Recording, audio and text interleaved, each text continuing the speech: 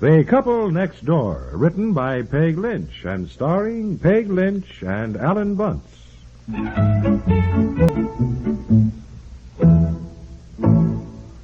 Even if you brush in a rush, new Brisk toothpaste starts instant action against tooth decay. Brisk helps protect you from decay, starts instant action right away. Even if you brush in a rush, Brisk fluoride toothpaste. The instant it touches your teeth, Brisk toothpaste starts to destroy most bacteria that cause tooth decay and mouth odor. So even if you brush in a rush, use Brisk, B-R-I-S-K, new Brisk toothpaste.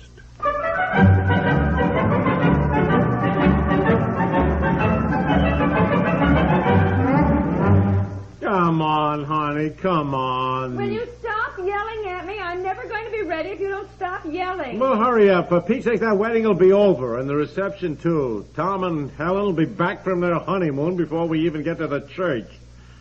Oh, what is your mother doing up there? Putting on nail polish. Oh. Look, there's no point in going at all if we don't leave right away. Did you hear what I said? Get Betsy dressed in her snowsuit. Now, we're dropping her off at the Cunninghams. She needs her snow pants and her jacket, fasten on the hood, and put a sweater on underneath and a scarf around her neck. Now, she needs heavy socks over her shoes because she'll be playing in the snow. And don't forget 2 pair of mittens and her overshoes. Oh, all right. Look, will you step on it? Golly, if once, just once, we could go somewhere and be on time.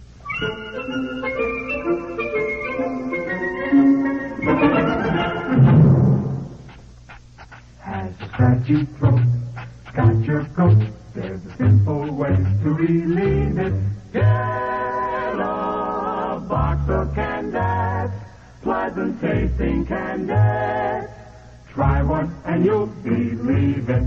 Don't let a scratchy throat get your coat. Get Candas. Yes, in seconds, delicious orange-flavored Candettes go to work to stop pain of a raw, irritated throat, while 2 tested wonder drugs begin killing throat germs on contact. No other throat medication gives you this amazing modern Candette formula. It eases, it soothes, it brings astonishing relief almost instantly. So next time your throat is raw and inflamed, get fast-acting Candettes and get relief. Don't let a scratchy throat get your coat. Get Candettes.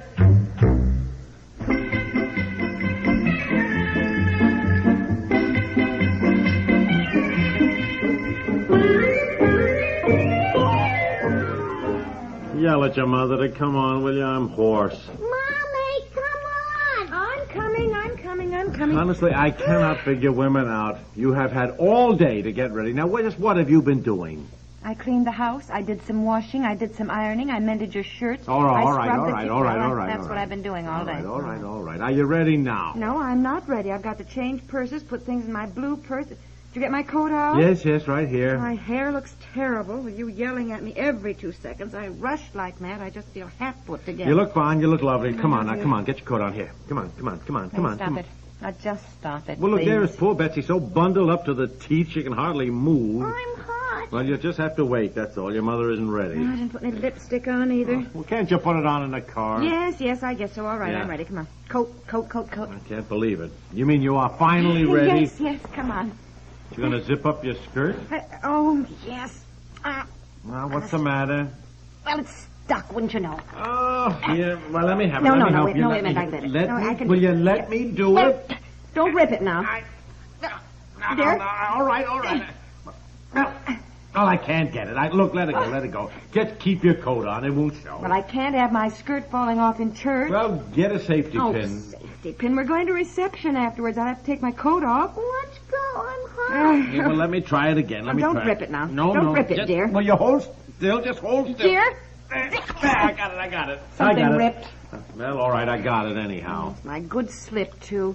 Why is it zippers never stick unless you're in a hurry? Now, my coat. Here, come on. Here. Oh, all right. Come on. Yes, dear. Well, they're not even here. Who? Elf and Chuck. I thought they were outside waiting. That's why you were yelling at me. Thought we were going in our car. No, Elf and Chuck are picking us up. Well- Honestly, you get so excited. Now, relax. Elf is never late to anything. You know that. Betsy, come on back in. Come on. Why? We're waiting for the Hutchinsons, dear. Golly, she waddles in that snowsuit like some man from Mars. Isn't that too big or something? Well, she's got to get at least 2 years out of things. Now sit on the hall bench, Betsy. We'll leave in a minute. You look nice. Well, me, do I? Yeah, very handsome. Oh. Oh, my hair looks just awful. Honey, your hair looks very nice. I don't think so. Where do you suppose they are? No, they'll get here. Honestly, every time we go to a wedding, you get so nervous you think you were the bridegroom. Yeah, well, I know how he feels. What do you mean? Trapped. What? Oh, honey, I just teased you. Ah, no, you're not. I felt that way, too. I didn't want to marry you that morning. I didn't. I remember driving to the church, and I thought, oh, I don't want to marry him. I don't even know him. You've known me for 2 years. What do you mean you didn't want to marry me? Let's go. Yeah, very soon. We will, dear. Look, I went to a lot of trouble chasing after you and taking you away from that what's his name? Claude. That Claude. Boy, what a dope. He had a convertible. Yeah, but I was cuter. Yes, you were, as a matter of fact. Now, just stop that. And look, she is so bundled up. Well, you want to go outside, Betsy? No. Well, let me undo you a little bit then. Come here. Come here to Mommy. Well, I'm just sitting here. Shall I call them and see if they've started? All right, Ken, if you want to. Yeah, what's their number? Primrose 7886. There, you can take your mittens off, too, sweetie. Primrose 7886, please. Ask Elsa what she's wearing. I'm most certainly not going to ask Elsa what she's wearing and have you race upstairs and start changing. Nobody answers. Well, they're probably on their way. I don't know why we don't go in our car anyhow. When you go somewhere like this with other people, you're always at their beck and call. You got to leave when they want to leave. You know Chuck. He always wants to stay until the last dog is hung. Since we're going to a wedding, I hardly think that's an appropriate expression, dear. Nobody answers. I'm hot. I want a drink. Oh, honestly, would you get her one, dear? I want to put my lipstick on her. Yeah. What the heck? What did you have on this chair? What's the matter? I sat in something. In what? I don't know what. Turn around. Turn around. Let me look. Oh, honest. What have I told you, young lady? Now, just what is like it? Bubble gum. Bubble gum? Now, Betsy, what has Mother told you? Look Bubble at the seat gum? of Daddy's pants. Haven't I told you time Never and time mind that. again? Now get the stuff off. Well, with what? What takes gum off? I don't know what take. Oh, look at that. Well, where's that book on household hints? Oh. Tells about removing spots and stains and things. Well, look Just a for minute. it, will you? My golly. Here. What does she do? Chew 5 sticks at a time? Here it is. Here's the book. Now, just a minute. I suppose any minute they'll arrive and start honking. Well, I'll tell you this much, young lady. If you put bubble gum on the furniture one more time. I didn't put the bubble gum on the chair. If you didn't, who did? I don't know. Probably the fairy. Yeah, the fairies. Why is it the fairies get blamed for everything that happens around here lately? They're naughty. I tell them to be nice, Daddy, but they want to be naughty. Just let me tell you One something, is young... supposed to encourage the imagination. Well, I'm going to encourage more than the imagination around here. I'll tell Oh, wait you a minute. that. Here, I hear you. He's here. I've got the book now. Household hints. How to repair loose plaster, insulation, how to paint a radiator. Oh, give it here. Yeah, Let me just have a it. second. Hold on. Your stain and spot removal. Iodine, fingernail polish, ink, chewing gum. Here we are. Yeah, Here we are. all right. What's it say? Remove by soaking with carbon Carbon tetrachloride, that's cleaning fluid. Oh, we don't have a speck. We don't. I meant to get some. I put it on the we have turpentine. I can't go to a wedding smelling of turpentine. Wait a minute. It says here also, chewing gum, if stuck to cloth, can be removed by holding a piece of ice against it for a few seconds. This makes the gum brittle, and you can scrape it off with a knife. Ice cubes. We need ice cubes. That's what we need. Well, there they are, and you're not ready. Yeah, I like that. I'm not ready. Well, you're not, are you? Get the ice cubes out. Go on, dear. We'll be out as soon as we can. He sat in some gum. No hurry. You want to go out and get in the car, Betsy, with him? No, I want to stay with you. All right, come on out the kitchen. No. You get the ice cubes out? Of course, when you're in a hurry. What's the trouble? No ice trays. They're all stuck. Try the bottom one. That's usually easier. I didn't get a drink of water. Oh, just wait a minute. What the heck is the Can matter I with... have some in my glass of water, too? Well, now, just wait a minute. He doesn't have any ice cubes out yet. Well, what in Sam Hill is all Well, you won't get anywhere attacking it like that. Dear. What? May I try it? May I try it? May I? All right, go ahead. There you are. Your trouble is you get so excited over things like this. If you take it easier, dear. Now, here, can you hold this ice cube on the gum? Oh, Turn well... around. Where is it? Oh, bend over the table. Let me... No, Go on, bend over the table. It is so late now. Oh. Daddy looks funny. He looks like you're going to spank him, Mommy. If there is any spanking to be done around here, young lady... I didn't do it. You're the only one around here who chews bubble gum. I didn't put it on the chair. You go to your room. Go to your room. At once, do you hear me? Now, go on, march. Go to her room. Are you crazy? We're going to a wedding, and she's supposed to go to a little party at Candy Cunningham's. Tell Elsa and Chuck to drive on. We'll get a babysitter. We can get that Jeannie next door. Betsy is not going to any party. She has got to learn the difference between right and wrong.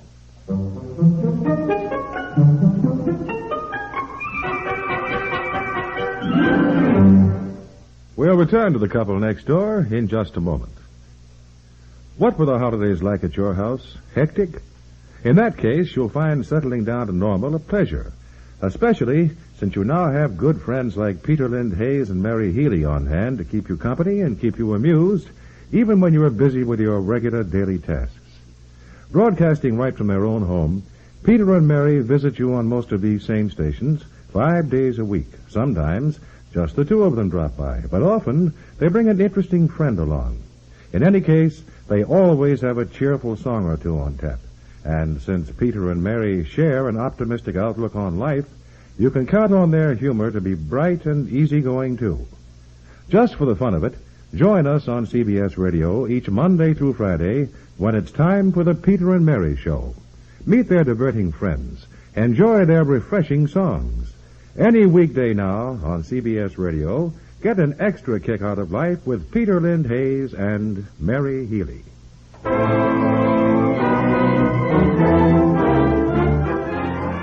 Yes, it is. Lovely wedding reception. Oh, hi, Bill. Oh, hello. Oh, hello, Ellen. I didn't see you two at the wedding. No, we missed it. I had to get some gum off my pants, and as a result, we had a little discipline problem with Betsy. What a shame. Yeah. Have you seen the wedding present? No, not yet. Neither the bride nor groom drink, and they got enough bar equipment to service a hotel. It's always the way. I think we got 23 candlesticks. Oh, excuse me. Hello, Oh, honey, dear, Huh? I just remembered I put the gum on the chair. What? Get in here. Get in the library. What? Get in the library. Call home at once. Oh, well, what Just honestly, terrible. Here, call home. Call home. Operator, yes, give me Juniper 2323, please. I made Betsy give me the gum this morning while I was dusting the phone table. The phone rang, and I had to write something down and needed both my hands. I laid the gum on the chair, meaning to pick it up later, and apparently I didn't. Hello, I just Jeannie, let me talk to Betsy, would you please? just feel sick. Well, I that's just a remembered, fine thing. That poor kid, and I laid her out I cold. feel terrible. I just forgot the gum, apparently. Hello, baby. This is Daddy, darling. Honey, Mommy just remembered she put the gum there. Yes, well, we're both so sorry, darling. Daddy apologizes, sweetheart. What did she say? She said, that's all right. I love you, Daddy. One thing about a child, they never hold a grudge, do they? I did, huh? I'll get even with you when I get home. You wait and see. Goodbye, darling. Oh, what did she say? What did she say? She said, I still think you look funny bending over that table, Daddy. Over that dick, She really has a magnificent sense of humor for a 6-year-old. Yeah, she does. Come on back to the party. Now, don't bore everybody at this party talking about your child. No, darling. Hi, Fred. Fred, let me tell you what my kid just said. Oh, I honey, called her for heaven's sake.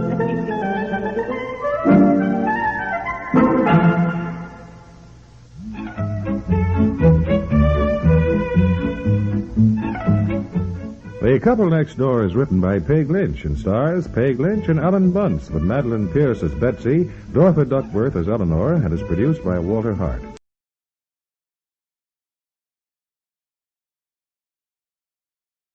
Theater by Michael Silver. Senorita, you give me the signal, see? Fresh?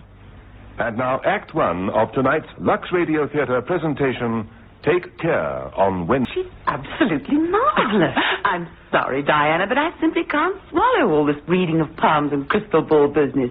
She's probably an out-and-out swindler. I know I'm silly and you're clever, but at least I haven't got a closed mind. That's funny. Dennis was saying something like that just the other evening. Oh? He said I was incapable of seeing the other person's point of view. Well, you are a bit... inflexible, Mary, if you know what I mean. Had rather a strict upbringing. I'd say. I don't wish to be unkind, darling, but your father... I'll talk about the barracks of Wimpole Street. One thing I'll say for the old tyrant, he left you a tidy sum. But I still feel a pauper compared to you. Oh, dear Robert. He was a sweetie. He certainly left you a very wealthy widow. I thought you were going to say married, darling. Do you think I'd take after him? My father, I mean? Oh, no, not really. Well, I expect being religious makes you seem a bit... A bit what? For heaven's sake, Mary, however did we get so serious? Oh, look, do come with me, darling. You needn't even see Madame Marinka. You can wait in the next room. Just as long as I know someone's there. All right, Diana, I'll come. Oh, you're an angel. But no nonsense about having my fortune told. I'll just wait for you. Oh, suits me. And you must promise me something. What? Not a word about this to Dennis. Oh, I promise. Have you thought about marrying again? Oh, I'm quite happy as I am, thank you. Who knows? Perhaps Madame Marinka may see someone entering your life. A dark, handsome stranger. How delicious. I can't wait till Friday.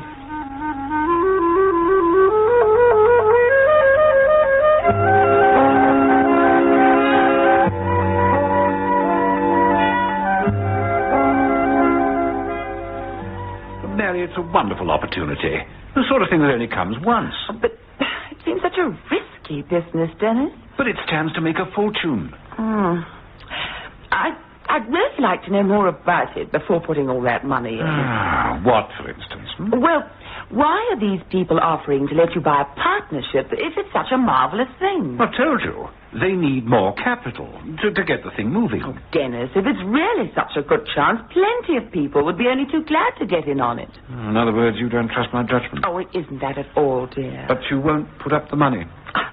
I think it wants looking at a little more closely. Oh, I know what that means. Oh, well, serves me right. I shouldn't have told those fellows it was all set. They thought I had the money to buy a partnership. They didn't know it was my wife's money. Oh, darling, have we always shared everything? I'm sorry, Mary, but I've got a great chance here to pull off something really big. And I've got to call it off because my wife hasn't got any confidence in me. Oh, that's not fair. It isn't true either. Isn't it? Haven't we been through all this before? Oh, Dennis. When you look like that, you make me feel a hard-hearted monster. Look like what? Like a little lost boy. Don't talk rot. I do love you, Dennis. Very much.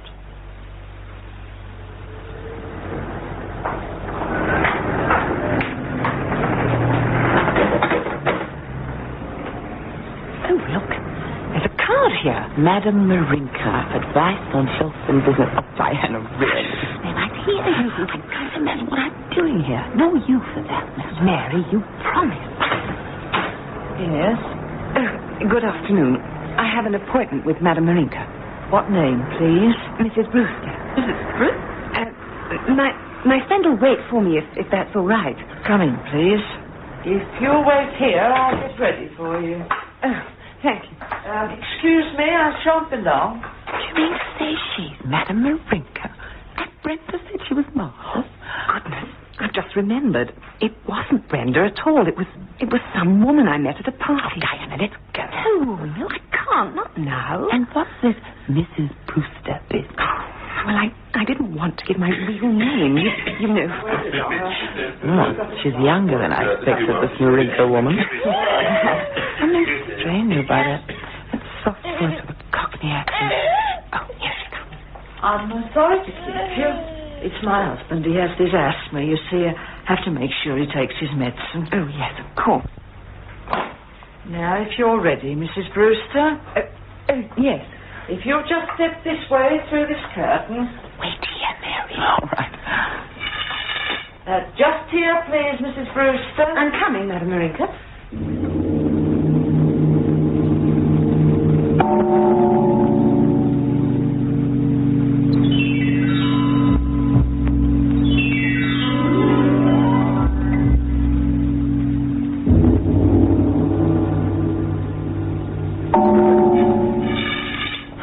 Thank you very much, Madame Marinka. Thank you, Mrs. Brewster. Oh, Mary, Hope I didn't keep you too long. Oh, that's all right. Ready now? Oh, Mary, she's absolutely fabulous. For goodness sake, Diana. It's frightening what she knows about me. Is that why she's still behind the curtain? Oh, don't joke about her. She said something about you. About me? Yes. She said, your friend doesn't trust me, does she? And then suddenly, she looked as if she was going into a trance. And she said there was something you should know for your own good. Oh, please. Yes? Well, I do wish you'd see her. Well, what can you lose? 5 guineas, I imagine. That's the odd thing. She says she won't charge you a penny. But she won't let you go away knowing what she does about you. Knowing what she does? Mary, she says you're in terrible danger. She says it's a matter of life and death. Diana, really? Can't you see what she's up to? Oh, please see her for my sake. Please. Will you come this way, please, madam? Me? Yes, if you will. Go on, Mary, please. Very well, then. But I really haven't much time.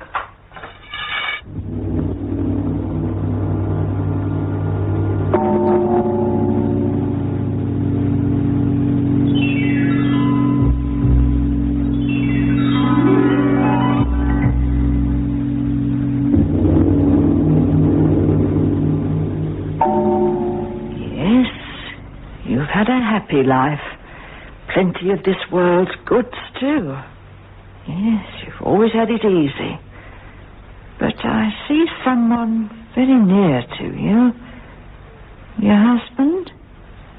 Yes, I think it's your husband. He hasn't had it so easy. He's had to make his own way. But you've been able to help him, haven't you, dear? I'm not quite sure what you... I'm afraid there's something bad coming to you. I could see it as soon as you came in. Like a big, dark cloud all around you. I said to myself, I must tell the lady, even if she doesn't believe. How much do you charge for a consultation? I told your friend I don't want your money.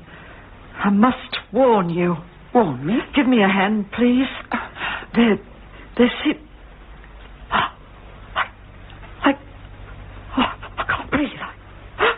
I can't breathe. It's getting dark. What is it? Are you all right? Yes, I'm all right. There's an accident coming to you. A bad accident. Don't be frightened, dear. I'm warning you for your own good. But if it's going to happen, whatever it is, what good can it do for me to know? It needn't happen. Not if you get a message from one who knows.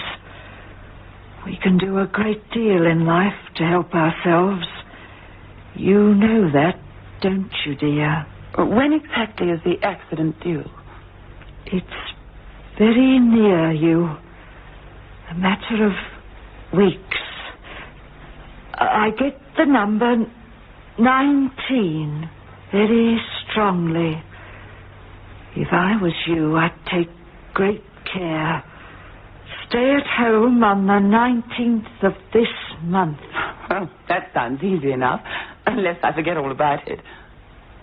You don't believe me, even now, do you? Well, I'll tell you 2 things that will come true. And when they do, you'll think of me and remember my advice. You're going to get a letter from a relative who lives over the water. Oh, no. A relative you never knew you had. Well, at least that's a bit of... Very soon it'll come. I think I see a Monday as the day. You'll see, dear.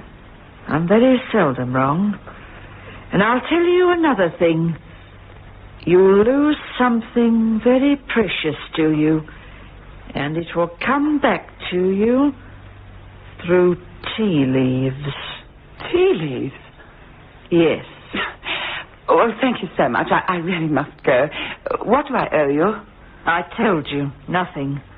You didn't come here meaning to consult me, did you? No, but I did have a consultation. I don't want anything from you, except remember what I said.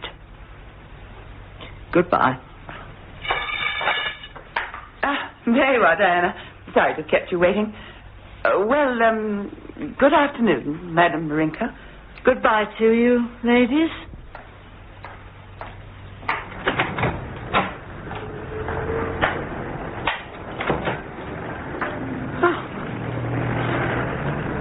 You're very quiet, Diana. Mary, I heard every word she said, except that awful part when she was gasping for breath. I was scared stiff. Oh, that was when she went into her trance. Well, how can you joke about that, Diana, dear? I expect she's a fake medium as well as a fake fortune teller. She's not a fake. She has powers. I've been to too many of them to be mistaken. Thank goodness you came with me today. Oh, you're hopeless. Mary, darling, promise me you'll stay at home all day on the 19th. I shall not promise anything of the sort. I'll probably have forgotten all about it by then anyway. Now, let's go somewhere for tea, and you can tell me everything she said to you.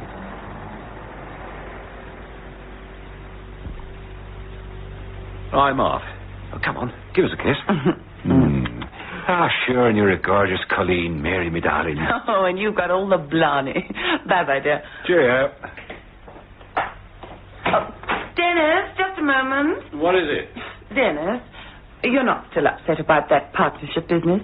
Because I didn't let you have the money, I mean? Oh, forget it, old girl. That's all over. Oh. Oh, hello, the postman's been. Gets earlier every day. This looks like another bill. Oh, here's a card from John and Nancy. And, this one's for you. From Southampton? Who do we know there? Haven't a clue. Oh, heavens, look at the time. I must fly. Cheerio. Bye. Oh, Southampton. Who on earth?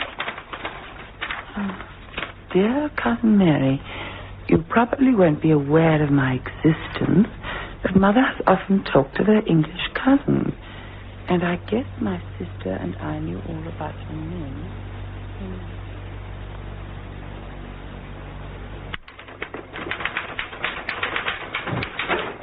Morning, Mr. Elwood. Anything in the post? Anything good, I mean? There's a reply from Corelli and Co. of Genoa. Oh, it's over Deco. Dear Mr. Elwood, I'm now in a position to give you full details. Marvellous. He'd invited me to his villa at Reparo to sort out the final details of the contract. How about that? Oh, lucky you. Seize notebook and pencil. Say, I'd be molto contento to join him at Reparo on, when does he say? Here it is, on the 17th instant. Oh. What is an it? appointment in Bristol on the 18th. Oh, so I have. It's an important one, too. All right, I'll see Corelli on the following day. Cable the signor, tell him I can come to Reparo on the 19th, if that's all right with him. Will do.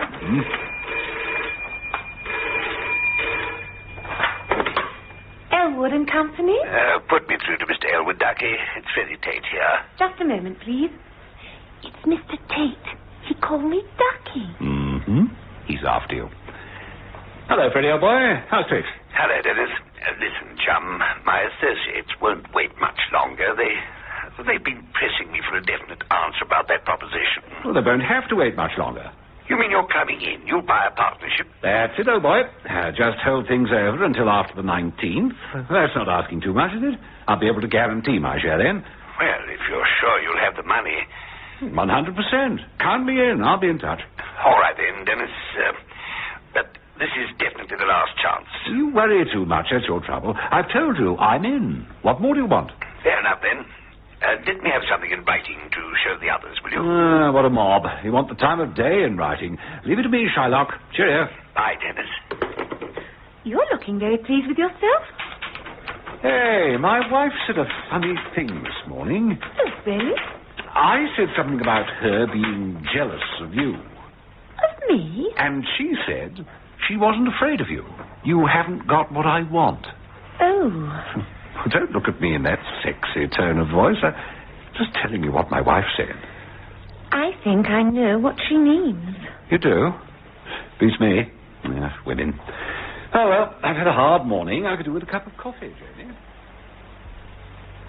Dear Cousin Mary, you probably won't be aware of my existence, but Mother often talked to her English cousins. Fantastic. Oh, let me finish, Diana. This is my first visit to Britain. I docked here at Southampton today. I hope you will allow me to call on you and meet yourself and husband. Sincerely yours, Alvin J. Turner. Well, You've gone quite pale. Diana. But Mary, this is... You say this letter came this morning? Yeah. And you've never even heard of this man, Alvin J. Turner? Never. A letter from a relative who lives over the water. Yes. A relative you never knew you had. Oh, for goodness sake, Diana, you sound like a Greek chorus. But Mary, darling, she was right, wasn't she? I mean, she said this would happen. Coincidence. Oh, a remarkable one, I grant you. But these fortune tellers tell everyone they're going to hear from distant relatives. They must hit the jackpot sometime. I don't know how you can treat it like this. Does Dennis know? No. And remember, you promised not to say a word. Well, that's what you want. Anyway, I'm so glad we're near each other. I'm just down the hall whenever you want me.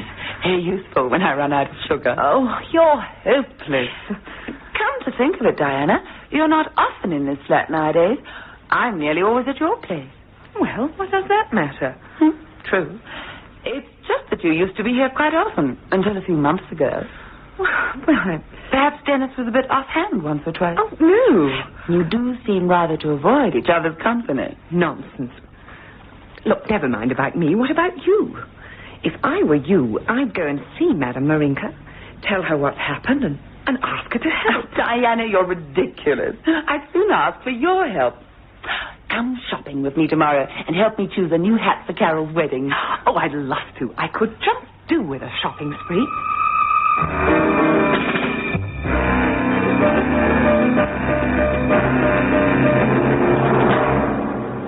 Hey, lady.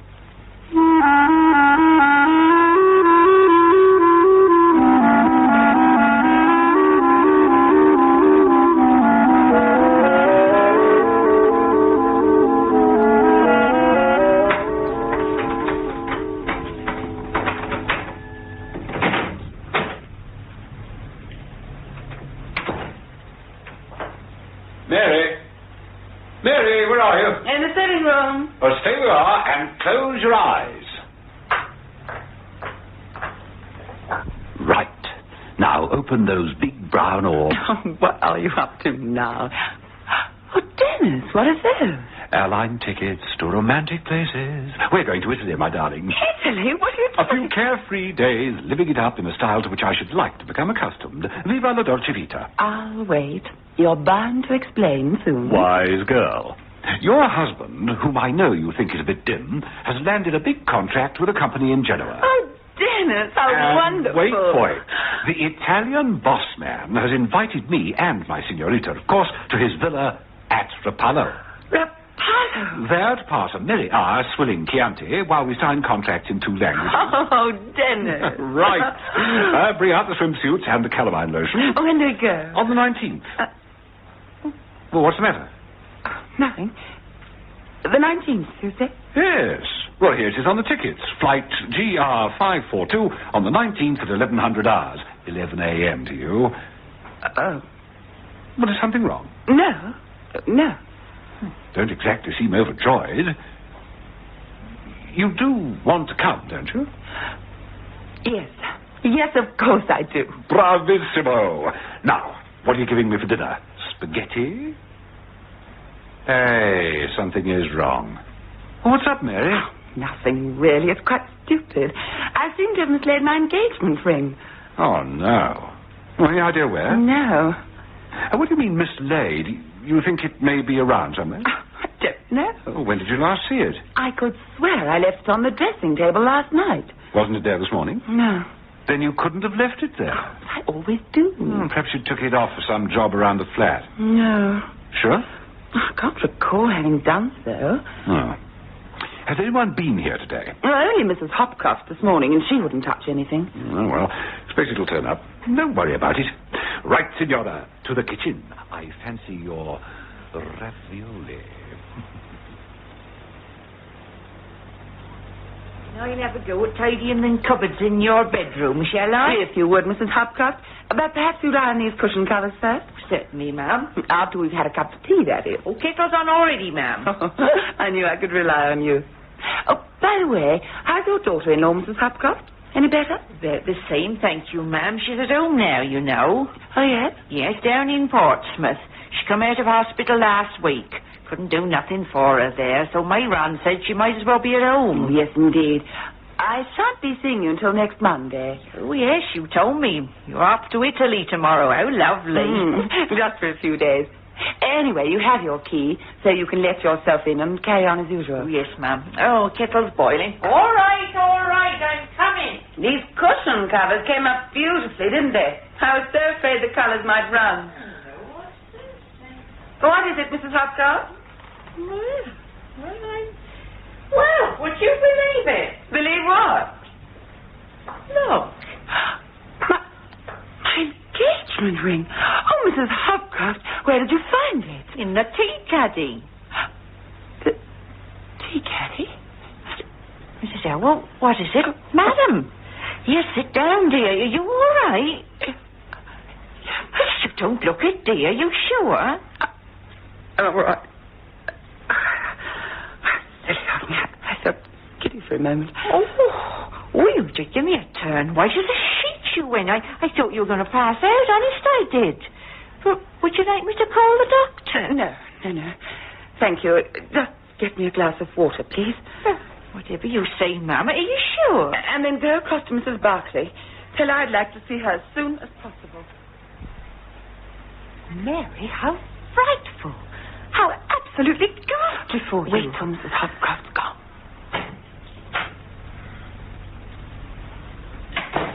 She's gone.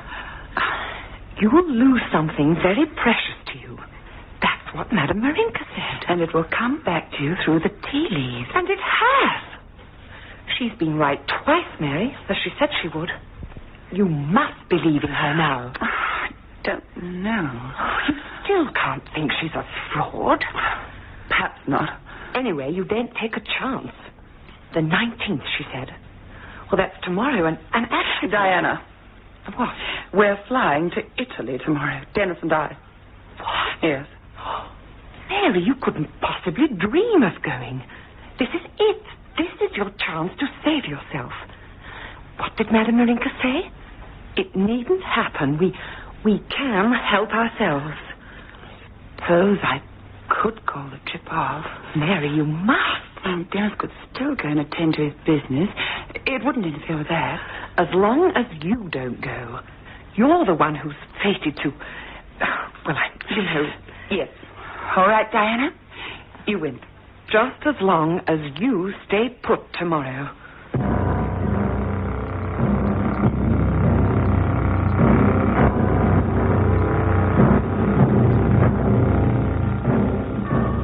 Well, really, Mary, I must say it's a bit thick. Wanting to call the whole thing off at the last moment. I mean, without any reason. Oh, Dennis, I'm not calling it off. Not as far as you're concerned, anyway. You can still go. It doesn't affect your plans at all. Of course it does. Senior Corelli's expecting both of us. He's probably got his wife organised to take you shopping and natter about clothes and all that stuff. I don't like having to back out now, but please believe me, I just can't go. You won't even tell me why. Oh, not now, Dennis. I will tell you later. But please just believe me and trust me. Righto, then. As long as you're not ill or anything like that. Oh, no. I'm perfectly all right. I promise. Oh, well, I wish you'd told me sooner. I'd have arranged to take some blonde in your place. Oh, I'd tear her hair out. Oh, no, you're not the type. Well, I suppose I better get packed this evening. I'm off at dawn. Dawn? Your flight's at 11. I must leave about 9:30. Traffic may be heavy. Are you driving to the airport? Yes. What do you do with yourself while I'm away? If it isn't a rude answer. Oh, nothing special. I expect that's Diana. Hello? Oh, hello. Is that you, Mrs. Elwood? Yes. It's Mrs. Hopcroft, isn't it? No, that's right, ma'am. I'm sorry to trouble you at this time of night. Oh, that's all right, Mrs. Hopcroft. What can I do for you? I'm afraid I shan't be able to come tomorrow, ma'am. Oh? No, you see, I've had a telegram to say my daughter-in-law's been taken real bad. You know, Ron's wife down at Portsmouth. Oh, I'm sorry. Well, I thought I'd better get down there first thing in the morning and see what I could do. Have you phoned them to find out how she is? And they're not on the phone. Oh. Well, anyway, I hope she isn't too bad. Oh, well, thank you very much, ma'am. Not at all. Goodbye. Mrs. Hopcroft. Oh, what did she want? Her daughter-in-law's had a relapse. She's off to see her in the morning. Is that the one at Bournemouth or somewhere? In Portsmouth. Oh, poor old girl. Pity. She's a good sort. Yes. Oh, well, give me a cigarette, will you, dear? Oh, sure. Don't seem to have any. Aren't there any in the box? Oh, let's have a look. No, not one. Would you believe it? Oh, what a nuisance. Oh, I'll pop out and get some from the machine at the station. No, don't you bother, dear. I'll go. I could do with a breath of fresh air. Yeah, good idea. Come on, let's have some half-crowns. Huh? Oh, might have known as a catch. Here you are. Get me a packet as well. Right. Shan't be long. Take a key. Oh, don't be so lazy. You can get out of the chair and let me in.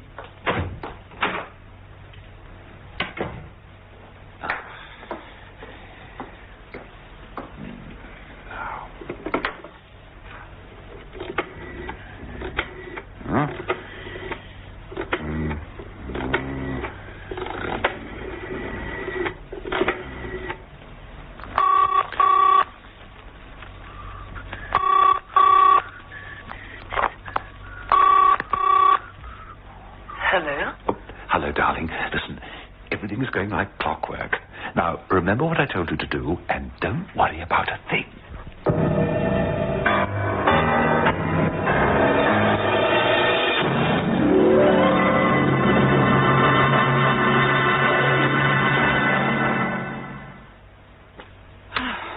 Depressing. Nothing in the paper but war, murder, and balance of payments. Oh, goodness, it's 1:45. Oh, now who on earth... Today, 19. Behaving like a nervous skulker. All right, I'm coming. Oh, Mrs. Elwood, I'm so glad to see you. What? Madam Marinka? What is all I this? must talk to you, madam. It's urgent, truly. Oh, this is my husband. Oh, sorry to intrude on you like this, but when you've heard what we've got to say... I really don't know what... You'd better come in. Oh, thank you. Come into the sitting room. Seems we got you out of bed, but I'm sure you'll forgive us when you know... That doesn't matter. Now, please sit down and tell me what this is all about. Thank you, madam. Oh, sit down, Doris. Doris? That's my name, Doris Wilkinson. This is Tom. Oh. You called me Mrs. Elwood. How is it that you know my name and where I live?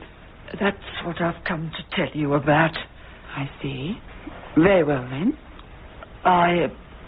I'm afraid I've been very foolish. Well, wicked is more like it. Please, Tom, let me tell it. You see, madam, these predictions I made when I told your fortune, I knew they was going to happen. It was all arranged. Arranged? Yes, a few days before your visit. But I didn't know myself that I was coming to see you. It was sheer chance that I ever did. No, it wasn't. Someone came to see me and said they wanted to play a joke on somebody, on a woman who didn't believe in fortune-telling and the like. That this person, the one who came to see me, said there was a friendly bet on that they could frighten this woman into believing what I had to say. Go on. Well, this person offered me £200 if I'd do what was wanted. £200? That's a lot of money. Yes. Well, I was tempted, you see. My husband suffers with asthma. He hasn't worked, not really worked for years, and we've got 2 children to bring up, and what with the cost... I understand. So you were paid £200? Yes. This person said they'd arranged to get you along to see me, and I was to tell you what I did about the letter from a relative and finding something valuable in the tea leaves, and about today, the 19th. Today? Oh, yes. The accident. Yes, I was to warn you, and I was given instructions about a letter. The day after you came to see me, I went down to Southampton and posted a letter to you. That's how I know who you are. So it was all planned, but why? Why? Seems a lot of trouble and a lot of money to spend on a joke. Well, that's what I thought. And last night I found the answer. What do you mean? You may not believe this, madam, and after what I've told you, I wouldn't blame you, but I really do have powers. Sometimes. Sort of seeing Ed. Indeed.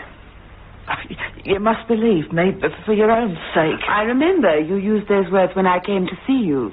By arrangement. Madam, this time, please believe her. It's true, I know it is. You are in danger, terrible danger. That's why I've come. Is all this part of the joke, or do you get an extra fee for this? You can think what you like and say what you like about me, but I'm going to tell you what I know, and then it's up to you. Please listen to her.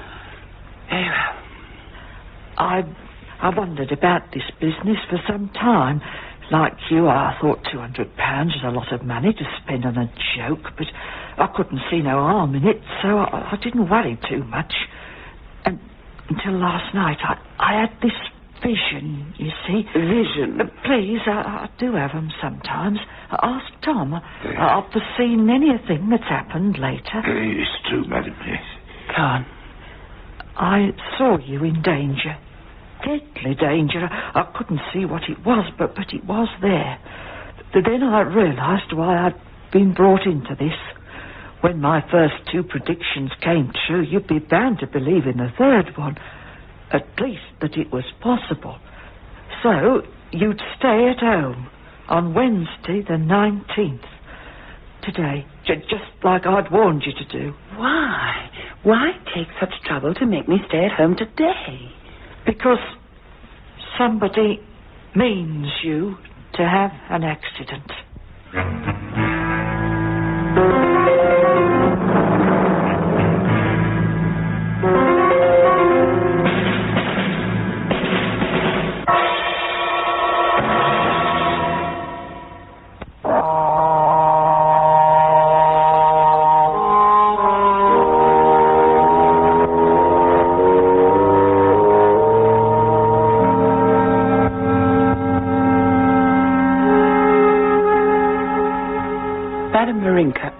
Mrs. Wilkinson, are you telling me the truth?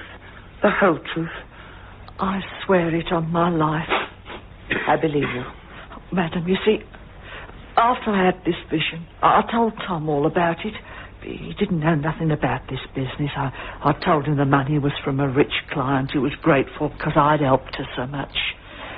Tom said there was something wrong, very wrong, and he made me come here today. I didn't like it, madam. Not a bit. When Doris told me she could see your life in danger, I knew she'd have to come and warn you. She'd never forgive herself. And that £200, just to frighten you, that made me sure there was something wrong, madam. Yes, I'm sure of it, too. But what danger am I in? That I don't know. I wish I did. And who planned it? Who gave you the money, Mrs. Wilkinson? Or perhaps you haven't been paid yet, and won't be, if you tell. I've been paid, madam, but I'm going to give it back. Every penny of it, yes. Who was it? It was your friend, madam. The woman who came with you. Diana? Mrs. Barclay? No, Mrs. Brewster. Brewster? Oh, yes, that's the name she gave you. Diana, I think I'm going mad. But of course, she enticed me into going with her to see you. Diana. Now, Tom and I are going to call on her and give back the money if you'll tell us her address. It couldn't be simpler. She lives in this block, flat 14, just down the hall. Oh, well, we may as well get that over with right away. I don't know what you might want to do about Doris, ma'am. About what she did, but she's really not to blame. She's had a hard time with my illness. She's had to support all of us, and she's a good wife and wonderful with the kids. If you could forgive her, ma'am, I'd... It isn't your fault, Mrs. Wilkinson. I'm sorry, madam. If you can ever forgive me... Don't say any more. Perhaps we'd better go. Thank you, madam. Come on, Doris. Oh, just a moment. Come back. Oh, what is it? I thought of a way out. I don't want you to call on Mrs. Barclay. I'll deal with her. But I do want you to promise me something. Anything? If anything should happen to me, any accident, will you go to the police and tell them everything? Oh, yes, madam, we promise. Oh, well, we'll do whatever you say. Good. Now, I want you to wait here. Go into the kitchen, along the hall and to the left, and stay there until I call you. Yes, madam. Diana.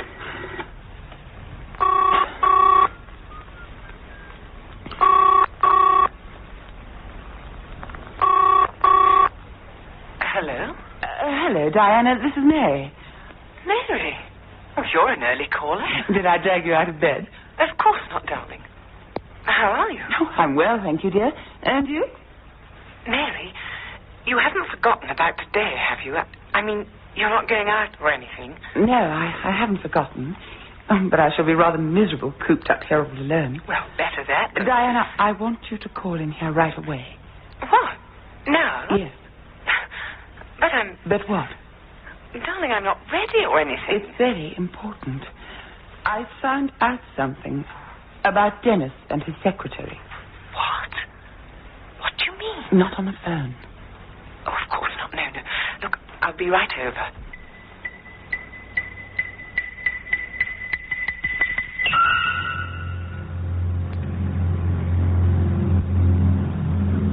What's this about Dennis and his secretary? They're having an affair. Never. I don't believe it. You sound shocked. Well, aren't you? Not really. But you're not just shocked. You're furious. I don't know how you can take it like this. You'd be what? I just don't understand you, Mary. I don't suppose you do. Are you sure about this? Have you any proof? I've known about it for months. She's not the first, nor the only one. It's not true. I don't believe it. It's not true. Do you think Dennis couldn't be unfaithful? You know he could. What do you mean by... Mary, have you any proof? All I need. If ever I've seen a jealous woman give herself away, it's you now. What are you talking about? How long, Diana? That's what I'd like to know. How long have you and Dennis been deceiving me? You must be out of your head. Please. I am not that much of a fool. Though you have every reason to think that I am. The game's up now. All right. If that's the way you want it. Yes. Dennis and I are lovers. Or we have been for months. We love each other and we're going to be married. Over my dead body? Is that the idea? What do you mean? What do I know? For a start, I know all about your little scheme with Madame Marinka. Who? What has she told you? Has that frightful woman been telling lies about me? And you're fool enough to believe her? We'll soon see who's lying. Mrs. Wilkinson, will you please come in here? Mrs. Wilkinson? Well, who's she? What are you up to? Look, I'm not going to stay here and listen to your ravings. You're obviously... Oh, that's who it was, Mum. Mrs. Brewster. She's Mrs. Barclay, really. Diana, you know Madame Marinka.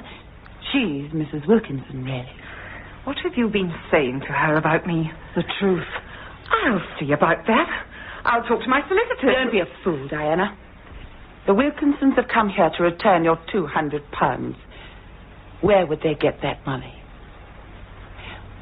All right, Mrs. Wilkinson, you can go now. Just remember, you promised should anything happen to me, you'll go to the police and tell them everything. I will.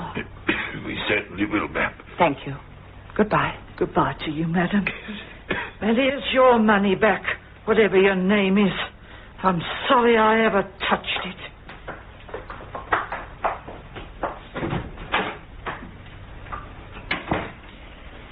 Now, Diana. Only you hadn't been so possessive, so obstinate. Oh, I'm to blame, am I? In a way. You would never divorce Dennis. We both knew it. That's why we were driven to this. Because you'd never understand. Oh, you've no feelings. But I do understand. And I have feelings, I assure you. You? You're ice. Dennis wanted a woman. Dennis has wanted many women, before and after he married me. And he's had them, too. You're lying. You're saying that to get your own back. Diana, you poor infatuated fool. Don't you think I know how you feel? Don't you think I couldn't bring myself to believe it? Not the first time, nor the second. If that's true, why have you stayed with him? Well, why didn't you... I loved him. In spite of all I knew about him, it made no difference. I fell for his charm, like everybody else. I loved him. You knew he didn't love you? Oh, yes. Oh, Mary, please let Dennis go. Say you'll divorce him. Oh, you must. Diana, just think a moment. Why should Dennis want to marry you? He loves me. He loves your money. That's all Dennis really loves. He can have your love for nothing, just like the others. It's not true. It's not true. If he can deceive me, why not you? If you'll do anything to get rid of me, why not you? Perhaps you deserve each other. Dennis said you'd never let him go. There was only one way we could be free. He said it would be quick. That there'd be no pain. How considerate of him. But Dennis is out of it. He has an alibi. This trip to Italy that came up just at the right time. What about you? What do you mean? Where's your alibi? Suppose Dennis fixed it so that you'd be suspected. Suppose he bluffed you. You're here on the spot. No. How is it going to be done? I don't know. What? He said the less I knew, the better. I thought as much. He has bluffed you. You're here, caught in a trap. And Dennis is away with his flighty piece of a secretary. No, I couldn't bear it. I'll kill myself. Tell me anything Dennis might have said, any hint. He said you wouldn't suffer. Yes. And that it would look like an accident. Accident? Let's work this out. The idea was to make me stay at home today. So it must happen here in the flat. And Dennis must have fixed it before he left. What are we going to do? We're going to keep our heads. Now, what accidents can be fixed in advance? Mary, have you had anything to eat today or to drink? Only a cup of tea. Dennis brought it home. Well, that's it. We must get a doctor quickly. No. Sit down. He brought me the teapot, and I poured a cup for him as well. Did he drink it? Yes. In any case, it wouldn't be poison. It has to look like an accident. How can you be so calm? My life depends on it. Let's see. What do I do during the day? Routine habit that Dennis knows about. It's lying in wait, whatever it is. Yes. I know. Leave the flat. What? If this is to happen here, get out. Come with me to my place or well, anywhere, as long as you don't stay here. Yes, that's the answer. You dare not let anything happen to me. The Wilkinsons would go to the police. It's you I want to save. I don't care what happens to me. You expect me to believe that? Oh, Mary, I didn't know what murder was like. I only thought about Dennis and me being free. Free. We could never have looked into each other's eyes after. You're not really cut out for this sort of thing, Diana. You should never have got involved in it. I know. If it's any consolation, Dennis isn't having an affair with his secretary. I lied to you, but it was the only way I could get at the truth. There have been others, though. That's true enough. It doesn't matter now. Give me a few minutes to put some clothes on and pack a few things, and I'll be with you. Can I do anything? You can get my suitcase down from the bedroom cupboard, if you will. This way. You're taller than I am. I have to stand on the chair. Where is it? Cupboard on the left. Yes, that's it. Up on the shelf. Can you get the blue case down? The top one? I think so. Can you reach? Yes, just about. Here it is. Coming down. Got it. Oh, that was heavy. What's inside? I thought I'd emptied it. Oh, you've got your hands filthy, Diana. Better go and wash them. The shelf's a bit dusty. I hope this gate isn't locked. I've no idea where the key might be. Oh, we're all right. Looks stiff. Done it? Mary, It's only the phone, Diana. Diana, on the bedside table. Pull yourself together. Oh, I shan't be able to breathe until you're out of here. Walpole, 5423. Oh, is that you, Mrs. Elwood? This is Mrs. Hopcroft speaking. You haven't gone then yet? Gone? Gone where? To Italy. Aren't you off today? No, there's been a change of plan. Oh, I see. Anyway, why I'm ringing up is this. Someone's played a dirty trick on me. Trick? Well, you know that telegram I got last night saying that my daughter-in-law in Portsmouth was taken bad? Yes? Well, I just seen her. I got here just 10 minutes ago. There's nothing wrong with her. Well, not out of the ordinary, that is. They hadn't said no telegram. I see. Must be someone's idea of a joke. I'd like to lay my hands on him. I'd give him joke. Yes, it's horrible. I'm so sorry. Anyway, if you like, I'll catch the train back this evening and call at the flat tomorrow. No, don't bother. Stay and have a few days off while you're there. And don't worry about the money. That'll be all right. Oh, Mrs. Elwood, I don't know how to thank you. Mrs. Hopcroft. Well, I've got things to do now, so I'll say goodbye. Oh, well, goodbye, madam, and thanks ever so much. Who was it, Mary? Mrs. Hopcroft. She was kept away today by a trick. Dennis seems to have thought of everything. Now, what on earth is in this suitcase? Diana! Diana! What is it? Are you all right? Diana! Are you all right? Can you hear me? Oh, thank heaven. It's all right, Diana. It's all right. I'll run and get help. Hall porter speaking. Roberts, this is Mrs. Elwood, flat 17. Please come at once. There's been an accident. Oh, right away, madam. I'll leave the door open.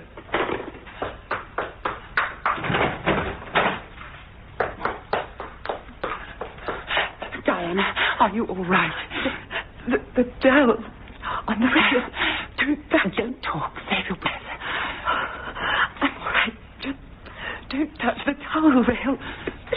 What? The towel rail. The towel rail? I wonder... That thing... Yes. The towel rail's being switched on. Dennis must have put it on when he ran the bath. But why heat the towel rail? We never use it in summer. And on a hot day like this. Mrs. Elwood, it's your porter, madam. Here, in the bathroom. What's the trouble, madam? Mrs. Barclay. I think she's had an electric shock. I'm all right. What happened? I touched the towel rail and got a shock. Is it switched on, madam? Not now. I put it off. Oh, you'll be all right, Mrs. Barclay. Can she lie down somewhere? Oh, yes, of course. In my bedroom. Just put your arm round my shoulders, madam, and I can lift you. That's it. Right, here we go. This way. First door on the left. Oh, there, madam. Have you called a doctor? No, not yet. Would you like me to get one? No, I'm all right, Mary. Truly. Well, I'm sure. Quite sure. Well, it's up to you. I should rest anyway. Here, on the bed. If I may suggest it, madam, perhaps a cup of tea might help. Yes, good idea. I'll take a look at that towel rail of yours. Oh, would you, please? Must be a fault somewhere. Maybe in the plug. You know where the point is? Just opposite this door in the hallway. Here. Ah, yes. Will you need a screwdriver? Oh, the pocket one, thanks. Now then, let's see if the trouble's in here. We'd have the plug out for a start. These screws aren't in very tight. Is that bad? They could easily fall out. Workmanship these days is disgusting. Dose of the army do them a world of good. Discipline, that's what I need. 22 years of it I had. I had my time of get up. What is it, Robert? Do you know who wired this plug, madam? The electrician, I suppose. Why? Is something wrong? I'll say. You could have been killed. You see this green lead, the earth wire? The green one, yes. That should be connected to this terminal. Somehow or other it got loose and it's in contact with this other terminal, the red one. Well, what does that mean? It means that the apparatus, the towel rail, would be live when it was switched on. And what with it being in the bathroom, it's criminal. What difference does that make? Look, suppose you're in a bath. The room's damp with steam and your body's all wet, a strong conductor of electricity. You reach out for a towel, on the rail, and that's it. I'd get a shock. A shock? It'd kill you. So that's what it was. Yeah, you ought to get Mr. Elwood to take proceedings against that electrician, if you'll pardon the liberty, madam. Criminal, that's what it is. Yes. I'll put it right now anyway, so you needn't be afraid to use it. Thank you. Is there anything else I can do? No, thanks, Robert. You've been wonderful. Well, I'll be off if everything... Many, many thanks. Very good, madam. Good morning to you. Good morning. Mary? Are you there? Yes, I'm here. I heard what Robert said. Yes. How are you feeling? A bit groggy. I'm surprised. Mary, what can I say? Nothing. Oh, there's no peace for me today. Be careful, Mary. Oh, there's nothing to worry about. It's all over now. It's probably the milkman or the man to read the gas meter. Oh, quite ordinary again. Oh. Morning, madam. Sorry to disturb you. What is it? Are you Mrs. Mary Elwood? Yes. And Mr. Dennis Elwood is your husband? Yes. What is it, Constable? What's happened? I'm afraid Mr. Elwood's car was involved in a collision with another vehicle. How bad is he? He's not... I'm afraid so, madam. One of those accidents you can't guard against. Lorries get it into him. You're all right, madam? I would have been with him. I would have been killed too. If only... Pardon, madam? If only I hadn't gone to Madame Marink. How funny. How terribly funny.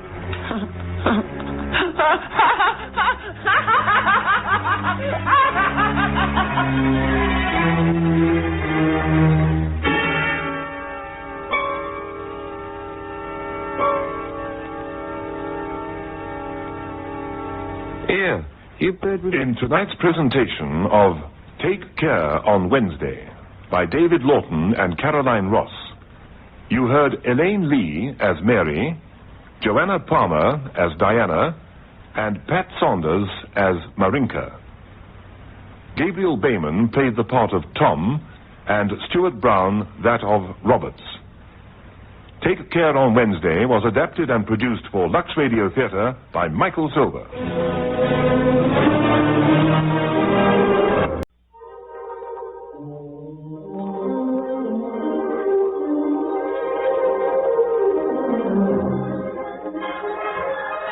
Good evening.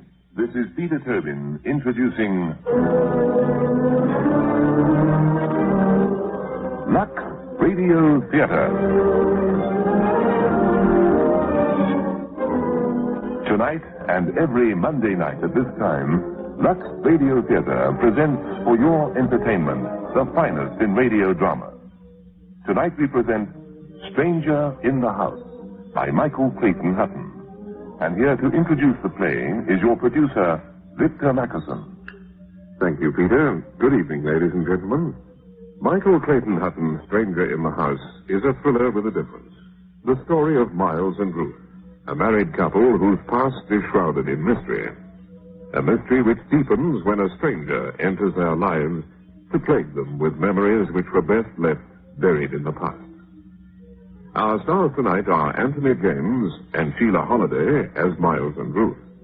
Raina is played by Tony Jay, and as Diana, you will hear Diane Wilson. In just a few moments, the curtain will be going up on tonight's Lux Radio Theatre presentation, Stranger in the House.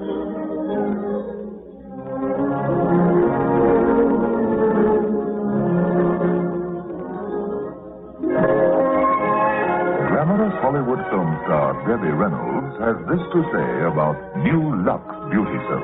Lux is the loveliest way I know to help keep my skin beautifully soft all over. And I'm sure you love its perfume as much as I do. New shape, new perfume, new creamy lather. Now, more than ever, Lux is the beauty soap of the stars. They know that luxurious new Lux really is the perfect beauty care. It's so creamy and gentle, wonderful for the complexion. So take a tip from Hollywood's famous stars and discover for yourself the luxury of New Lux, a beauty treatment every time you bath. And now we present Act One of tonight's Lux Radio Theater presentation, Stranger in the House.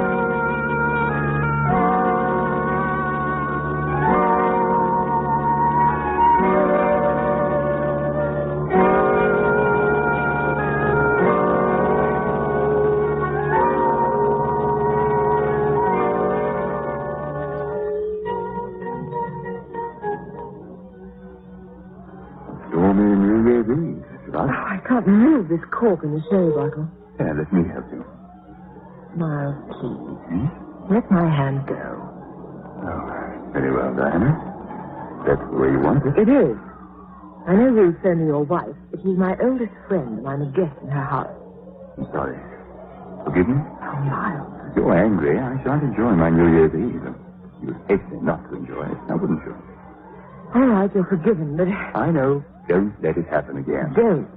Well, let's have a drink.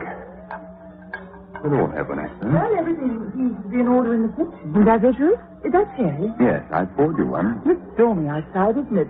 Still, one must expect a bit of weather when one has a house that's built on a cliff top, mustn't one? And I do think this is the most heavenly house. Are you glad to be back in England? Yes, we are, aren't we, Miles? 6 years is a long time. I can't think why you stayed away so long. You go off for a year and stay 6. That's the way it goes, Broad. We just sort of drifted, didn't we, darling? Every month or so we kept saying we must come back. Because there wasn't any real reason for coming back, we didn't, that's all. Nice work, you can get it. Well, darling, my press and shares just go on working and working, and I might as well spend what money I've got. That's for fun. I worked it out the other day, and it's going to cost me nearly $60,000 to die. Well, as the truth, it costs me 19 and 6 in the pound to live, so what's one to do? Will you stop chattering? 19 to the dozen, and drink your drink. Oh, I nearly forgot. What? We must let it in. Let what in? The New Year, of course. Will it come in by itself? There's a ceremony. We really must do it. Oh, but I forget what it is. Oh, that's a help. I'll go and look it up for you. Where? Well, in fact, it's here, of course. That's what it's for. What's the matter, Ruth? Nothing at all, darling. What are you smiling about? It's just looking at you. Oh. Are you pleased with what you see? Very pleased. I was thinking about something that Diana said just now. Nice work if you can get it. What about it? It suddenly reminded me how spoiled I am. Too much money and not very much sense. You've got to be jolly clever to have too much money these days. I should leave the sense to other people. I can't help it, you know. I feel like saying to people, I can't help being rather a silly woman. I can't help not having very much brain, and the money was left to me. That sherry's gone to your head. And then there's you. What about me? Oh, people ought not to be in love after 6 years of marriage. Sometimes I think it's all too good to last. Ruth, I have something to tell you. Something nice? No, not very. Oh? Diana. What about her? In the words of our cheaper novelist, I made a pass at her. When? Last night, after you'd gone upstairs. Why? I don't know quite. She was there, looking very attractive. I'm a man. In love with his wife? Yes. What a silly thing to do. I know. Is that all you're going to say? I'm not going to throw a stone, if that's what you mean. You really are an extraordinary woman. I do believe that if I went off for a thoroughly bad weekend, the first thing you'd say when I came in would be, have you had your breakfast? If you had been off for one, nothing I could say could make any difference, could it? Did I hear you say just now that you were a stupid woman? I suppose there must be degrees of stupidity, that's all. Proof that. You know, I've been thinking about practicing again. You mean medicine? Yes. Would you mind? And you've forgotten, don't you? 6 years is a long time. It'd be too awful if you went and gave everyone the wrong bottle. I don't think I'd do that. Anyway, I was the nicest patient you ever had. And what's more, I always paid my bills at once. Yes, only because you could then send for me on the slightest pretext. You've been telling me I chased you, Nick. Oh, but you did. You were the scandal of Westover. That's all right. It's slipped out. The name. It's all right, dear. Don't go on about it. Oh, I've hurt you now, haven't I? Miles, Yes? I love you very much. Still? Yes, still. And you? Still, darling. It's been worth it, hasn't it? Oh, yes, Ruth. It's been worth it. Say, there's some terribly interesting things in this encyclopedia. Are there, Diana? Did you find the rules for... Oh, I didn't have to. I suddenly remembered. A dark man has to go outside and carry a piece of coal in. What, in all that rain? It stopped raining. And you're dark. And a man. You're mad, the pair of you. You ring the bell, and then we let you in, and you wish us a happy new year, and march through the house and go out. Well, then what do I do? Spend the night in the coal shed? Then you come in, and we give you an enormous drink. Now, you better go out and find a nice piece of coal. But it isn't midnight yet. I know, but we must have a rehearsal. Oh, dear. Which door do I go to? The back. It's a sort of symbol. You know, the year that's at the back of us. No, you're wrong, dear. It's the front. You wouldn't like me to run round the house chanting carols, would you? Well, try the back. And if that isn't right, we'll know, and then you can try the front. Now go along and find the coal. I have a feeling that all this is going to end in terrible disaster.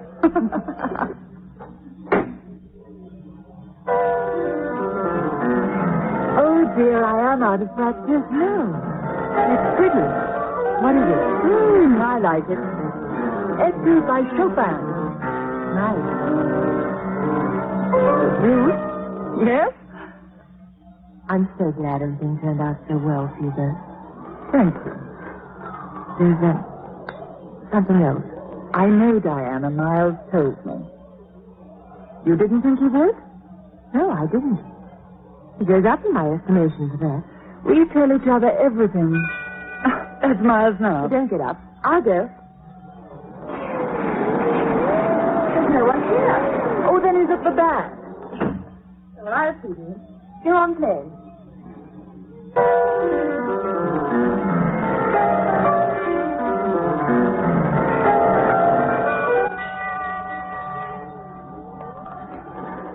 What are you doing, Miles, darling? Diana's gone round the back to let you in. Don't be tiresome, dear. Do shut that door. There's a terrible draught. Miles, Good evening, ma'am. The door wasn't properly closed. Can I help you? Well, ma'am, you could ask me in for a moment. I mean, out of this rain. Which it is. I'm afraid I can't ask you in because... Oh, good. Fighting it is, ma'am. I know all that, but... And it's New Year's Eve. Very well, but only for a minute.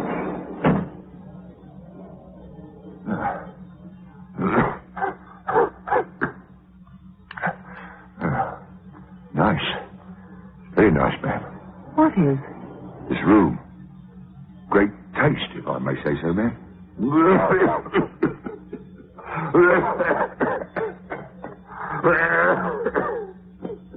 Oh, dear. Oh, sorry about that, ma'am. That's a very nasty cough you have. That's me heart, ma'am. Sounded more liquid than that. Tell me, what can I do for you? Well, I seem to have got myself lost, ma'am. I saw your light. If it wasn't for your heart, I'd offer you a drink. One won't hurt, ma'am. If you have such a thing, brandy would be very nice. More one? Oh, ma'am. There you are. Thank you, ma'am. Thank you. Oh, and for heaven's sake, stop calling me ma'am. Calling you what, ma'am? Ma'am. Now, why were you walking around out in the rain? I had to, miss, to get this. What is this? I can't see what's inside that paper. A plant, miss. Grows up on the edge of the cliff. I'm a sort of authority on cliff plants, if you know what I mean. Well, it's nothing to do with me, but isn't it rather silly in your condition to go climbing around cliffs in the rain?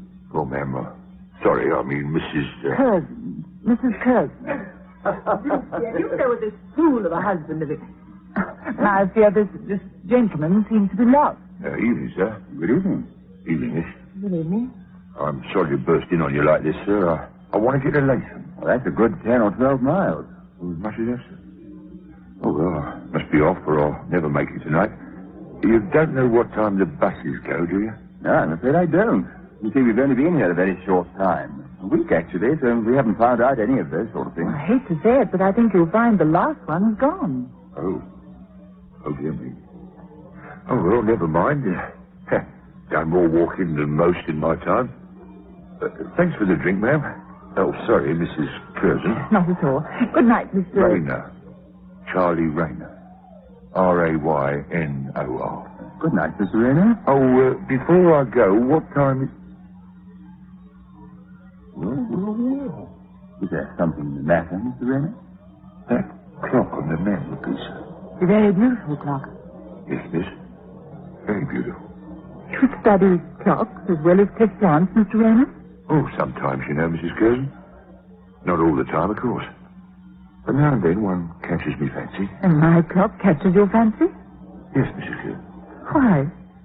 Because it's only the second like it I've seen. Now, there you're wrong, because there isn't another like it. I found it in a tiny village in Italy about 10 years ago. Quite unique. Is that so now? Unique? Well, I could have sworn I'd seen one like it somewhere. Well, I'm afraid you haven't. Let me think, sir. Those little cherubs the clock's mounted on. Isn't one of the arrows missing? One of the arrows that little boy's got in his... As a matter of fact, it is, yes. It was missing and I got it in the first place. And one of the little boys turns round on his base. Yes, but... And underneath him there's a little drawer for a key. Yes, there is. That's quite correct, but... Still, there it is. And talking about clocks won't get me to Latham, will it now? No, it won't. Will it, Mr. Rayner? I hope I haven't upset you, Mrs. Curzon. Upset me? No. What makes you think that? Well, you've gone quite pale. Quite sudden. Well, thank you again, and good night. Mr. Rayner, you'll probably think I'm very silly, but could you remember just where you saw this clock? Or one like it? Mr. Rayner will never get to Latham, dear, if you don't let him go now. I won't keep him a minute, darling, but I would like to know. You know, ma'am, I can't for the life of me remember where it was. Do think carefully, very carefully. It's very important. No good. Afraid I can't remember.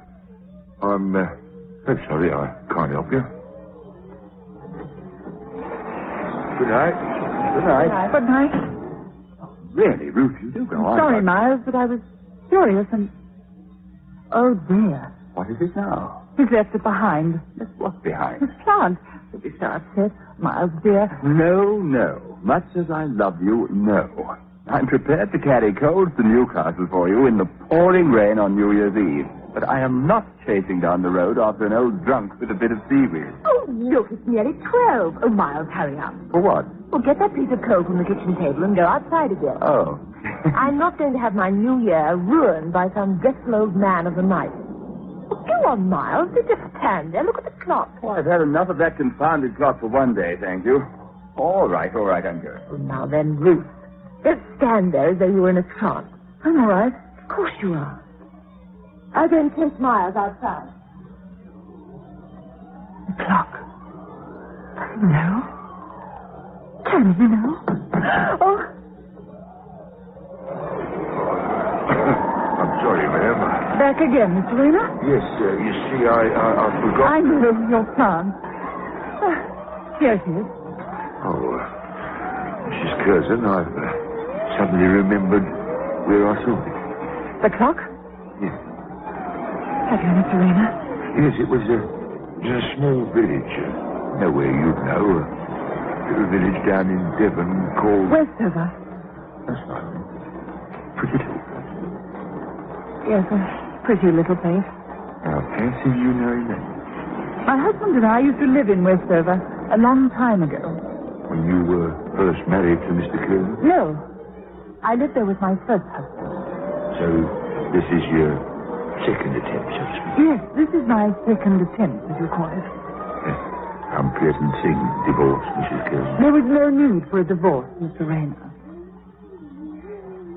Perhaps you'd like something to eat before you go. Oh, that's very kind of you, Mrs. Curzon. If you'd like to go into the kitchen, I'll get you something. Mrs. Curzon, why have you offered me food? Because I thought you'd be hungry. Is that the only reason? Of course. What other reason could there be? That's funny. Why? Because I knew you would ask me. I'll go into the kitchen, Mrs. Kirsten.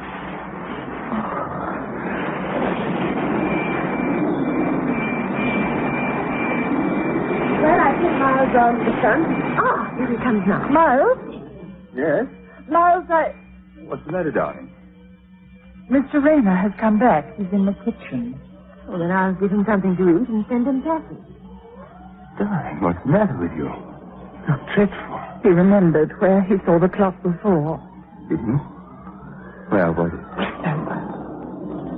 Miles, he said Westover was a pretty place. Darling, don't you see? Please, darling, pull yourself together. Happy New Year, Ruth. A Happy New Year, Miles.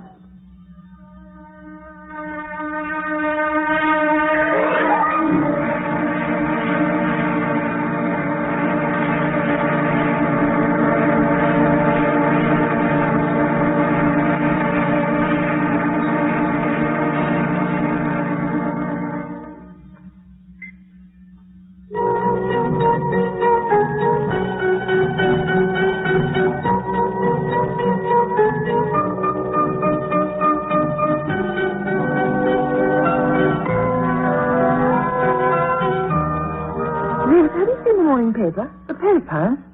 No, Diana, I haven't. Perhaps Mr. Rayner has it. By the way, where is he? 10 minutes ago, he was eating his fourth kipper. I expect he's gone weed hunting again. I hope he falls over the cliff. Diana. I mean it. Of course, I think he's gone stark raving mad. Do you realize that man has now been in this house for 4 whole days? He's going this morning. Who said so? Miles. He's going to tell him before lunch. Why, you had to ask him to stay at all, I can't imagine. Diana, it was a terrible night, and it was New Year's Eve. Oh, he looked so miserable and wretched. It all sounds most peculiar to me. What does? All that nonsense about his having to get to Mason. He hasn't mentioned the place since. It's perfectly clear he's a very well-organized tramp who gets a very nice living like this. Then how do you explain the clock? There's nothing to explain. He obviously had a good look at it while you were getting him to drink. Then how did you know about Westover? He didn't. You admitted that yourself. You said you supplied the name for him. Maybe you're right. Anyway, he's going today. It hasn't really been much trouble. Well, apart from the fact that he eats like a horse, has waited on hand and foot, coughs and spits all over the house, and drunk 2 whole bottles of brandy and hides the morning paper. Apart from that, I should say he was the perfect guest for a long weekend. Having said my piece, would you like some tea? Yes, thank you, Diana. I just want to see what there is for lunch. I'm taking it upstairs. Come up when you're ready. Thanks, Diana. Ruth, look what I've been digging out. What on earth is all that? Oh, it's the names from the surgery. I packed them away in this box before we left. What are they? Oh, let me see now. This one's zinc ointment. That awful-looking thing, what's that? A scalpel. I did my first operation with that and kept it as a souvenir. And that blue jar? That's morphia. I thought morphia was a liquid. It can be either. What are we having for lunch? Sardines, I'm afraid. Then I'll tell you what you can do. Give the morphia to Rayner for lunch. It should be delicious with sardines. Oh, put it away and don't make too much mess. I'm going to have some tea with Diana. All right. Oh, you're back.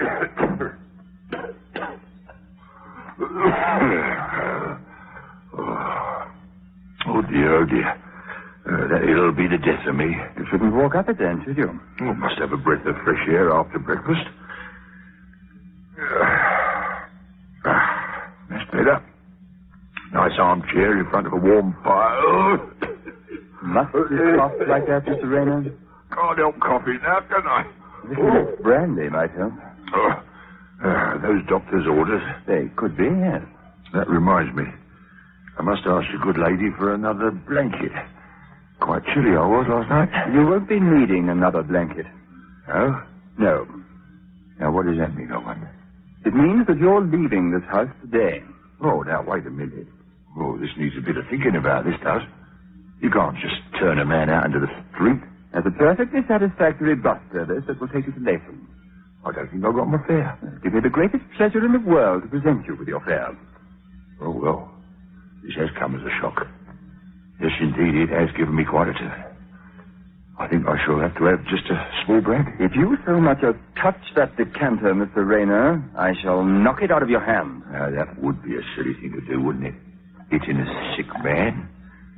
And if you did that, the sick old man would have to turn a bit nasty now, wouldn't he? Mr. Rayner, if you are not out of this house within 1 hour, I shall call the police and have you thrown out. And what will you tell them, Mr. Curzon? The truth? People who shout about the police never tell them the truth. Not the old truth, anyway. Well, it's up to you. What's up to me? Which of us sends for them, Mr. Curzon? Either I stay here and you send for them, or out I go and see them. And tell them what, may I ask? Nice material in those curtains. Heavy. Always like heavy material. Nice wood on the piano. Good polish. Mind you, needs tuning a bit from what I've heard. Nice fireplace. Big. I like big grates. Can't be bothered with the modern ones. Comfortable bed in there, beautiful view, see under my window. Good brandy. Brandy's so good for me heart. Nice house. Nice glass. Nice atmosphere. In fact, Mr. Curzon, a very nice house and a very nice life. Now, which of us is going with the police? Who are you? Charles Rayner, who wouldn't hurt a fly. Unless a fly worries him, Mr. Curzon. And what would you tell the police if you sent for them? About a necklace your wife was wearing at dinner last night. A necklace with a large sapphire in the centre. What about it? Just that she shouldn't have that necklace, that's all. Why not? Why shouldn't a woman have a necklace that's her own? Because that necklace was supposed to have been stolen, wasn't it? Stolen by whom? The man who murdered your wife's first husband. Murder? But you wouldn't know about that. How could you? Your wife's husband was called Brooke, Mr. Curzon. David Brooke. He had a lot of letters after his name to prove he was an architect, but he didn't need the letters or the money he made because he was a very wealthy gentleman. You're not telling me anything I don't know, Mr. Rayner. Well, one fine night, some man comes along, sees a light in the house, knows Mr. Brooke is alone, working on some papers, knows there's a packet of jewellery in his desk. Mrs. Brooke's jewellery. So, what does that man do, Mr. Curzon? He enters the house, kills Mr. Brooke, and vanishes into the night with the jewellery. Mr. Rayner, what are you trying to do? For 6 years, my wife and I have tried to escape from that story. Why are you bringing it back into this house? It was in this house already. How? That necklace Mrs. Curzon was wearing last night was part of the stolen jewellery. The police recovered the jewellery. Not all of it, Mr. Curzon. They never recovered a necklace with a large sapphire set in it. How do you know what they recovered and what they didn't recover? Oh, I know. I know better than most. Because, you see, I was on the case. You were in the police, Mr. Rayner? That's right. Attached to the yard. Homicide squad. We were sent down to Westover. That's why you remembered the clock? That's right. And I had to check all the stuff that was stolen when we got it back from the pawnbroker. And the man had pawned it, had he? Well, what there was of it. Wasn't there very much? Not what there should have been. That's what always worried me, what always seemed suspicious. Why? Well, look at the matter this way, Mr. Curzon. A man sets out to rob another man. He finds out where the stuff is kept. And yet he only takes the small stuff. He leaves all the big, valuable stuff in another drawer. And don't forget, Mr. Curzon, he had to kill to get the stuff. Now, does a man commit murder for pennies when the pounds are stuck under his nose? But you said the necklace was stolen. By mistake. If a man goes to steal, he doesn't take valuable pieces of jewelry by mistake, Mr. Rayner. If he goes to steal. What do you mean? Only that this man didn't go to steal. He went to murder. Then why bother to steal anything? As a blind. For murder? Exactly. And having taken the jewelry, he went to pawn it to get rid of it. And because the jeweler would have remembered to face the pawned a valuable piece like that necklace your wife was wearing last night, he took it out of the collection and pawned only the little useless stuff. And the man was right, you know, Miss Curzon. Because although we questioned him for hours, the pawnbroker couldn't remember what the man looked like. Then what do you think the man did with the necklace? He kept it. And how How did it get back with the other things when they were returned to my wife? It was never returned to your wife, Mr. Curzon. It was returned to your wife's doctor. Your wife collapsed at the time with shock. When the jewelry was recovered, it was returned to her doctor. Indeed. And then he gave it back to my wife. Is that it? More or less. But in giving it back to her, he also returned the sapphire necklace, which he had kept. I see. And could you tell me why anyone should want to murder Mr. Brooks? Why do men ever murder other men, Mr. Curzon? There's always one thing or other, money or women. In this case, it was both. Money mostly, but he couldn't get the money without the woman, so he murdered and then married. And so you say the doctor murdered Mr. Brooks? That's right. And what happened to the doctor then? He married Mrs. Brooke, Mr. Curzon. And did Mrs. Brooke know all this? Oh, no. No. She was in love with the doctor. She was having, for want of a better word, an affair with him, Mr. Curzon. Surely the return of the necklace with the recovered jewelry could have been very dangerous. What if the woman had mentioned it to the police? Oh, she was too ill. She didn't even go to the inquest. The next we knew, she'd been taken abroad for her health. There was a verdict at the inquest? Robbery with violence. And murder against person or persons unknown, Mr. Curzon. Tell me something, Mr. Rayner. What was your own theory? Or the theory of the police? Oh, all of us. But we couldn't prove it. I gather you left the police, Mr. Rayner? Yes, I did. Why? Well, seeing as we're all being honest, I borrowed some money belonging to the Detectives Benevolent Fund. You were sacked for theft, in other words? Crudely, yes. Isn't it rather odd that the police, sharing your views in this case, have done nothing further about it? Well, there was nothing they could do, unless... Unless what? Unless they found the necklace. Tell me, Mr. Rayner, are they going to be told where that necklace is now? Well, now, sir, that rather depends. How much? How much what? Money. None, Mr. Curzon. You don't want money? Good gracious, no, sir. What in the name of heaven do you want? A home, sir. A nice home with fires and a garden, with a piano and a bedroom that overlooks the sea. Good food, drink. Nice, friendly couple to look after me. You mean you want to settle here? In this house. That's right. My wife would never leave it. I don't want you to leave, Mr. Curzon. Now, what would be the sense of that? No, you must stay. I mean, who would see them with food and drink if you left? Who would clean my room and who would I talk to? What would I do in a great big house like this all on my own? Oh, no. You'll stay. And we'll be one big, happy family. Don't you think so, Mr. Curzon?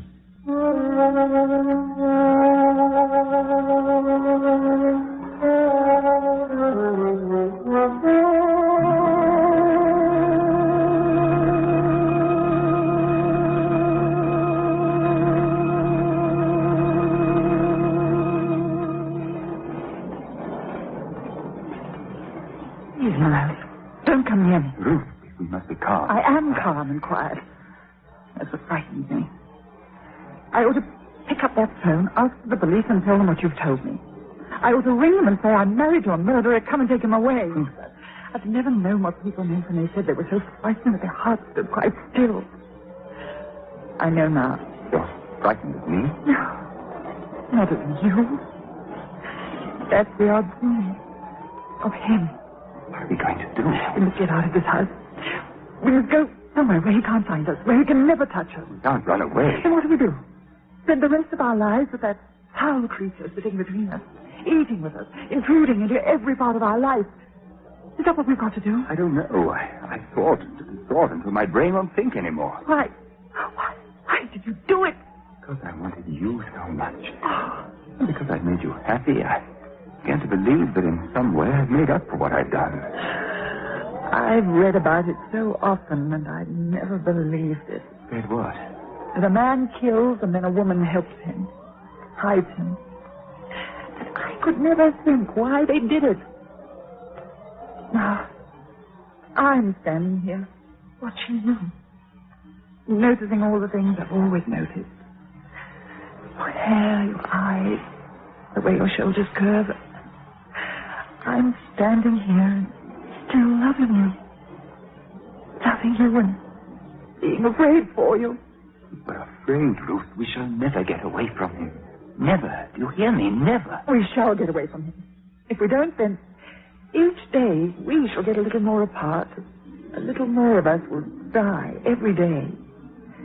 Hate will grow inside us, and finally we shall both die inside, and he'll go on sitting and sitting, and we shall just move about doing what he wants us to do. Miles, does anyone know he's here? Only Diana. Where is she? She went down to the village. Anyone else besides Diana? I don't know. Why? No one else knows. It won't be so hard. No, Ruth. No, what, Miles? You kept the jar of morphia. Yes, you can see I have. Put it down. That isn't the way. Please don't shout. Give me that jar at once. Miles, what has happened has happened. Nothing we can say or think can alter that now. You've made me very happy. Happier than I've ever been. In a strange sort of way, your crime has become my crime. Miles, Raynor said he'd be back for tea. I want to see him alone. Please go upstairs. On one condition, that you don't do anything silly. I shall only talk to him. You promise? I promise. Now, please, go upstairs.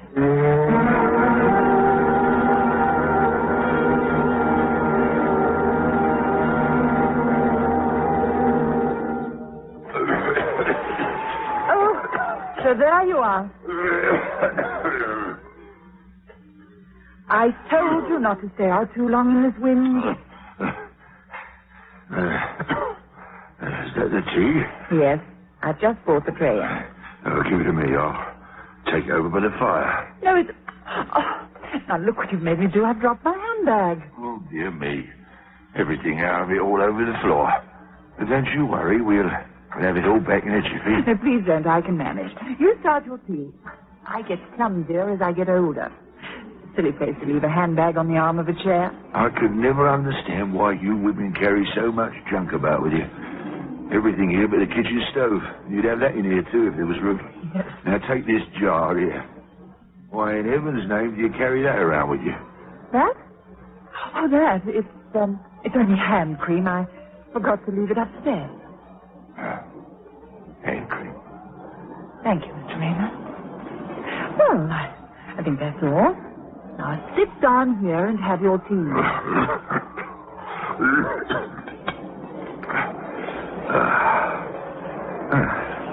This is what I call cozy. A nice cup of tea by the fire. Mr. Raynor, you've been at it again. Been at what? The brandy. Now, look, didn't I promise you? You promised me twice a day, but the bottle gets lower and lower. Well... And I don't like the way you're coughing. Charlie Raynor. Charlie Raynor will outlive the lot of you. Don't you worry your head about me. If anything did happen to you, who would I get in touch with? No one. I haven't got a relative in the world. I see. That's rather sad. No one at all in the world. Man's better off without relatives. In that case, you'll have to let me look after you, won't you? That's why I want you to go straight to bed. But look, Mrs. Curzon... It's high time someone took a firm hand with you. I'm going to have your chest looked at in the morning. Who are you going to get a look at it? The doctor from the village. Now, go along. Look at you, bullying me. You need it. Listen, if I go upstairs, can I have a brand? No. Not till I'm told by the doctor that you may. Now, look, just one won't kill me, will it? Kill you? Just one. Well, we'll see. Perhaps. If you go along upstairs, and I'll get the doctor to come and see you in the morning.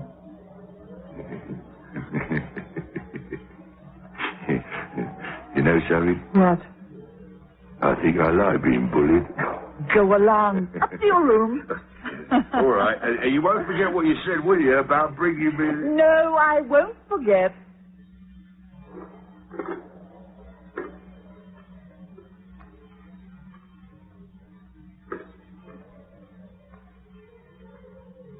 Hello? This is Mrs. Curzon from Clifftop. Could I please speak to Dr. Seaton?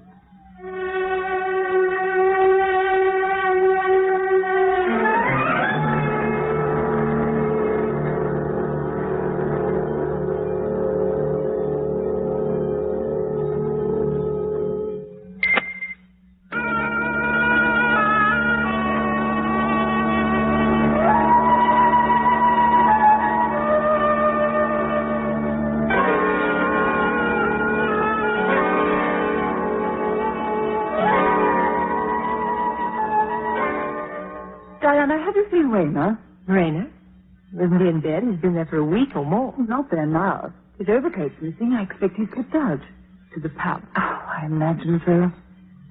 Ruth, what's going on in this house? Nothing as far as I know. Oh, very well. I've already stayed here far too long. I'll go back to town in the morning. Oh, no, Diana, please don't. Oh, Ruth, I'm not a fool. Something sinister's happening here. If I stay, I want to know what it is. Why do you say that? Because I think I know why that man is in this house. I believe it's because of a very terrible idea I've had in the back of my mind for years. What sort of terrible idea? Murder. Do you have to remind me of that? Aren't you being reminded of it every day? I don't know what you're talking about. Very well, if you're determined to be stubborn. But, oh, do please do one thing for me. What? Whatever has happened, whatever is happening, and what is much more important, whatever may happen, don't do anything without thinking, without telling me. Do you understand that, Ruth? Don't do a thing without telling me.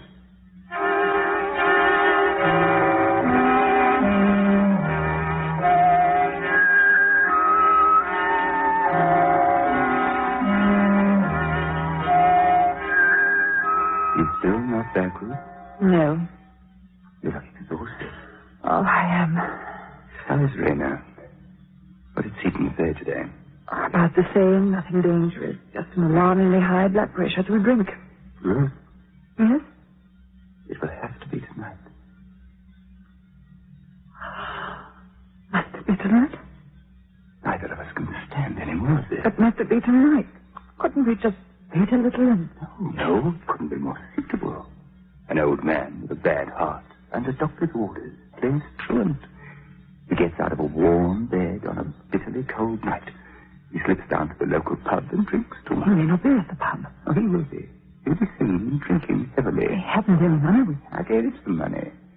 Rather, I played cards with him so that he won. He won £6 from me this afternoon. £6 worth of drink could kill even a healthy man. You think of everything, don't you, Miles? I try to, darling. The minstrel boy is wending his way home. When he comes in, tune him and get him to bed. Supposing it's difficult. He'll do it for you. And then? Take his milk up to him. Stay with him while he drinks it, and then leave him. But remember, stay with him while he drinks it. What did you tell me? I emptied it out of the jar and into the sugar bowl on the tray with the milk. Give him the milk first of all, without the sugar. Without sugar? You notice at once it hasn't any in it.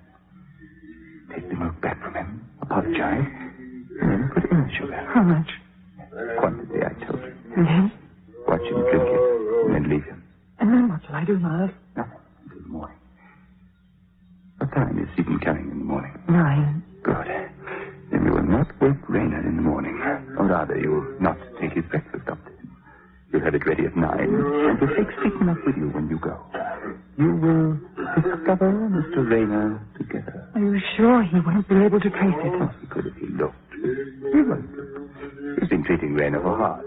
And after this excursion into the village, he won't be so very surprised. You've got it all worked out, haven't you, Miles? It's your idea. Yes, of course it was. Miles? Yes? There won't be any pain, will there? I couldn't bear that. Not at all. I promise you that. You just doze and doze and just look back. Good evening to you. You'd better come in before you fall down. Charlie Rayner fall down? Don't talk such rubbish. Of course you won't fall down, Mr. Rayner. But you'd better come in and get warm. Ah, there she is. That's my girl. The only living soul who's ever spoilt me. And I like it. I ought to be very angry with you. You've probably given yourself pneumonia. Never a day's illness in my life. Look at him. Something with upstairs to bed. Now go along. I'll bring your milk up to you. I hate milk. Germs in it. No, Diana, Mr. Raynor's never difficult, are you? Can be sometimes. Go along upstairs. Diana will help you. Yes, of course I will. Come along, Mr. Raynor. Bullying me. That's what you're all doing, bullying me. I'll be up presently. Give me your hand. You're pretty. Thank you, sir. Mind the stairs. Can I have my book? My murder book. Of course you may have it when you get upstairs. I could write a book. You know that. Well, suppose you write it upstairs. A wonderful book. What about people? Well, that makes a nice change. Mind you don't trip on the rug. Live people, dead people. Only one of them's got to die. Ah. Because he killed him. I can see it's going to be one of these books with a difference. Who killed who? I told you. Doctor killed the architect. Oh, that's fine. The doctor killed him. Yes. You told me, didn't you? Of course I did. Then he pinches the wife. Easy, see? I'm beginning to. And the wife, does she know about the murder? Of course not. Spoil the book. Yes, I suppose it would. Well, I know about it. And I'm going to write it. Up you come, Mr. Rayner. We're doing wonderfully. No. You must tell me more about this book. Not till I've had a drink of brandy. You'll get your drink of brandy, I promise you. Oh. Because I want you to tell me the whole story. Oh.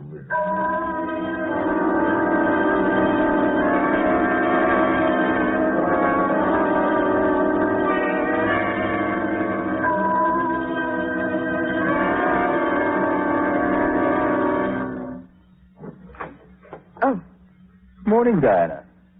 Morning, Miles. You're late getting up, aren't you? It's after 10. It's just like 10 logs. I've only just woken. But you know about... Yes. Please tell me. She and Dr. Chesterton went into the room. I know. Ruth and I, we were both upset. I just went out for a breath of air. Oh, what did you do? Walked along the cliff and thought. Like what? People and things. Things people do to each other. Then I thought about books. Fiction? Mostly about a man I knew who was going to write a book. A book about murder. Did he finish the book, your friend? No.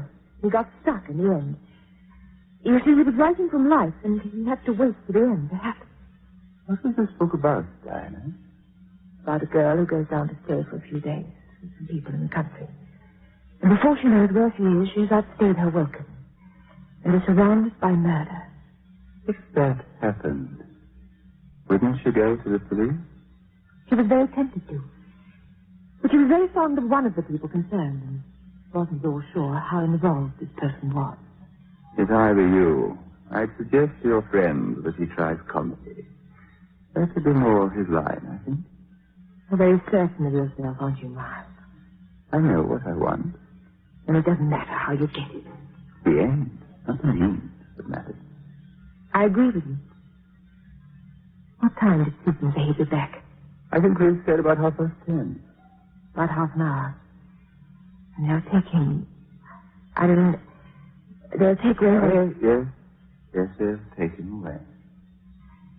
Is there no one to notify? No friend or relative? No one, apparently. What a lonely way to die. Death is rather lonely, you know. Here's Ruth. Ruth, are you all right? All right. Oh, but I would like some tea. I'll go make it. Ruth, did Dr. Chesterton say anything about the death certificate? He said he'd bring it with him. I'm trying not to look so worried. It's that locked door. Well, it has to be locked. Police over there. I see, it gave me rather a shock when I tried it. Why didn't you wake me? You were sleeping so soundly, Miles. When Dr. Chesterton arrived, I explained to him that you and Diana were still sleeping, and we went into the room together. Yeah. You were right. He looked very peaceful. He was in exactly the same position as I left him in last night. Made me feel a little better. One day you'll learn to believe me, Ruth. Yes, I shall, shan't I, Miles? What are you doing? Looking for a letter. I thought it was here on the desk. Are you sure? What do you mean, I'm sure? I'm sure you're looking for a letter? Of course. I just said so, haven't I? Miles, do you feel anything about what we've done? I feel relief. No horror. No disgust. What? What's the matter with you? I'm not sure. You know, but I'm still frightened. I thought that when it was over, I shouldn't be, that we could go back to where we were, but now I know we shall never go back, Miles, never. Why not? Because the thing we've done to keep us together always is between us. In time, we shall hate each other for what we've done. And I think I shall always be a little frightened of you as well. Of me? Why? Because you kill so easily. But that particular life meant nothing to anybody in the world. It meant enough for us to end it. So please, touch me. Go upstairs and rest. I'll deal with Stephen when he arrives.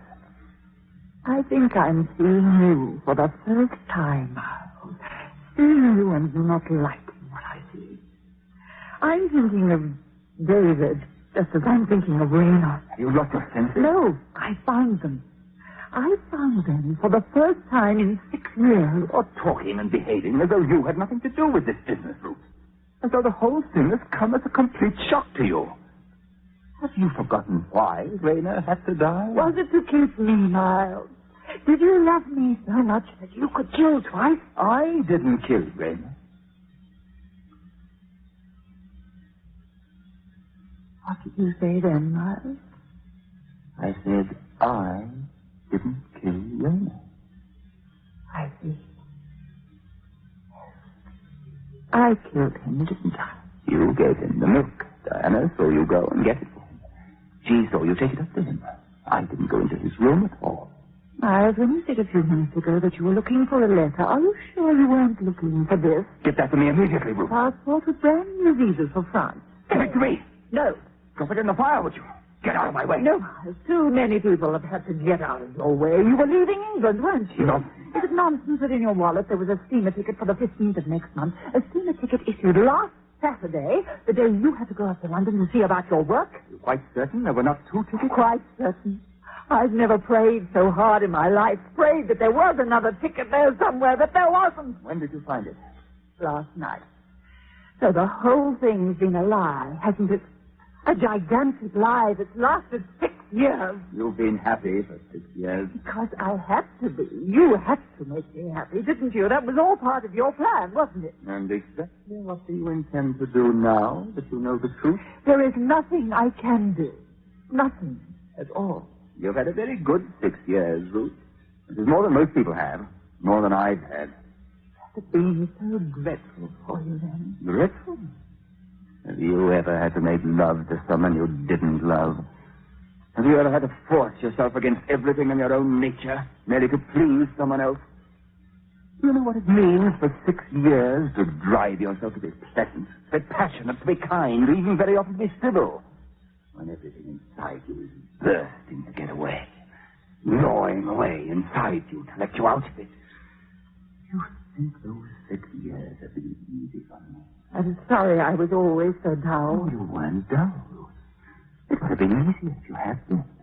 You have never loved me for one single moment, have you, Miles? Never. And now there is nothing I can do, is there? I can't afford to make mistakes. Not even over a simple thing like who gives who a glass of milk, who puts the sugar in it. Do you feel nothing for me at all? Oh, pity. Because you're weak, and I despise grit. I don't want your pity, Miles. It's been bad enough to hear you throw back into my face every minute of those 6 years. In any case, I don't need your pity. Are you so sure of that? As sure as I am that you won't be using that steamer ticket. And what's going to stop you? I am. Indeed. Suppose that sounds rather silly. Stupid, boring, loving Ruth. Ruth who nauseated you with love, embarrassed you with affection. This same Ruth is going to stop you. How, may I ask, is this to be done? How, Miles? Very easily. By not loving you, by producing the one thing that can stop you. Look over to the stairs, Miles. What? Raina! Raina, with the glass of milk still in his hand. Good. What does this mean? So you're in this too, Diana? I, as you say, am in it too. What about Seaton? Dr. Seaton knows a whole revolting story. You've already been to the police. You'll be here in no time. A very efficient body, the police. Oh, well, if you think you've got the better of me, If you you'll... take the trouble to look outside, Miles, you'll see a man at the gate. You have only to shout and he'll be here. Which reminds me, I must go and have a word with him. Hadn't you better put that glass down first? The glass. How are you?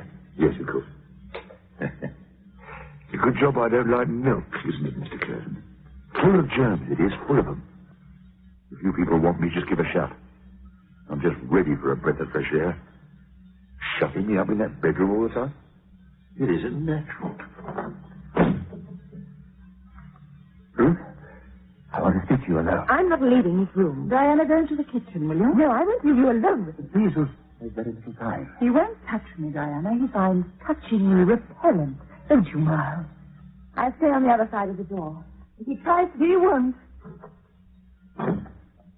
Well, Miles, what is it? Ruth, you can't do this. You're wrong. I am doing it.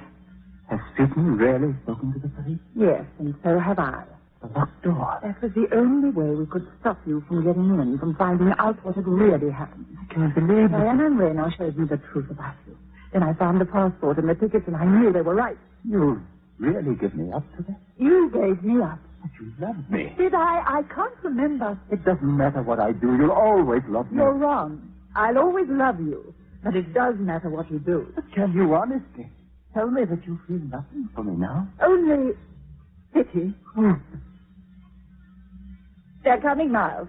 Look, last night. What about it? Last night. Did you put the sugar in the milk? Yes, I obeyed your instructions very carefully. Thank you for that. I never really liked milk either, till this moment. Miles, what does that piece mean to say? Supper! That's you!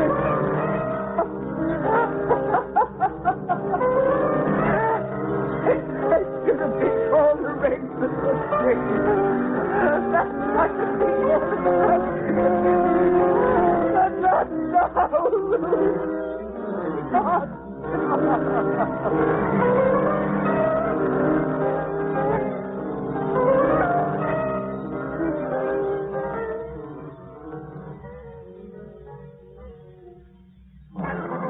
So why not make Lux your beauty care? In tonight's Lux Radio Theater presentation, Stranger in the House, you heard Anthony James as Miles and Sheila Holliday as Ruth. Diana was played by Diane Wilson, and Raina was portrayed by Tony Jay. Stranger in the House by Michael Clayton Hutton was produced for Lux Radio Theater by Victor Matheson and directed by David Manley.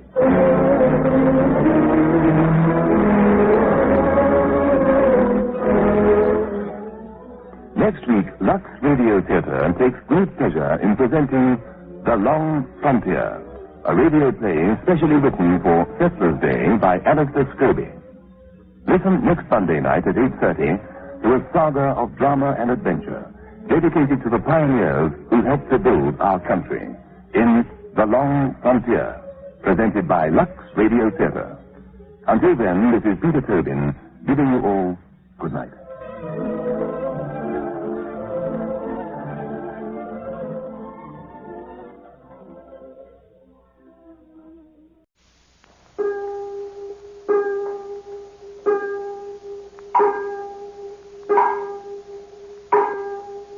Crime and the little grey cells. These will always catch the criminal. Hercule Poirot, Detective Extraordinary.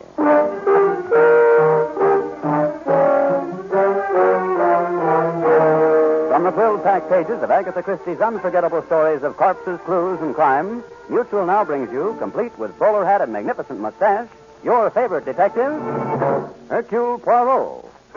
Starring Harold Hubers in The Adventure of the Money-Mad Ghoul.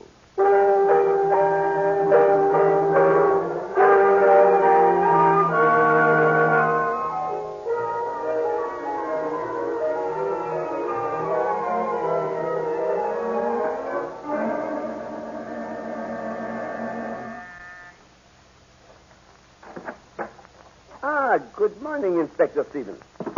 It is just 8:30. Do not tell me you have become a victim of the insomnia. I'm not in the mood for kidding, Poirot. I've been up all night, but not with insomnia. I've just come from the Pleasant Valley Cemetery. In that case, permit me to say that you are a singularly healthy-looking ghost. That may be funny to you, but I frankly admit that I'm worried. There have been 6 grave robberies at Pleasant Valley in the last 2 months. Then, mon cher Stevens, I advise you to look for a tall, red-headed man who walks with a limp, is left-handed, and wears glasses. Poirot, you're amazing. How do you know? Mon ami, your faith in me is touching. You enter my apartment and tell me that some graves have been robbed, and honestly believe that I know the criminal's identity. I assure you I am as much in the dark as you. Until, that is, you provide me with more information. Oh. Well, here are the facts as I have them. The robbery started about 2 months ago with the opening of the grave of Robert Alden. Now, this was followed a few days later by the grave robbery of James Bennett. In the next 6 weeks, the graves of Richard Colt, Alan Devers, Victor Edwards, and Michael Fallon were opened and desecrated. Pardon. Exactly what did these ghouls take from the grave? Everything. A little moment, Stevens. You are trying to tell me that these ghouls took with them the caskets and the bodies? That's just what they did. Took everything, and it beats me what in the devil... Do not fly out of the handle, monsieur. Tell me, were these old graves which were violated? Funny you should ask me that. All of them were the graves of people who died recently. And that gives one 2 things. Eh, my friend? And now you will please get for me the names and the locations of the graves of people who have died recently whose last names start with a G. With a G? What are you driving at? Will you repeat for me the last names of the former occupants of the graves that have already been robbed? Oh, Alden, Bennett, Colt, Devers, Edwards, Fallon. Stevens. A, B, C, D, E, F. That is curious, n'est-ce pas? Strange enough so that you and I shall watch at the graves of the lately departed whose last names begin with a G.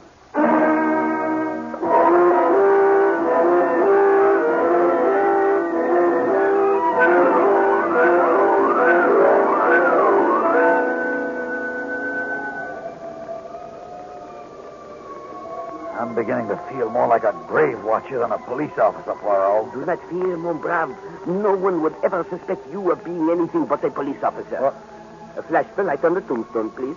We must make certain this is the grave we seek. All right. There we are. Yeah, this is it, all right.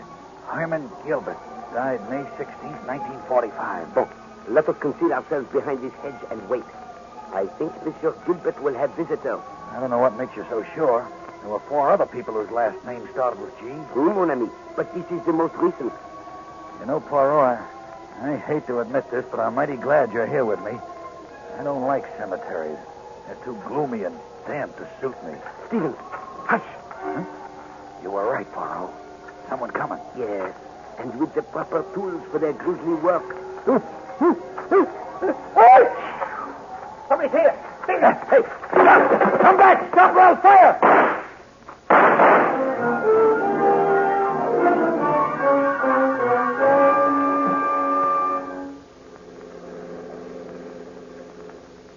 Now, Poirot, if you won't tell me what your angle on this case is, at least you might tell me where you're going. Mon ami, if you promise not to sneeze, I will tell you. You can't blame me for sneezing. I couldn't help it. It is not the sneeze that annoys me. It is the effect it had upon the case. Now these robbers are warned that we are on the scent. They will be more cautious. Well, where are we going? We are here, at the place Robert Alden lived. The first person whose grave was opened. Is it not significant to you also, Stevens, that there have been no graves of women disturbed? That's so. I never thought of that. You did not? I was so sure you had. Well, what is it? Speak up. Don't keep me standing here in the draught. Pardon, monsieur. But did a Robert Alden live here? Robert Alden? Yes, he certainly did, but you can't see him. He's dead. That we already know, monsieur. We would like some information. Why? What are you bothering about Robert Alden for? This is Inspector Stevens of the New York Police, and we wish some information. Robert Alden was a fine man, as fine a man as ever lived.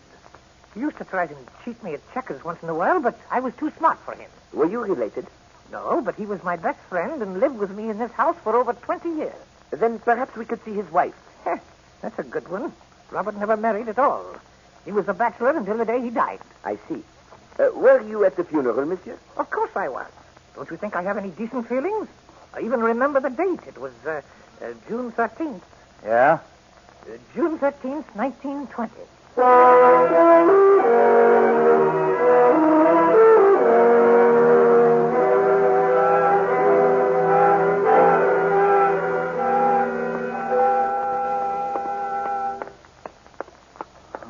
all in, Poirot. And I don't understand this. Alden's been dead for 25 years. Nobody ever heard of Devers, Edwards, and Fallon. I can't make any sense out of this. Patience, mon ami. We do know that there was a Richard Colt and that he has a widow. Yeah? Ah, here's the house now. I beg of you to allow me to ask the questions, eh? The poor lady will doubtless be upset by her recent bereavement. Okay, Poirot, I'll let you handle everything. Yeah, she seems upset, all right. Madame Colt? Well, yes, I'm Mrs. Colt. What is it you wish? Are you Madame Richard Colt? Oh, I suppose it's my husband you want to see. I'll call him. Dick? Oh, Dick, darling. What the devil? Am I crazy or... Yes, madame. We should very much like to see your husband. Coming, Lydia. Well, darling, what's this all about? Who are these people, friends of yours? I'd like to know what this is all about, all right. Please, mon cher Stevens. Monsieur, I am Hercule Poirot, and this is Inspector Stevens of the police. He is disturbed because he finds you a singularly healthy ghost. Ghost? I don't know what you're talking about. You have had no other husbands, madame? What are you saying? If this is some kind of game, I don't like it. Be quiet, Dick. There's evidently been some mistake. No, Mr. Poirot, Dick is my only husband. Well, he ought to be dead. I'll punch you right on the nose. Gently. And now, Madame Colt, if you would be so good as to close the door, we will attempt to perceive the reason behind your husband's so sudden return to life. Now, let's get to the bottom of this. That is exactly what we wish. You, Monsieur Colt, are supposed to have died on the 3rd of August of this year. I never felt better in my life. Who on earth could have played such a horrible joke on us? Madame, I assure you, this is no joke. But there must be other Richard Colts in New York. Are you sure you have the right one? Yeah, we got the right Richard Colt. The manager of Pleasant Valley Cemetery gave us your address. I think you two better come along with me. That will not be necessary, mon ami. We have a more logical task to perform. We go to call on the manager of the Pleasant Valley Cemetery.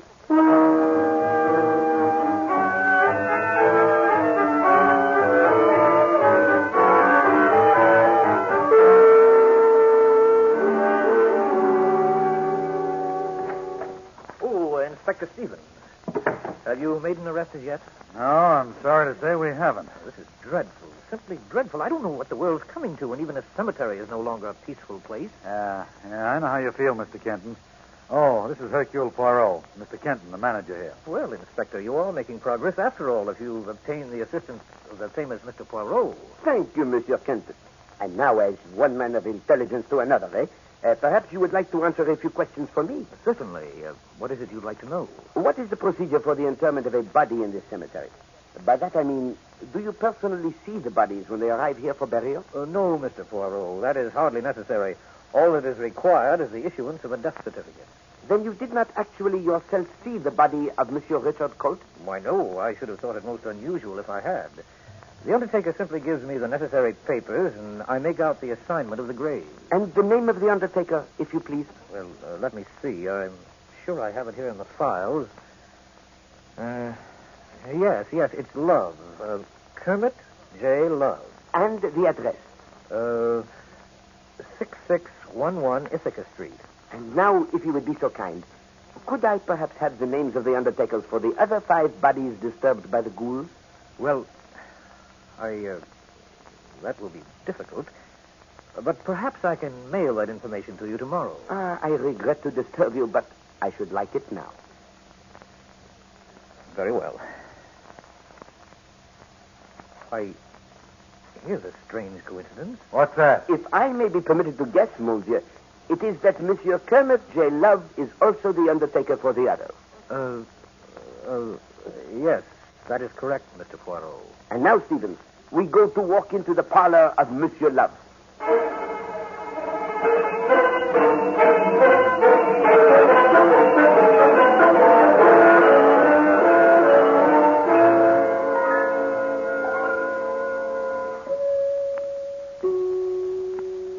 One could be at peace in so gentle an atmosphere, mon ami.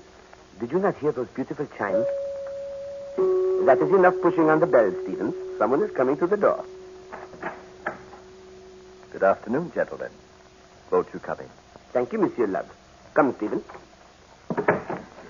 May I offer my profound sympathy for your great loss. You may rest assured that Kermit J. Love will do all in his power to assist you in this moment of need.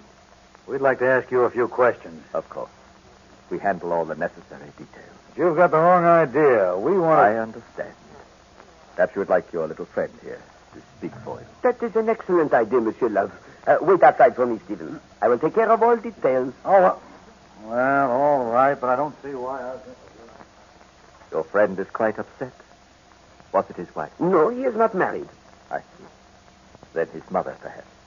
Or some other close member of the family. No. It is not that at all, monsieur. But I don't quite understand. Then perhaps this will assist you.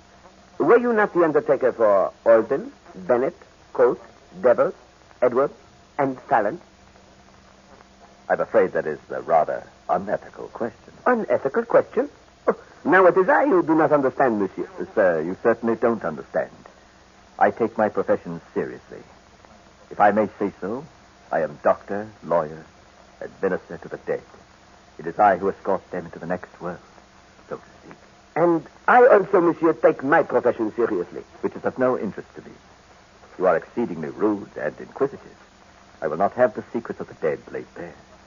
They must rest. Rest in peace. But that is just what they have not been allowed to do, monsieur.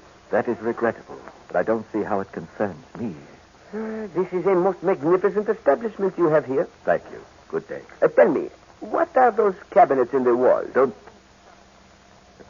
touch them. They are resting places for those awaiting burial. And they are occupied now? Most certainly. Ah?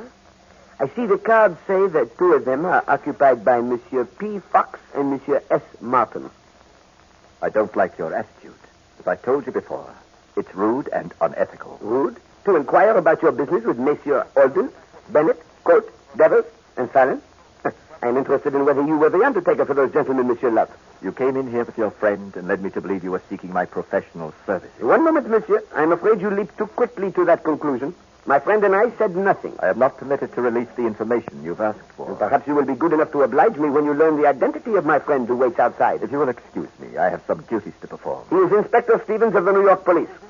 I can ask him to make this request for me. Oh, the police? Well, that's an entirely different matter. Yes, I was the undertaker for the late gentleman you mentioned. And you saw the bodies? Naturally. You are quite certain of this, monsieur? Kermit J. Love Incorporated is a reputable firm. We have been in business for the last 27 years. If I tell you I saw the bodies, there are no further questions necessary. Now, is there anything else you'd like to know? No, monsieur, that will be all for the moment.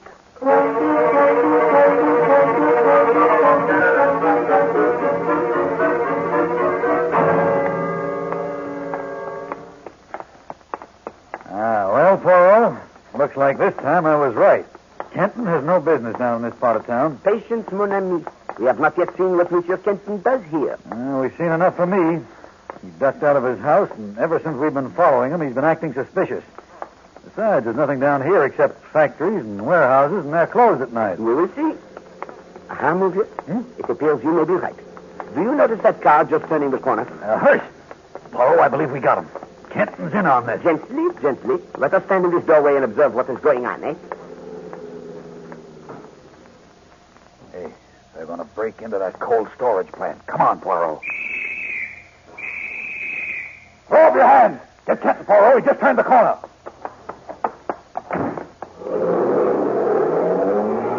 Come back. Stop. Halt. God darn it. Poirot, where are you? Coming, my friend. Coming with Monsieur Kenton. At least we got somebody. All right, Kenton, speak up. We know everything. Speak for yourself, monsieur. There are still a few things that puzzle me. It's as plain as pikestaff. Come along, Kenton. Take your hands off of me. I warn you, Inspector, I'll sue you for false arrest. What's the meaning of always shouting and shooting? Monsieur Kenton, perhaps you will be kind enough to explain what you were doing in this neighborhood at this time of night? Certainly. I was going to get some pipe tobacco. If you can't think of a better one than that, Kenton, come along. Let us permit Monsieur Kenton to finish. You'd better. You'll be making a bad mistake. It just so happens that I smoke a special kind of tobacco. It's mixed for me by a friend of mine. His name? His name happens to be Rosemary Leeds. She's a very charming girl engaged to my son. She's a chemist. She happens to have her office down here, and once in a while she mixes a particularly mild mixture for me, and I come down, pick it up, and take her home. Yeah, that's a good one, all right. I suppose you didn't see that hearse. I didn't see anything, but I heard a lot. Then Mr. Poirot asked me to come with him. Poirot, I've got this all figured now. Somehow they're taking the bodies out of the cemetery to the cold storage plant and leaving them there. What for, mon brave? Well, I don't know yet, but I'm going to find out. Do that, mon cher Stevens, and while you risk pneumonia, I will check upon Monsieur Kenton. Come, monsieur, we will see whether this Mademoiselle Leeds is waiting for you with your tobacco.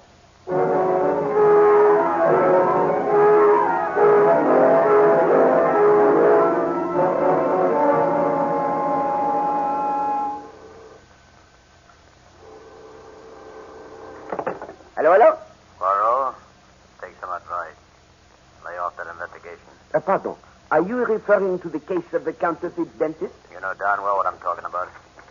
If you don't stop investigating those empty graves, you'll find yourself filling one of them. I think not, monsieur. What makes you so sure? But it is obvious. You have not yet come to the letter P. Wise guy.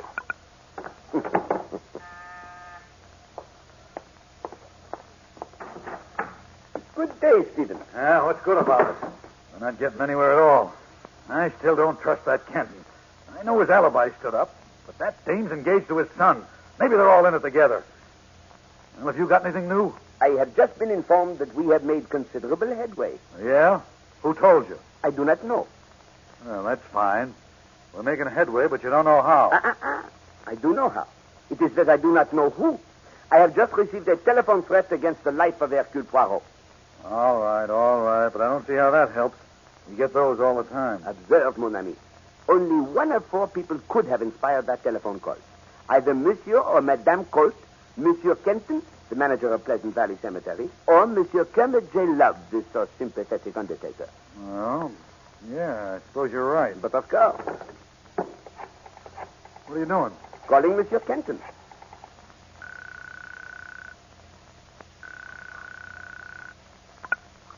Pleasant Valley Cemetery. Monsieur Kenton, this is Hercule Poirot.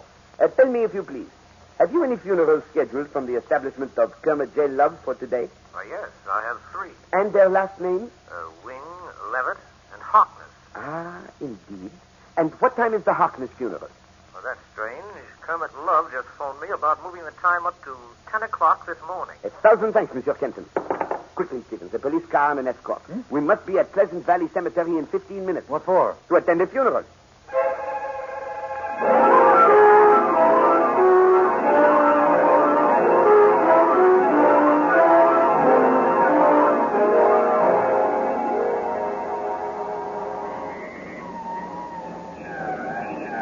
We're almost there, Poirot. There's the entrance.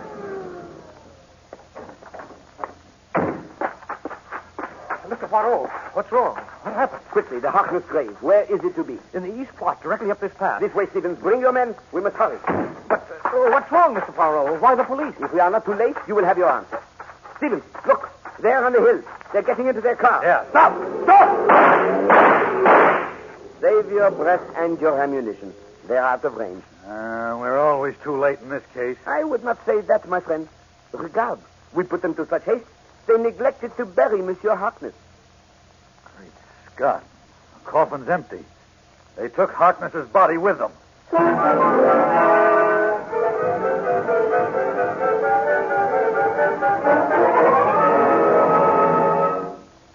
Come, Stevens. Your face shows the worries of the world. Do not be so depressed. Well, I'm not exactly happy, Poirot. It's never taken you so long to figure out a case. You always had something that helped us when I came to your apartment before. Patience, mon ami. The harvesting of the clues grows near, eh? I can't wait for any harvest. I'm going to take all the people involved in this case and throw them into jail. Mon ami. Now you are not using your little gray cells. You work on the gray cells. I'm going to fill my cells down at police headquarters. And that will be a benefit to no one. We must proceed with calm. How can I be calm? We're up against a dead end. If we'd only gotten to that cemetery 5 minutes earlier. This whole thing's driving me crazy. I admit the case holds a few peculiar aspects. Peculiar? Is that all you can call it? Now, look, Poirot, we go to a funeral, but before we get there, the mourners decide to take a powder. Then they take the body with them. What's going on? Am I losing my mind? I can only reflect on the case itself, Stevens, not on your personality. Why are you so quiet? You got something up your sleeve? It is always possible that something may pop out. Well, it had better soon. I can't stand much more of this. funeral this morning was too much for me. I still can't understand what they wanted with that body. Sacre bleu, it is I, Stevens. I, Hercule Poirot, who have been blind. What do you mean, Poirot? What's the matter? Stevens, it has been in front of my eyes all this time. The most important clue, and I have kicked it away like an unwanted bill. Okay, let's have it. Listen carefully, Stevens. This morning at the cemetery, when we frightened the men away. You remember? Yeah, of course. Go on. Now think carefully. You did not see any of those men carry a body with them. Wait a minute. No, they weren't. You're right. Exactly. And the reason they were not carrying a body was because there was no body to carry. What? But the question remains, what was in that coffin that they were so anxious to take with them? Well, I don't know. Do you? I have a small idea. What else can you put in the casket except the body? A great many things, mon ami. But the point to follow here is about the bodies which were removed from the 6 open graves. Yeah, what about them? Think back to our interview with Monsieur and Madame Colte. He was very much alive. And we could not find even a trace of those other dead gentlemen, Except Robert Alden, who'd been dead for 25 years. Exactly. Now, do you not see? No, I don't. The answer to my question is so simple, mon Dieu. There never were bodies in the graves that were opened. Oh, I get it. Why, that's wonderful, Poirot. I still don't get the idea behind these phony burials and what sort of racket they've been running. Well, that is a 2-part question, mon ami. The first part I know. The second part, in due time. You mean you know who's in back of all this? There is only one possibility, Stevens. Since there were no bodies in the 6 graves that were opened, we can now proceed to apprehend the one man who claims to have seen all the 6 bodies. Kermit J. Love, the undertaker. Yeah, but I think Kenton was in on it with him. He needed an accomplice. Possibly. But it is Monsieur Love who interests me. And with such a man, we will have to move most carefully, eh? Have you ever tried to arrest a ghost, Stephen? Maybe not, Poirot. But Love won't find me so easy to use in his disappearing bodies act. And this time, Kenton won't have an alibi. Come, mon père. Where are we going? To a perfume store, and then to the funeral parlor of Monsieur Love. Perfume store? This is no time to be buying gifts. It is not a gift. I require some perfume. Okay. This time I know which one of us is going crazy.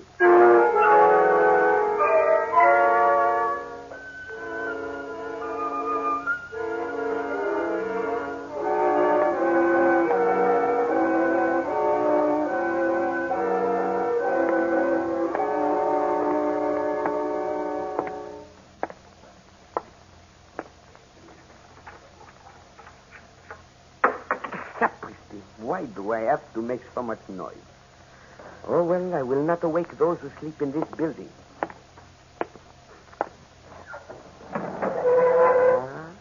What have we here? They are beautiful. They are worth a great fortune. I admire your taste, Monsieur Poirot. Ah, Monsieur Love. It is I who must compliment you. These stolen furs are among the finest I have ever seen. We took great care in selecting them. And the sables, magnifique. But did you not have difficulty in disposing of them? Ordinarily, we would have. But you initiated a new system, n'est-ce pas? A system of cold storage, I would say. Precisely. You put the furs in a coffin, selected a name at random, then buried only the name. The coffin contained the furs. Who would think of looking for furs in a cemetery? No one, monsieur. However, do you not think it was a bit obvious to proceed alphabetically so that you would know in what order to dig up the coffin? We found it very satisfactory. What made you suspect us? An even more obvious mistake, monsieur. Come, monsieur. Marking the cabinets that were supposed to contain bodies, but which actually held the stolen furs. S. Martin, P. Fox. If you intended that as a joke, it was a poor one. I'm afraid it was just expedient, Mr. Poirot. I have no sense of humor. Well, monsieur, I'm glad to see that you are so reasonable. Inspector Stevens is waiting outside. Denny. Yes, Mr. Love. Ah, the driver of the hearse, Monsieur Denny. It is only natural he would be in this little game. His name, Mr. Poirot, in your case, should be Charon. An apt allusion, Monsieur Love. Charon ferried the bodies of the living across the river Styx, and they died. Which is exactly what is going to happen to you. But, monsieur, did I not tell you that Inspector Stevens is waiting outside? But the way you're going out of here, Mr. Poirot, not even Inspector Stevens will know that it's you. You're going to be carried in a coffin. Watch his hand, Denny. It's in his pocket. Hurry, Denny. Get him in this coffin before that blasted Stevens gets... He's heavy for such a little guy. That's it. Don't bother screwing the top down. We'll do that later. It sure smells sweet. Like a flower, almost. Never mind that. Let's get going. Yeah, I'll take the back end. Don't hurry now. Hold it a second, buddy. Officer, please. We are dealing with the dead. Oh, I'm sorry.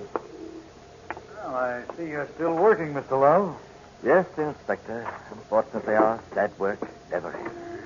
Something smells pretty funny to me around here, Riley. What would you say it was? I don't know, sir, but it sure smells to high heaven. I'd say it was perfume. Let's have a look in that. Will you kindly assist me, Monsieur Stevens? Ah, glad you're all right, Poirot. All right. Mon ami, I did not mind the blow on the head. But did you have to be so stupid as to allow them to drop this coffin? Drop? Hey, wait a minute, Poirot. Don't get sore. Where are you going? I am not angry, my friend. I merely go home to take a bath.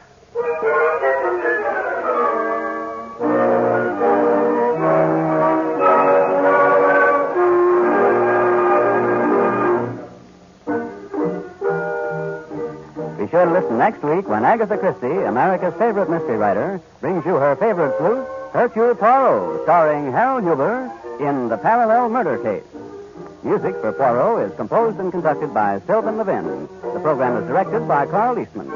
This is the Mutual Broadcasting System.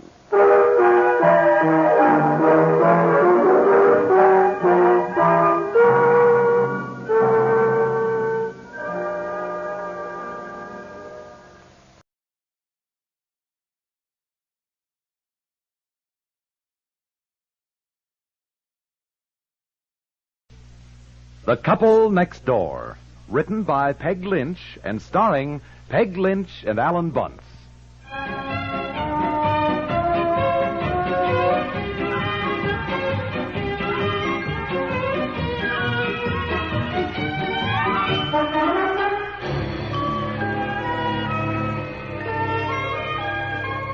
Mr. Evans? Mr. Evans? Oh, hello there.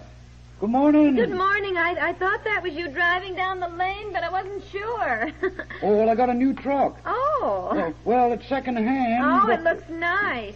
I'd like to talk to you for a minute. Yeah, sure. I'll be right there. I've got an old chair that I was wondering if you might be interested in. Well, I might be. Let's have a look at it. All right, come on in. Well, I haven't seen you go past for some time. Well, the wife's been sick. Oh, I'm sorry to hear that. I hope she's better now. She's better, all right. Telling me how to do everything, so I guess she's good as new again. Well, come on in the living room. I'll show you the chair. I don't know if you know that we sold the house and we're planning to move. No, is that so? Is that so? Yes. Well, we won't be moving until fall when our new house is ready. We're building out by the lake. Is that so? Is that so? Yes, uh-huh. Well, that's the chair. Oh, yeah. My husband and I were saying that some of the things we wanted to get rid of, what we didn't want in the new house, Well, you hate to just throw things out if you can get a little something for them. Uh-huh, sure. Well, there's not much resale value on used furniture. No, I know that. This chair really looks used. Yes, I know. And it has been. Well, springs aren't much good. No, I know. We've had them fixed several times, but you see, it's the kind of a chair that people just flop into. Well, it's no good for springs. No. However, they can be fixed, I guess. Leather's all shot. Yes, I know the leather. All dried up. Look at the back here. Comes right off in your hands. Well, yes, I know. I have to keep the back of the chair to the wall. Well, I guess it's really not. I give you $12 for it. It's a deal. Okay. want me to take it today? Well, you might just as well as long as you have your truck out here. Anything else you want to get rid of? I mean, that you want me to look at while I'm here? Oh, well, now let me think.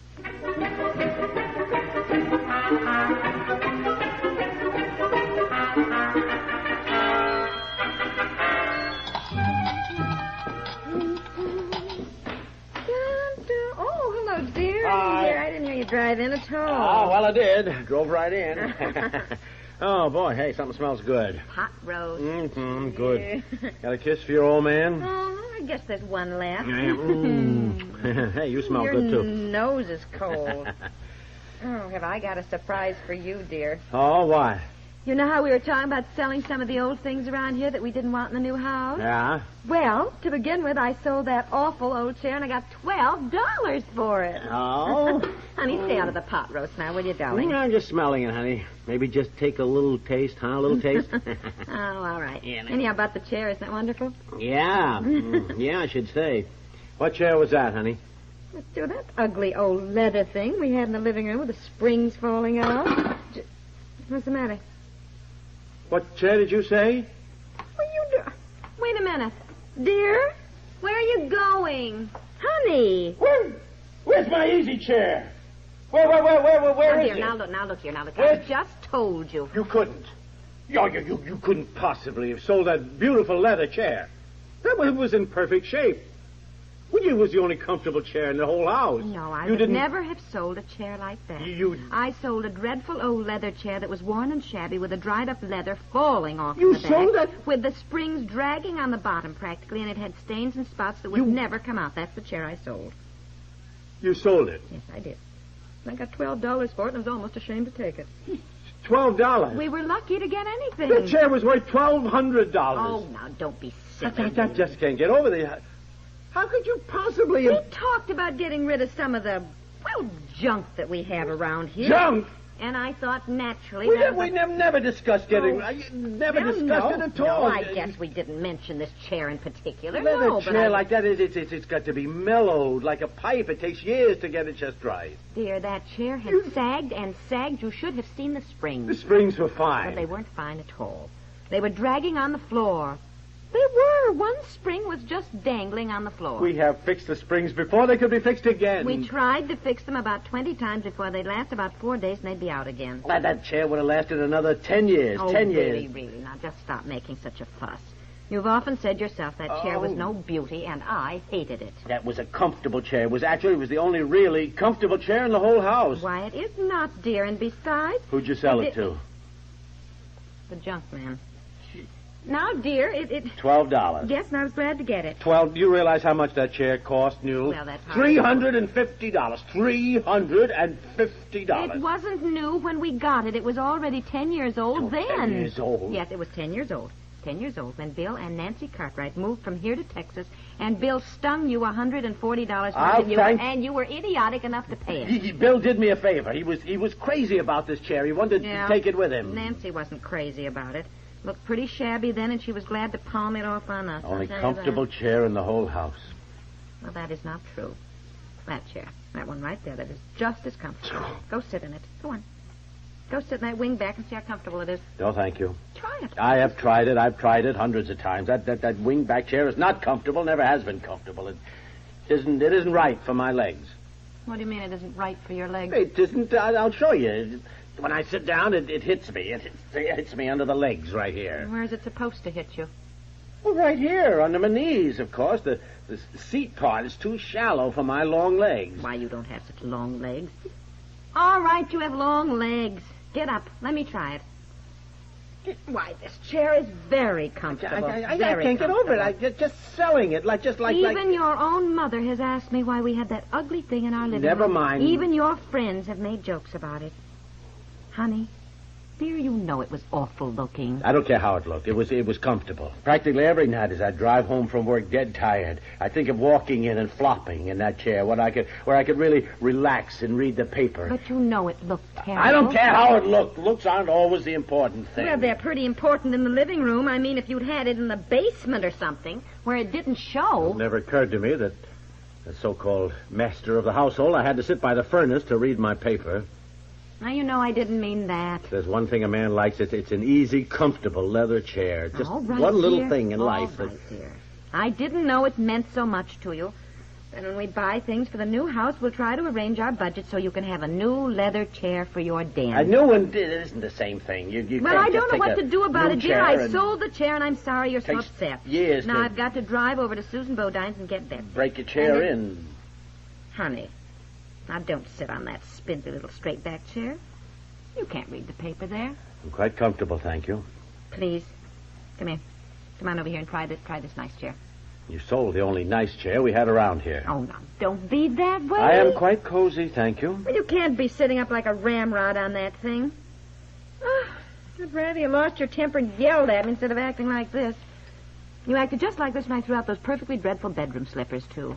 And Eleanor said Fred didn't speak to her for a week when she threw out some horrible old sweater. Why do you men want to hang on to stuff when it looks so awful?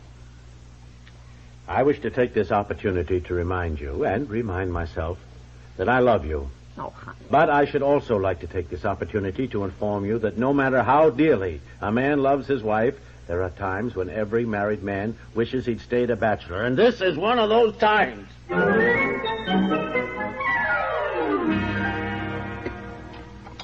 Come on, Betsy. Come on, darling, eat your dinner. I am. Eat your dinner too, Daddy. Daddy's not very hungry, dear. Are you sick, Daddy? No, I'm not sick. I'm all right. I'm just not hungry. Mommy sold a chair today, and Daddy feels badly about it. What chair? That big leather one we had in the living room, you remember? Oh, yes. That was an awful old chair. Yes, well, Daddy didn't think so, dear. Oh, it was, Daddy. It looked terrible. It was all coming to pieces in the back. And Mary Lou Kendall saw it, and she said, why did we have such a horrible chair? Yeah, well, dear, none. You needn't glare at Betsy. She can't help what her friends say, but you see, even children notice things. Oh, I didn't like that leather chair, Daddy. Every time I'd sit in there, it was all cold. Yeah, well, never mind the chair, Betsy. Now you eat your dinner. In fact, you eat your dinner too, Daddy. I will call Mr. Evans right after dinner and see if he will sell the chair back.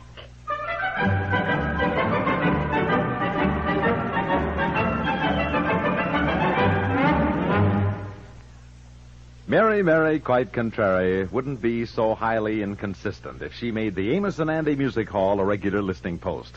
Nor would she be contradictory if she got in on the fun and music of Robert Q. Lewis and Rusty Draper.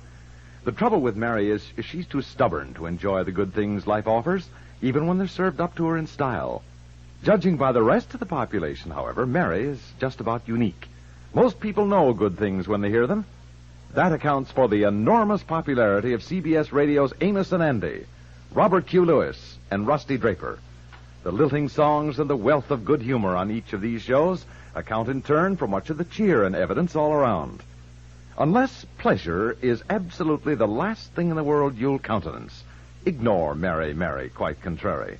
Join us here at CBS Radio instead, where fun lovers hear Amos and Andy, Robert Q. Lewis, and Rusty Draper 5 or 6 times a week on most of these same stations. Yes, operator, are you sure? Oh, all right, thank you. You sure you got the right Evans? Yes, dear, H.T. Evans. I know, on the other side of town, out on Henley Road. Well, I don't know what to do. I called and called. There's no answer. I'll try in the morning again. Probably resold the chair by this time and made a nice, tidy profit. Well, I don't think so, darling. You'd have to fix the springs first. Who's that out in front? It's a car, it looks like, stopping here. Daddy, you said you'd come up and read me a story. Yeah, sure, okay, honey, I will. What would you like me to read, huh? Oh, goodness, I wonder who's just dropping in. Oh, good evening. Are you the lady who got $12 out of my husband for that dilapidated old chair? Oh, well, you must be Mrs. Evans. I am indeed, and I'll tell you this much. I won't have that thing in my house. Harry, bring that chair right up here. And furthermore, I want that $12 back. Oh, no, Mabel. Now, don't Mabel me. Hey, for heaven's sakes, what's going on? What's the trouble here? Your wife got $12 out of my husband for this mangy old chair. What? Well, I've got real nice furniture in my house, and I won't have this dirty old thing cluttering up my living room. Well, look here, that's a very nice chair. I won't have it in my house. Well, I told Harry, Mr. Evans, I said, we're dropping that thing right back.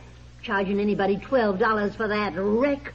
Well, it's enough to make you lose your faith in human nature when you see the way some people try to take advantage hold of up, you can have your money back. Bring in my chair. Here, let me help you, Mr. Evans. Here, let me... Thank you. Yes. I'm sorry about this. No, open the door wider, will you, honey? There we are. Careful now. Don't scratch it. Don't scratch it. Okay. There we are. Bring it right in here. Good.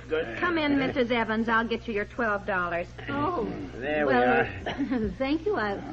I'm sorry I spoke the way I did. We got it. Oh, that's all right. Well, I know how you felt. Put it right down here.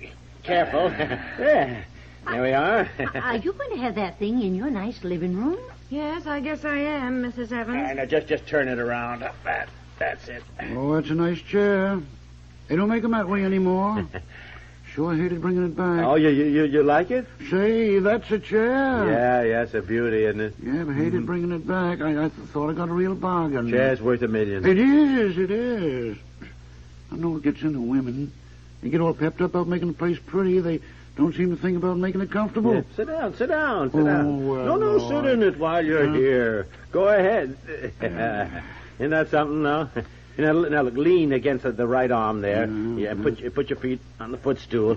Now, you see it kind of sags nicely in one spot there. So if you kind of hunch down a bit like that, you just fit, you know? Oh, yeah. Very nice. Yeah, isn't that nice? Wonderful. Yeah, it took me a long time to get that chair really, really mellowed, broken in, you know? You see, what women don't understand is that a chair needs all time, I can say is, dearie, you have my sympathy. Thank you, Mrs. Evans.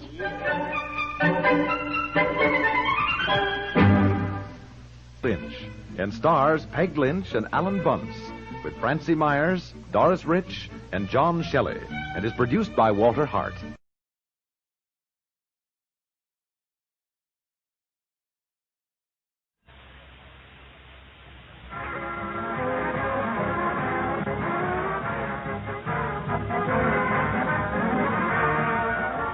Smiles in Town Hall tonight, folks. 60 minutes of fun and music brought to you by Ipana Toothpaste and Sal Hepatica. Ipana for the smile of beauty. Sal Hepatica for the smile of health. Fun from Hollywood with our star comedian Fred Allen, who tonight brings us Jack Benny. Music by Peter Van Steeden. New features, new music, new laughs. It's Town Hall tonight.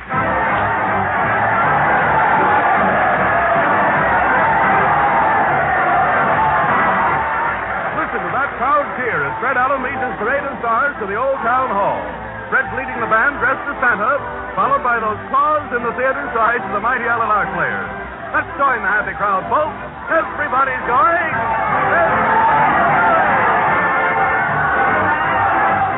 Here they come, Speed Demons. What's the milk of you conference that speeds like a deer and fancy? I must, old bean. I've got to get to my radio in a hurry. It's Town Hall tonight.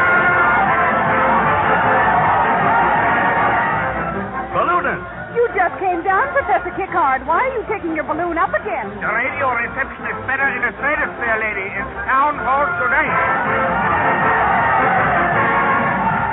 Deep sea divers. Don't tell me you've located a sunken treasure in that wreck, Bill. Yeah, there's a radio down there. It's still worse, and it's Jack Benny tonight.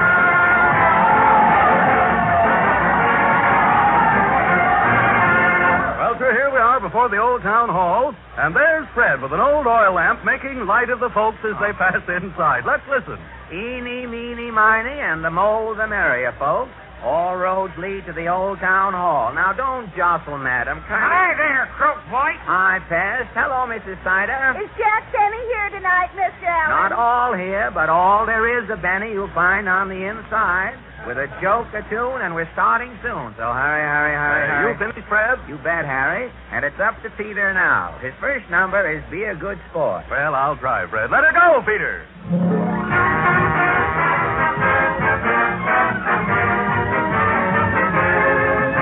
Be a good sport. Now don't you be a poor loser. Be a good sport.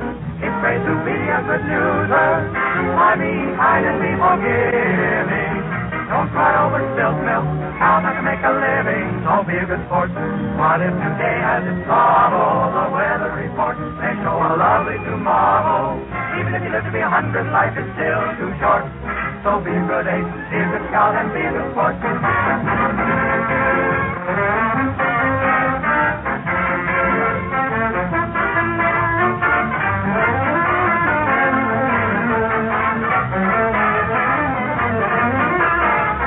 What if today has its trouble? The weather report may show a lovely tomorrow. Even if you live to be 100, life is still too short.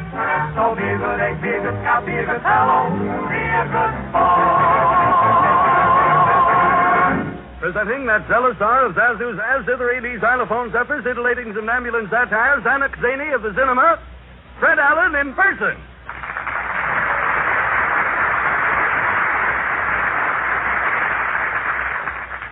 Hello again. This is Jack Benny talking. Go away, boy. Oh, all right. See, right away. Get away from this microphone here. Good evening. We must get a weather strip put on the hall. Good evening, ladies and gentlemen. Well, we have a nice night for it this evening, and before the Hollywood Weather Bureau butts in with a commercial to take the credit for the weather, I'll read you the town hall bulletin for tonight. Nightflight, the first grocer to sell bacon sliced so thin that the streets had to be pinned to the fatty part, has a special announcement. Ard says that during the cold spell, he's taking out his dial phone and putting in one of the old stylers, folks. Ard says you can't use a dial phone with your mittens on, and it's so doggone cold in the store, if you take your mittens off, it'll frost your hangnail. So until it warms up, Ard is inviting all mitten lovers to stop in and phone in comfort. So much for smart customer appeal around the village, and now for the town hall news. The curtain, Harry. For certain, Fred. The curtain for certain. A long fella, hey? Oh, I'm only 5'2", Fred. The lights go out, and we bring you the latest news of the week. The town hall news sees nothing, shows all. Washington, D.C. Government Weather Bureau predicts that backbone of recent cold wave is broken, and nation can expect moderate temperatures from now on. Town hall news, checking on recent snowstorms and below zero weather around the country, interviews prominent citizens affected. Tales of strange happenings are rampant in the land as a result of recent cold. At Bildad, Nova Scotia, Mr. Tufton Pump gives off-record statement. How did you find the recent snap, Mr. Pump? It's the worst storm I've seen in these parts in the past 10 years, all but 1 year. Didn't you see a storm that year? I didn't see nothing that year, son. I broke my glasses. I see. Well, how cold was it, Mr. Pump? Well, to give you a rough idea, our Townshend Club gave a community sing last week, and they called on me to solo. What happened? It was so doggone cold, I opened my mouth to sing Old Man River. What came out? An icicle 2 cornices long. Thank you, Mr. Pump. At Eclair, Wisconsin, Mrs. Nadine Whine, a housewife, tells her strange story. You say it was real stormy, Mrs. Whine. Lord, yes. Snow was so high yesterday, folks going by the house were stooping down to look in my transom. Was it uncomfortable indoors? I was chilled so bad, I shook half the spots off a polka dot Mother Hubbard. Must have been cold, all right. It was plumb bitter. Why, I sat down on a chair and thought I had a frostbite. Wasn't it frostbite? No, I was setting onto my false teeth, the mowers. Thank you, Mrs. Whine. At Rockaway Beach, New York, 4 Dice Westbaum, retired pushcart baron, had ghastly experience in the cold wave. What took place, Mr. Messbaum? Why, what's happening to me should happen to a polar bear. Did the cold affect you physically? Not only physically, but financially. Really? What happened? For 15 years, my neighbor Gold Club, a tight wad, but a good one, is owing me $4. Yesterday in a blizzard, I am meeting Gold Club. Face to face? Beard to beard, we are meeting. The temperature is below. Below zero? Below zero, he's asking. On top of the mercury, zero is looking like a halo yet. But what about Gold Club? Gold Club all of a sudden getting sociable. He's saying, Miss Brown, for 15 years I'm owing you $4. And today you're catching me in a mood to settle. Did you get the money? Well, I'm putting out my hand in the cold to take it. And lo and give out, I'm hearing something dropping. Was it the $4? Not $4. It was 4 of my fingers. A climate, please. Thank you, Mr. Messbaum. At Hollywood, California, Miss Fern Fickle, loyal Californian, denies the very existence of a cold wave. You say you didn't observe the sudden change in temperature, Miss Fickle? In California, one doesn't discuss the weather with strangers, mister. Why, not with strangers, huh? Only entre nous. Why, it was freezing. It was freezing last week. Oh, yes, zero night. The Chamber of Commerce arranges it annually. It's to help people with swimming pools. The Chamber of Commerce wants your swimming pools to freeze? Yes. Once a year, we tip up the ice and sweep out the bottom of the pools. You Californians take the cake. No, we lower it back in the pool instantly. You deny...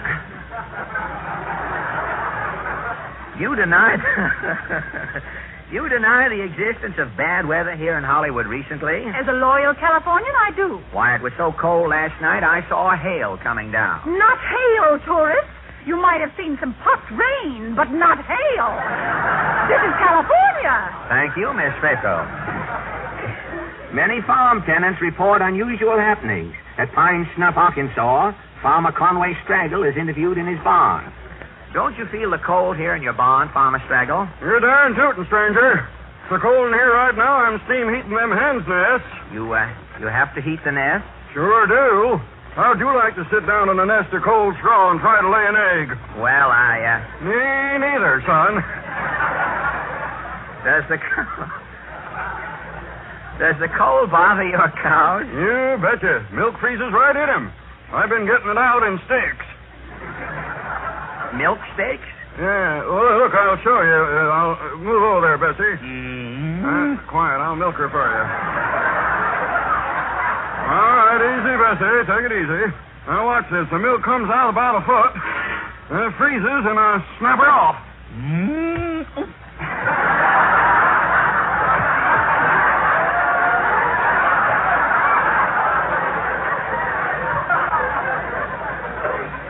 Thank you, Farmer Straggle. Break me off a pint, and I'll take it with me. I'll figure that. These flashes have given you an idea of the present-day machine-age cold wave, ladies and gentlemen. But in the mind of the oldest inhabitant, the outstanding cold wave ever to sweep this country occurred during the winter of 1871. On the night of January 2nd, 1871, the mercury took a 52-degree drop. The drop.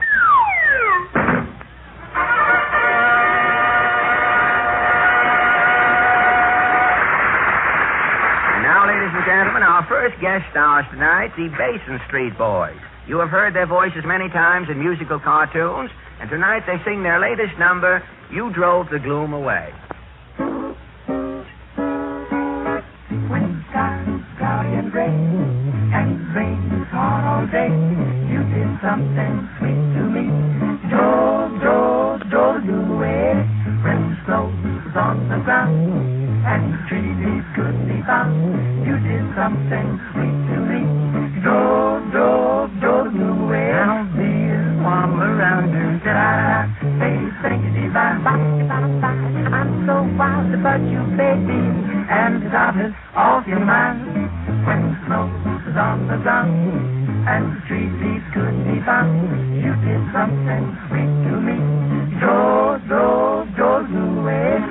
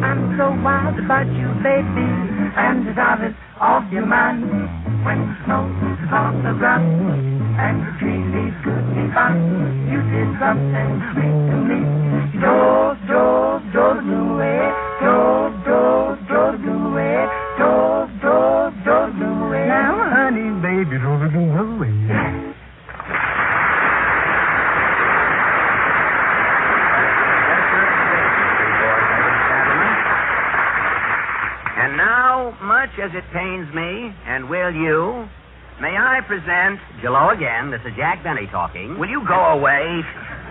Oh, fuck.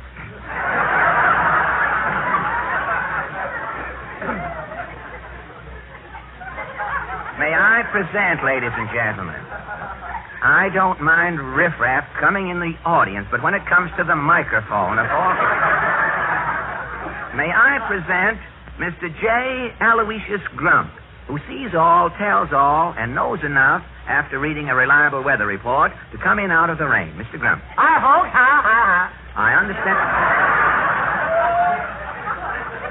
I understand you're a bit of a prophet in your spare time, Mr. Grump. You said it, Alan, you said it. I'm in the know, see? So I can tell what's going to happen before it happens, see? And I'd like to say right here and now that from where I sit, the outlook's pretty gloomy indeed, yes, sir. What, with Christmas coming on? Well, that's just my point. Most of the gals who'd like to have mink coats for Christmas are going to get washing machines. Willy-nilly, eh? You said it. Father's checking account is going to have fallen arches, and that ain't all. People all over the country will go through the holidays eating too much and drinking too much and feeling like the end of a misspent life. And there's nothing they can do about it. Oh, now, come, Mr. Grump. You are painting a pretty gloomy picture here. I grant that a lot of us will overindulge during the holidays, and naturally we will feel stuffy or grouchy or have a headache, because that overindulgence has upset our stomachs. But there is something you can do about it, ladies and gentlemen. You can reach for a friendly bottle of Sal Hepatica, because so many physicians will tell you that sluggish, under-par feeling is so often caused by two things: accumulated waste and gastric acidity. And Sal Hepatica is a quick-acting, effervescent mineral salt laxative made especially to get after both of these conditions at once. That's why it is particularly effective, ladies and gentlemen, because Sal Hepatica not only removes accumulated waste through laxation, but besides, it also counteracts that acidity. So just put 2 teaspoonfuls of Sal Hepatica in a glass of water and drink it. You'll soon be feeling alert, alive, feeling that there is a Santa Claus. If you'll just remember Sal Hepatica for the smile of health.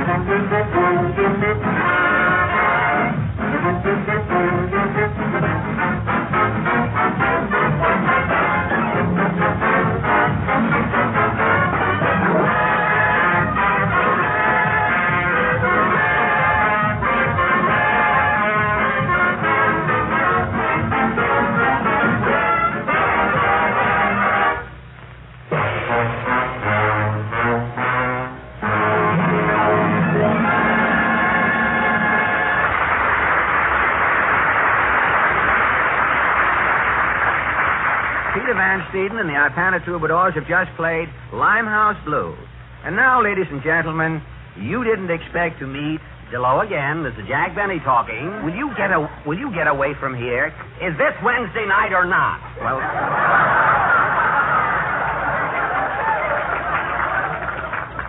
As I was saying, ladies and gentlemen, tonight... You didn't expect to meet... Whom, Fred? Well, right in back of this radio studio on the Warner Brothers lot here, Harry, there's a gentleman who operates a lunch wagon. Mm-hmm. Day and night, he is a veritable tornado of chopped meat and onions, for he is a genial Merlin who assembles hamburgers at an instant's notice for his customers. And his customers, Harry, are only movie and radio celebrities. Now, I think a man who works untold hours to help radio and movie favorites fend off malnutrition Has an odd profession. He certainly has, Fred. Well, I've invited him to jump out of his frying pan into our fire this evening and see how it feels to be grilled himself. And so then, ladies and gentlemen, tonight I know you didn't expect to meet Mr. Willie King. Willie, you always make all of us feel at home at your lunch wagon, and Harry and I want you to feel at home here with us tonight. Thank you, Mr. Allen. I'll do my best. Well, first of all, do you just operate this one lunch wagon in back of the studio? No, I have 6 wagons altogether. Where are the other 5 touring cafes? They're in a garage. I only use them for special occasions. For banquets, weddings, and things like that, you mean? No, when Warner Picture companies go on location, I send out my trucks to serve lunch to the actors and mechanics. I see. You have the location concession. Right. I'm the only lunchman with the exclusive concession at the studio. You haven't any competition then? Well, there's one fella running a freelance lunch wagon, but he can't muscle in on my territory. A freelance lunch wagon. It isn't that fella they call Tomaine Sam, is it? I won't mention any names. Why should I advertise a competitor? You're right, Willie. Well, tell me, has your lunch wagon ever been in any of the Warner pictures? Yes, at the one you eat was used, I'm a fugitive from a chain gang. It was in I'm a fugitive from a chain gang, huh? Well, how did it scream? For not being made up and considering it's a wagon, it looked pretty good. Well, you ought to paint your wagon red, Willie, and be ready for Technicolor. You think it's a bad idea? I think it's a good idea. But say, there's one, don't mind my voice tonight, Willie. I'm taking voice lessons from Andy Devine's teacher. It's just having effect. But say, there's one question I forgot I should have really asked you first, Willie. How did you get into this a la carte cafe business? Well, years ago, I used to be in picture business. Uh-huh. Now it comes out. You were an actor, huh? No, I was assistant director with Larry Seaman in silent pictures. What was the last picture you worked on? The Wizard of Oz. Were there any actors who are stars today in The Wizard of Oz? Clark Gable was an extra in that picture. He carried a spear. I wonder what ever became of that spear. I wouldn't know. Naturally, but how did you happen to work yourself up from assistant directing to owning a lunch wagon? Well, when the talkies came in, I asked Jack Warner to give me the lunchroom concession at his studio. And Jack Warner did, huh? Yes, Fred, that was 12 years ago, and thanks to his kindness, I've been in business ever since. Well, I imagine, Willie, that during the past 12 years, you have sold a sandwich to practically every big star on the Warner lot. Yes, I've known them all. And you're acquainted with all of the Warner stars today, of course? Oh, yes, Dick Powell, Joan Modell, Edward G. Robinson, Andy Devine, Pat O'Brien, Leslie Howard. What does Leslie Howard usually have for lunch? Kippers and crumpets? No, Mr. Howard generally has coffee and donuts. Well, confidentially, Willie, have you ever caught Leslie Howard dunking? Well, one day... Now, wait for your laugh, Willie. Wait for your laugh.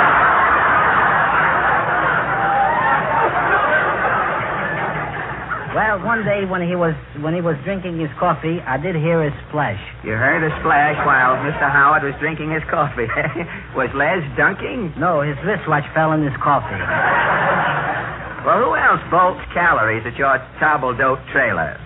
Ruby Keeler. Does Ruby like your hamburgers? She says they're the best in town. No kidding, huh? Is Al, what's his name, her husband, Al, that fella, is he a hamburger addict? No, Al generally takes his steak smothered in ketchup. What about Betty Davis? Miss Davis is crazy about potatoes. I've seen her order fried potatoes and potato salad in the same plate. I imagine you treasure the mental picture you have of Miss Davis's potatoes among your starchy souvenirs, Willie. There's no time for sentiment when you're running a lunch wagon, Fred.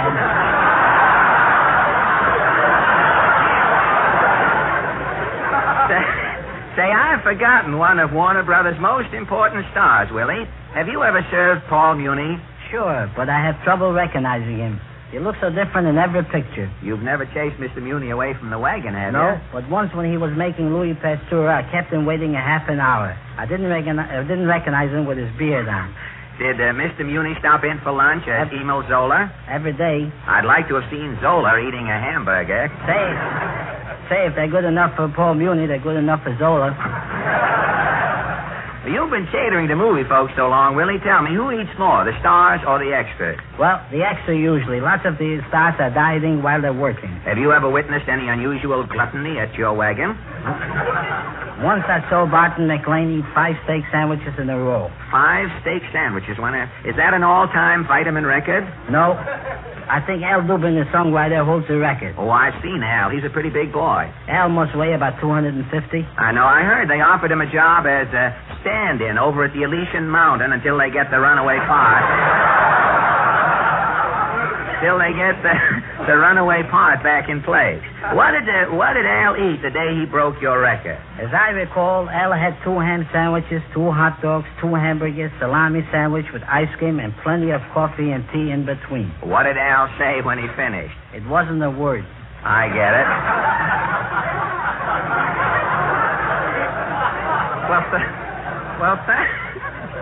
Well, thanks, Willie, for giving us this opportunity to put on our optical napkins and take a peek behind your mound of chopped steak and onion. It's been a pleasure, Fred. You like the radio business, eh? It's not bad. You don't have to wear an apron.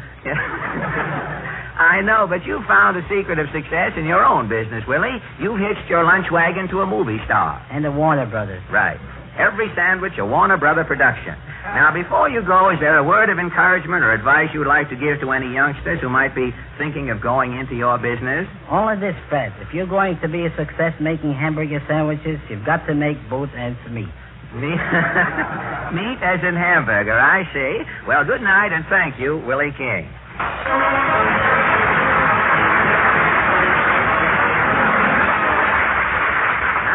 Gentlemen, the King's Men. Tonight the boys sing Nobody Loves a Riveter But His Mother. Hammer away, boys.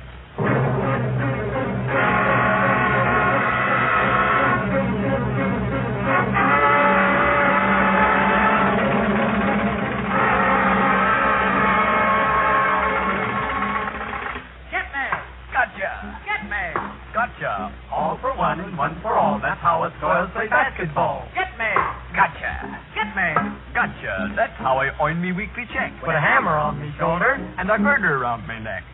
Hey, you guys, look at that swell dame down below. There she go. Get me! Hey, how do you get that hitting me there with a red-hot rivet? Oh, look what you're doing, you clumsy boo. Oh, I'm fed up with this lousy job anyhow. Why? A girl can love a sailor, a butcher or a tailor, but nobody loves a riveter but his mother. A girl can love a plumber or some guy even dumber, but nobody loves a riveter but his mother. She'd love a crook who'd break into a jewelry shop. If she's a cook, she'd even love a cop or nurse. But when we start to rivet, no woman cannot live it, so nobody loves a riveter but his mother.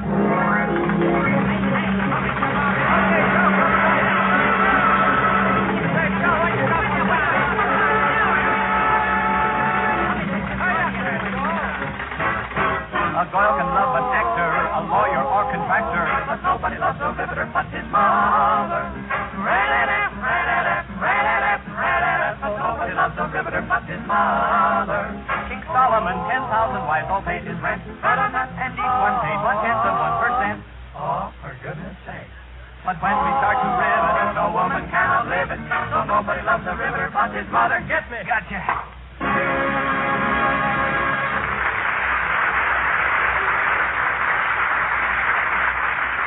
Thank you.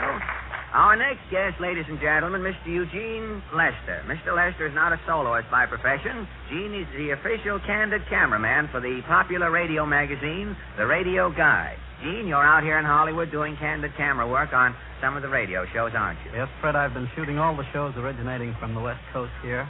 You have, huh? What shows have you done recently? Well, so far I've done the Hollywood Mardi Gras, the Burns and Allen show, Phil Baker, and then I think that fellow sitting over there in the corner was on one of them. Oh, Mr. Benny? That's the one. Yeah, that's the one. Well, you'll know as soon as you get the things developed.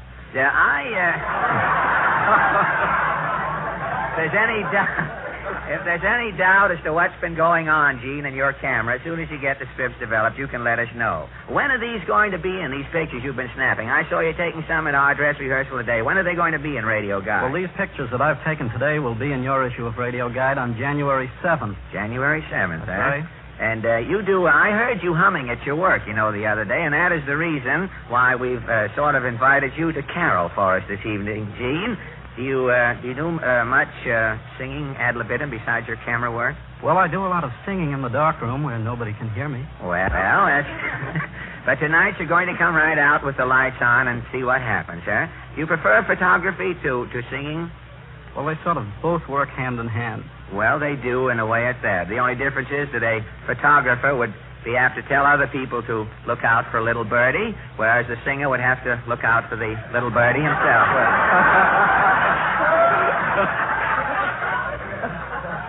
But, well, all right, Gene. I guess we have exhausted the fun for the moment. We mustn't be too funny now because Mr. Benny is coming along with a wham shortly. What are you going to sing, Gene? Well, there's a new tune called Rosalie that seems to be pretty popular today. Rosalie from the picture of the same name? That's right. All right. Rosalie, thank you.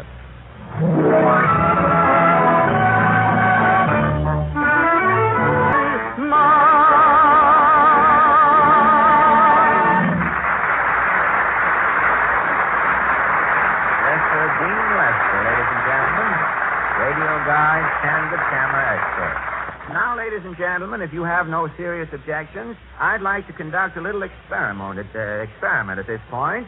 You see, some expert has just burst into print with a statement that radio audiences listen with only half their mind, and consequently have only a vague idea of what they hear. Well, do you think you can change all that, Fred? No, Harry. All I want to do is to prove or disprove it. Now, if I can just get someone within the range of these tired eyes... well, this gentleman here in the front row. Do you listen regularly to this program, sir? Every chance I get. My public. Would you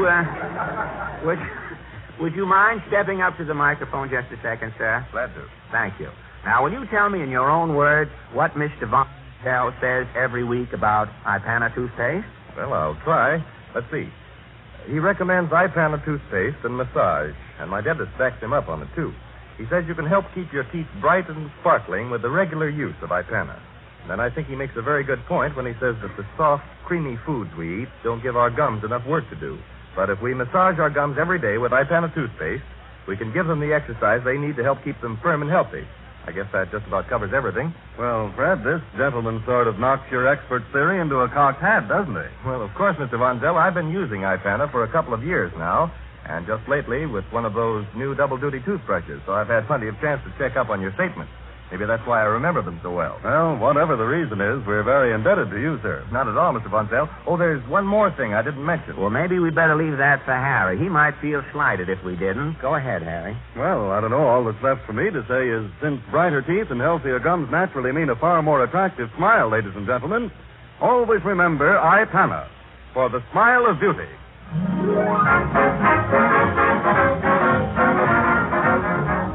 Town Hall tonight will continue immediately following a short pause for your station identification.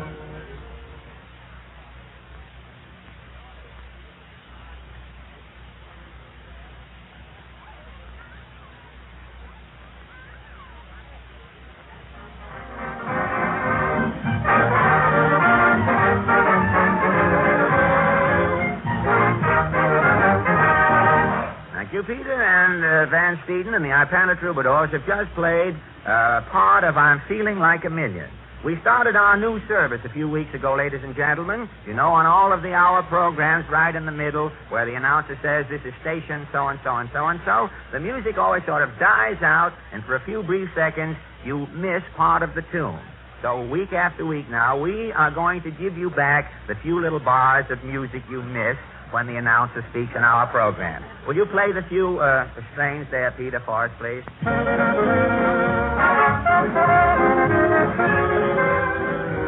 Thank you very much. Now, ladies and gentlemen, if you fit that back into the part you heard before the announcer spoke, you have I'm Feeling Like a Million. Now, on Friday night, the Port Jervis String Ensemble will... Do you mind if I interrupt, Mr. Allen? Why, no, Portland. Into each life, some rain must fall, unless one lives in Palm Springs, of course. Or unless one is an old maid. What has an old maid to do with no rain falling in her life? If an old maid never gets married, she never gets a shower, does she? Tub her shower as long as she's healthy. What is this? Well, I've got a big surprise for you tonight, Mr. Allen. Big surprise. Now, look. Portland, this is the day of digest publications, concentrated foods, and capsule criticism. Couldn't you sense the trend and show up with a little surprise? But this is the biggest thing you've had on the program this year. Hello again for the fourth time. Now, look, Portland, a thing on the program we don't need. Stuff I don't mind, but not a thing. But, Mr. Allen, it isn't a thing. This is an old friend of yours from the days of vaudeville. If it's Otto the trained seal, throw him a fish and tell him I'm busy. Now, wait a minute, Fred. If you'll just take your nose, that one you used to talk through, out of that microphone, you'll see that it's me. Oh, Jack. Jack Benny. Well, wait a minute. There's a reception goes in there. Well, it doesn't matter.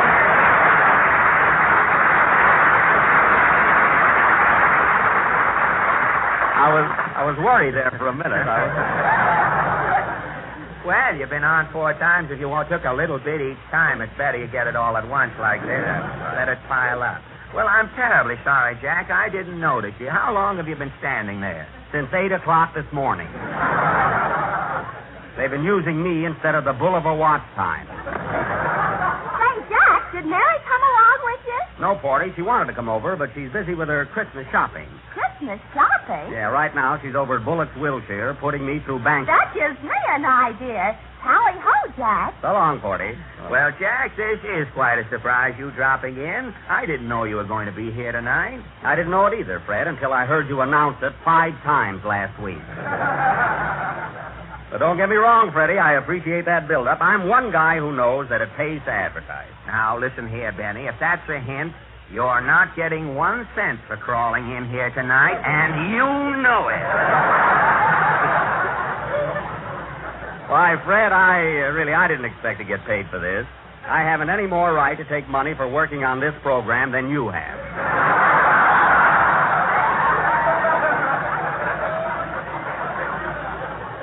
You for a while there. Now,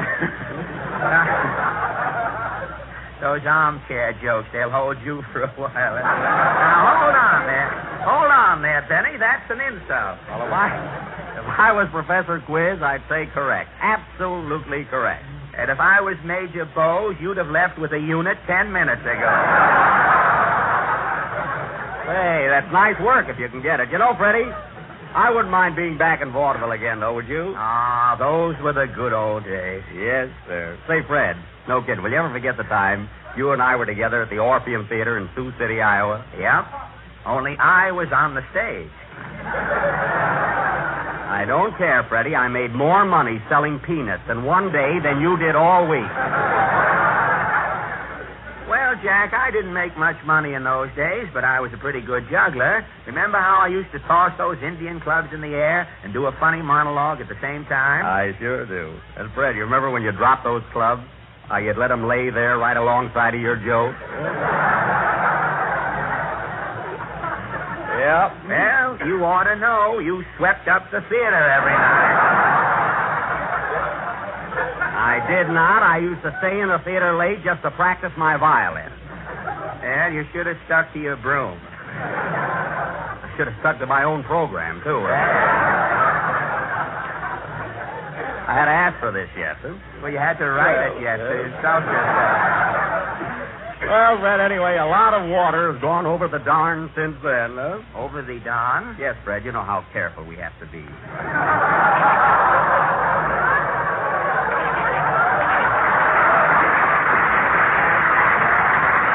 But just think, Freddie, just think, here we are, both in Hollywood and both of us in pictures. It does seem unreasonable, doesn't it?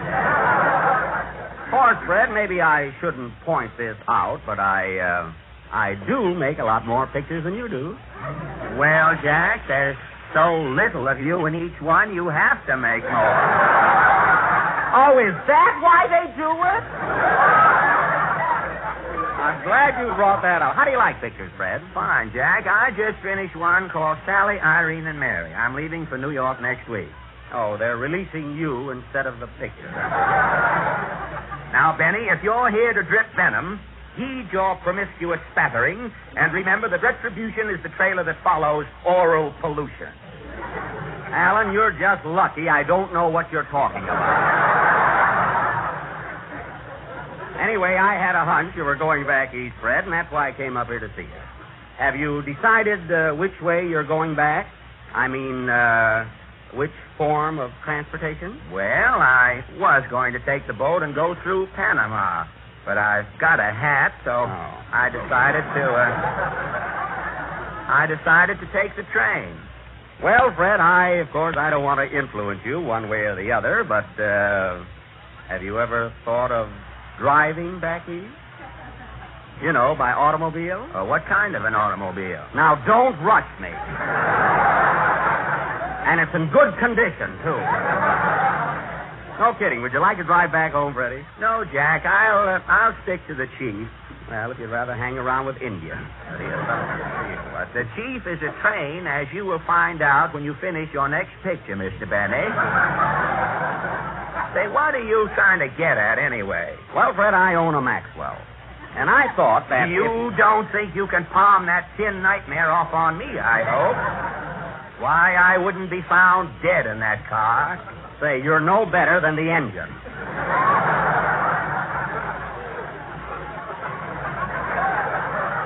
Why, the engine in that steam cabinet is so dead, the front wheels are nothing but rubber. Where is that uncovered wagon? It's right outside the door. Hey, boys. Yes, Mr. Benny. Will you drive my Maxwell in, please? Oh, sure. Now, be careful, fellas. It's a high-powered car there, you know. Right in here, boys. Right in here. Well, want us to leave it right here, Mr. Benny? Yes, thanks, fellas. Hey, what's that noise? Noise? I'll cut off the motor so we can hear it.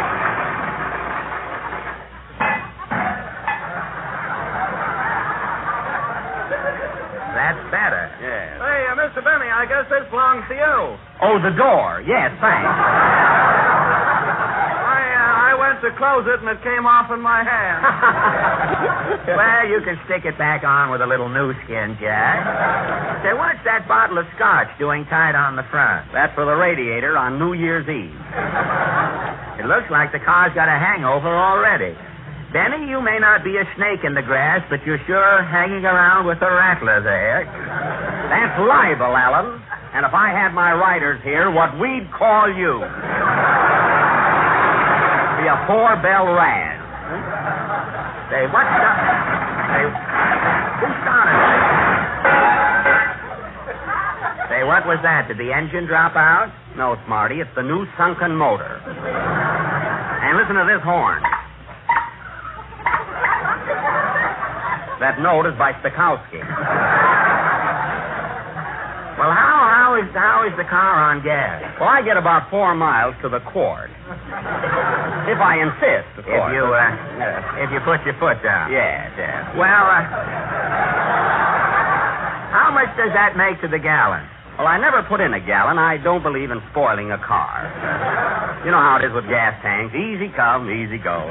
Well, Alan, what do you say? Well, now that I've had a good look at this bear trap, Jack, I know why the Maxwell people went into the coffee business.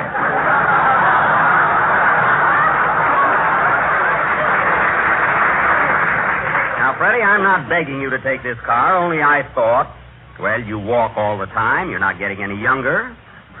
I think you ought to take your varicose veins out for a spin once in a while. What are you asking for this rhapsody and junk? I'm asking $95 FOB. FOB? For old Benny.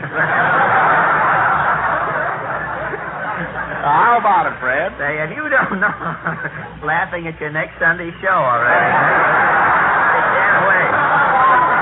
If you don't know... I'd give $1,000 if I could think of an answer right now. If you don't know by now that I don't want that car, you ought to have your skull in. All right, Fred, as long as you don't want to buy it, I'll tell you what I'll do.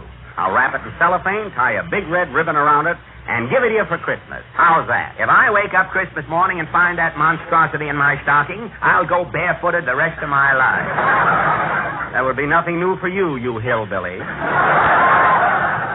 So you don't even want it for a present, huh? I don't want it present, past, the future. You can take that animated skillet. All right, Fred, all right. I merely wanted to be a good fellow, that's all. If you don't want the car, and I think you don't, I'll be on my way. No hard feelings, I hope. No, Jack, I haven't anything against you, not Benny the man. I'm just not in the market, that's all. I hope I didn't offend you. Oh, no, Freddie, I'll just have to sell it to some other guy.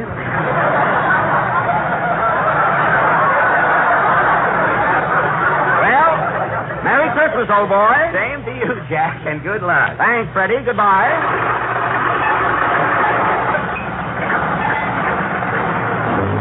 Hey, what was that, Jack? That's what my car thinks of you, Alan. So long, everybody.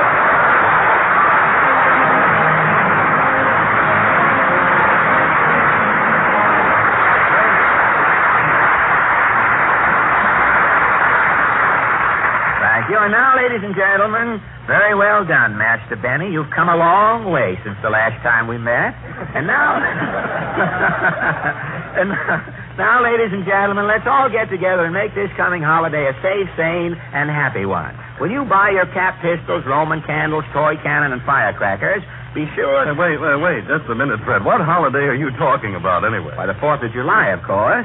Well, Fred, the coming holiday is Christmas. I know that, Harry, but if you start talking about Christmas these days, you run into a lot of competition. And besides, I had a message up my sleeve. I want people to be careful. I want them to be able to enjoy their holiday. Fred, I had a holiday message also. Oh, Harry, did I spoil it for you? Well, no, because I want everybody to enjoy the holidays, too. And I want them to be careful. Especially careful of a cold. Because nothing can take the merry out of a Merry Christmas more completely than a cold. That's why I hope that during the holidays everyone will be sure to have a bottle of Sal Hepatica on hand. Because so many physicians say you can often help throw up a cold more quickly if, at its very beginning, you do two important and fundamental things. One, remove accumulated waste, and two, counteract the acidity that so frequently accompanies a cold. And Sal Hepatica, ladies and gentlemen, is an effective mineral salt laxative that does both of those things at once. It not only removes accumulated waste through laxation, but it also helps nature counteract that acidity. So don't take chances on a cold spoiling your holidays. Take Sal Hepatica for the smile of health. Now, ladies and gentlemen, we bring you those theatrical termites who have gone through their artistic lives trying to bring down the house. The mighty Allen Art Players. Tonight they present a Christmas fable. It's called Santa Claus Sits Down, or Jingle Bells Shall Not Ring Tonight. Over to you, Peter.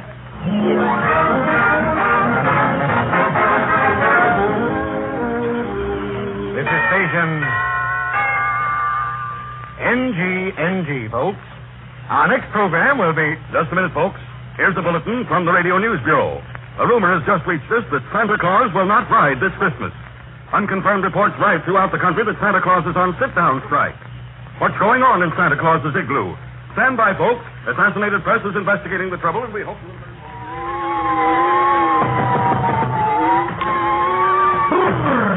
Is this the Santa Claus igloo? Yes, I'm Mrs. Claus. I'm Phil Beat of the Assassinated Press. I'm here to check on this rumor that Santa Claus refuses to ride this year. Oh, I'm glad to come. I've been fighting with him all week, and he refuses to budge. Well, where is Santa Claus now? Oh, the old fool's in the next room sulking. I'll get him. Hey, Santa. Oh, it ain't no use coaxing, Ma. Oh, you ain't go.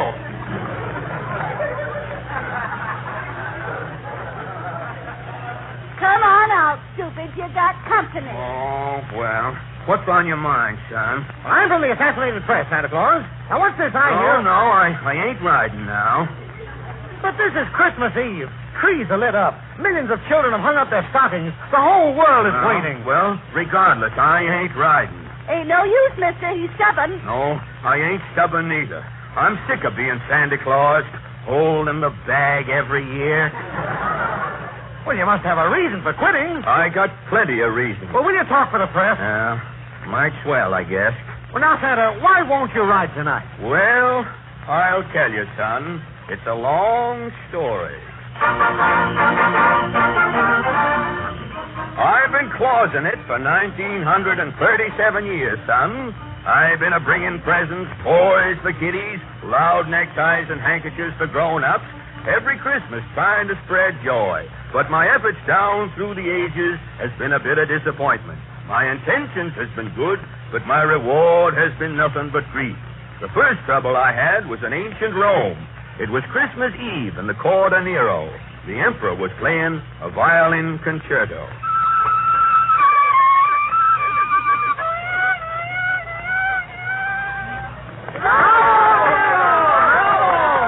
Is your emperor the best fiddler in Rome, Latches? Yea, Nero. Is your king a master of pizzicato? Yea, Nero. Shall Nero play an encore? No, Nero. What, you dog? Begone, hypocrite. Clear my throne room. Yes.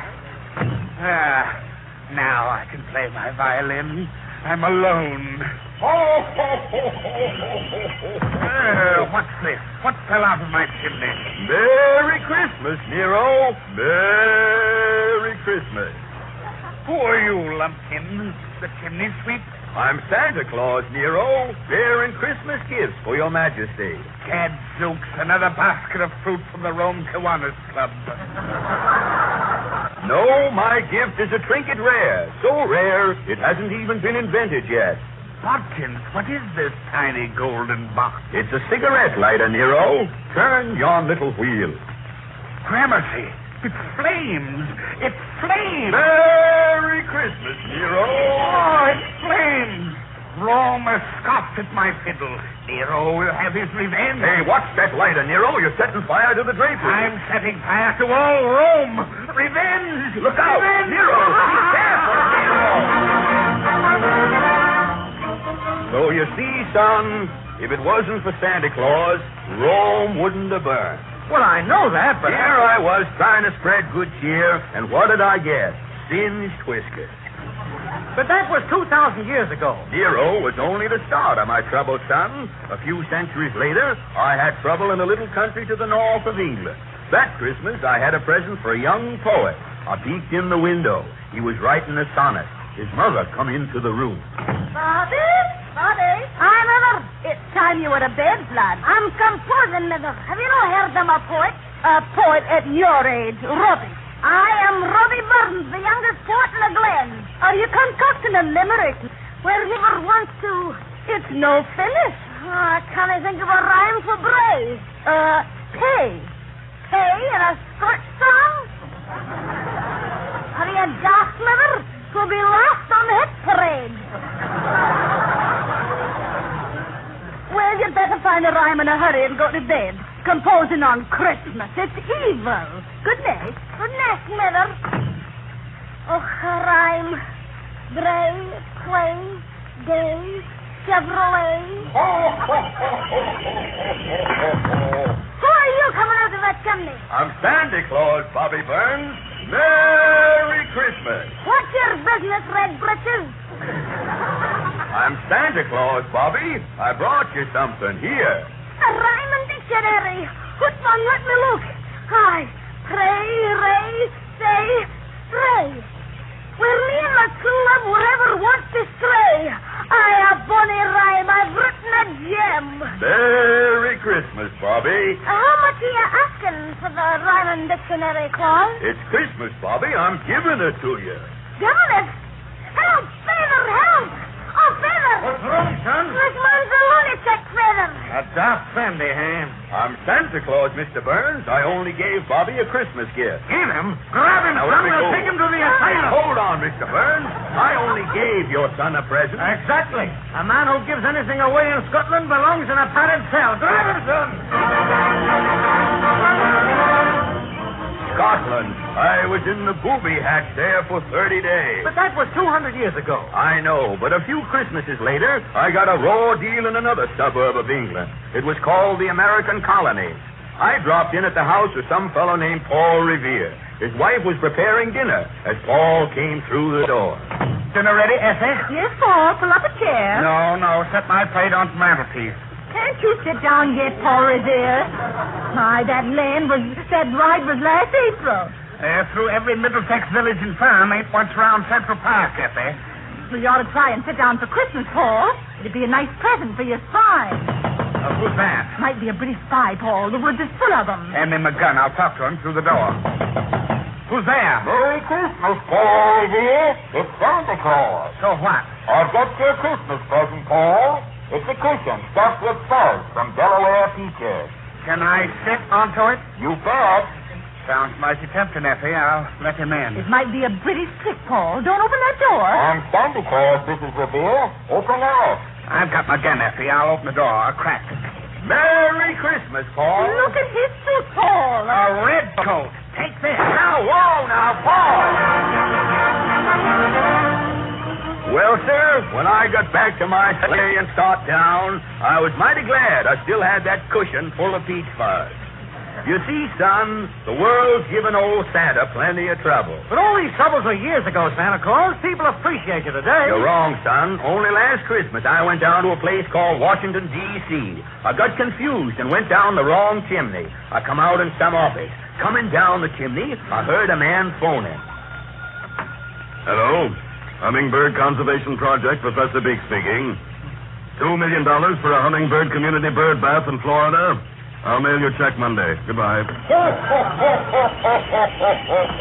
Here, what are you doing here? Merry Christmas. I'm Santa Claus. Santa Claus? One of the Wagner Act clauses? No. I'm a mythical character. Oh, a friend of Jim Farley's, eh? No. I come down from the North Pole once a year to give things away. I give and give all up and down the land to make people happy. You do? Well, you'd better go back to the pole, Fatty. But I'm Santa Claus. No, you're not. The government is Santa Claus today. And that was only last year, son. That's why my spirit's broken. Being Santa Claus is just one pain in the ermine after another. Well, won't you reconsider? Think how the headline will look in the paper. Santa Claus on sit-down strike. Well, Santa ain't a-getting up, son. This is one Christmas I'm going to enjoy in peace. What's that clock striking? 12 o'clock, Santa. It's Christmas Day. It is, eh? Well, I ain't moving. Don't mean nothing to me. I'm sitting here. I'm taking it easy. I'm leaning right back here. Not getting kicked around this Christmas. Oh, shucks. Hey, Ma. Yes, Santa? Where's my mittens, my bag, my reindeer, my sleigh? You mean? Yep, I'm going, Ma. But I thought you said... I've changed my mind, son. Christmas ain't Christmas without Santa Claus. I'm a-giving the world one more chance. But what about my story, Santa on sit-down? Change the headline, son. Just say, Buck Santa rides again. Merry Christmas.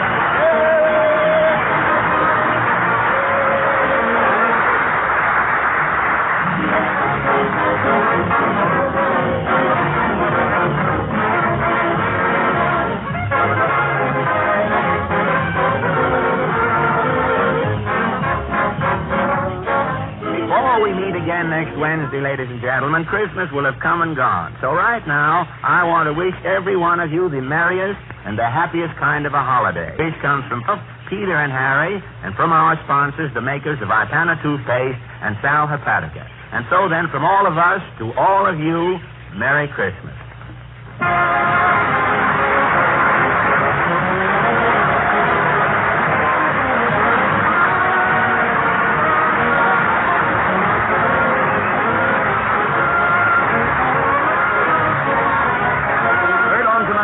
Ladies and gentlemen, where Be a Good Sport from Love and Hisses, and I'm Feeling Like a Million from the Broadway melody of 1938.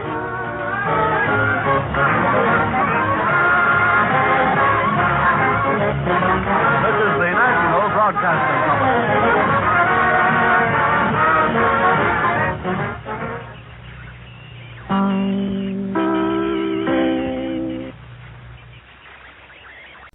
This is ChestertonRadio.com. J-E-L-L-O. The Jell-O program starring Jack Benny with Johnny Green and his orchestra. The orchestra opens the program with She Shall Have Music from the picture of the same name.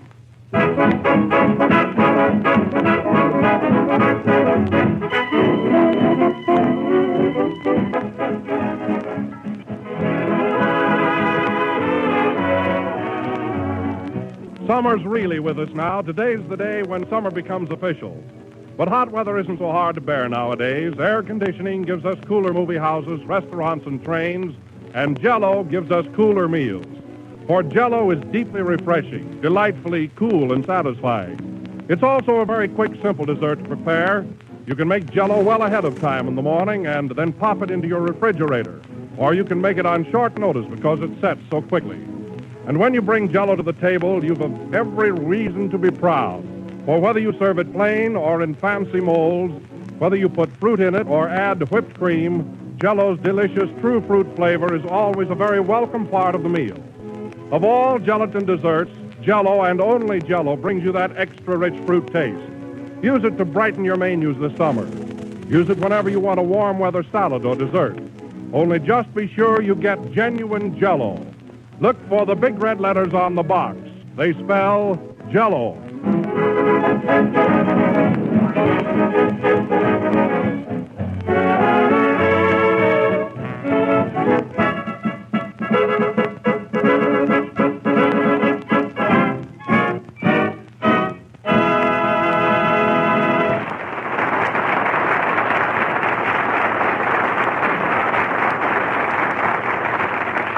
And now we bring to you for the last time this season that worn-out master of ceremonies, Jack Benny.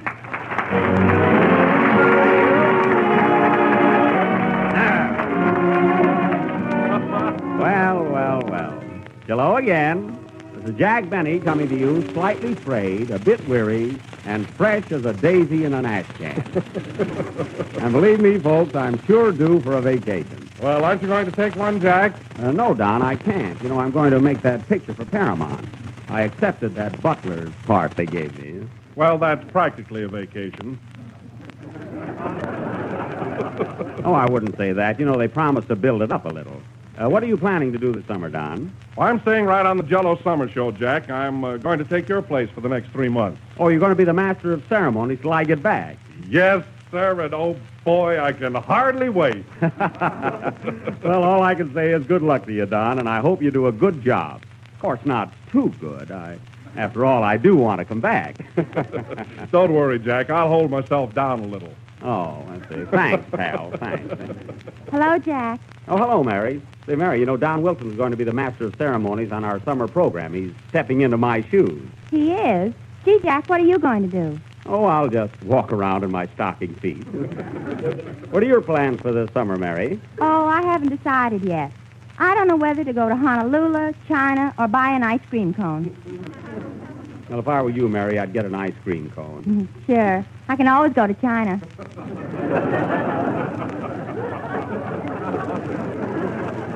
I think so, yes. Hello, Jack. Happy Father's Day. Oh, hello, Kenny. Say, this is Father's Day, isn't it? I forgot all about it. Isn't that awful? Gee, you know, I intended to send Dad a tie or something, but it slipped my mind. Gosh, I certainly am negligent. What does negligent mean, Jack? Cheap.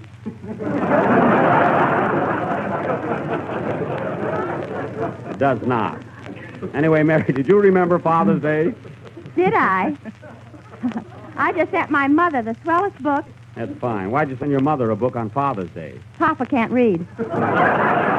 Mary, you really need a vacation. What are you going to do this summer, Kenny? Oh, I'm going to take a long rest, Jack. I'm pretty tired. Well, I don't blame you. I know how you feel singing a whole song every Sunday night. See, I don't see how you do it. Yes, and I have to stand up to sing, too. Next year, we'll get him a couch. Yeah. Well, Kenny, you take a real nice vacation and relax. Oh, Jack. Yes, Don? Johnny Green wants to know if you brought your violin with you tonight. Oh, he does, Did you hear that, Mary? Johnny wants to know if I brought my violin. Maybe he wants you to play with the orchestra. Yeah, he waited till the last program. Oh, Johnny, were you looking for me? Yes. Say, Jack, did you bring your violin along tonight? Yes, sir. I have it right here. You want me to play the next number with you? No, we're looking for a fly swatter.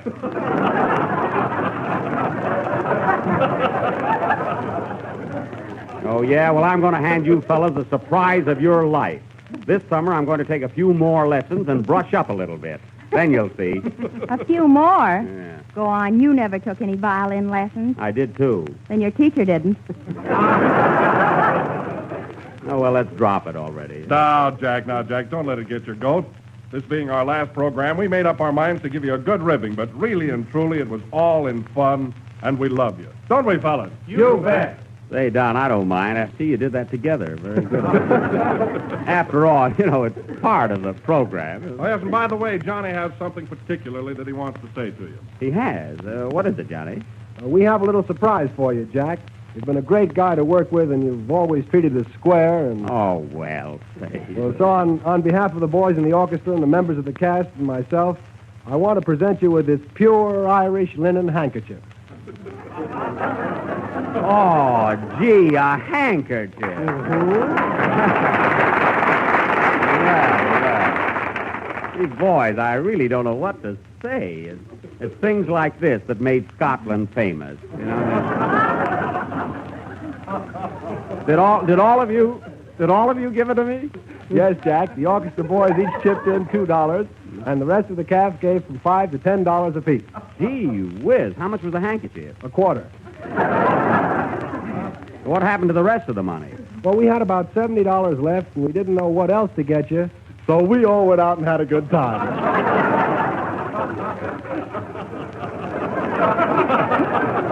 Well, I certainly do want to thank you for the handkerchief and the good time.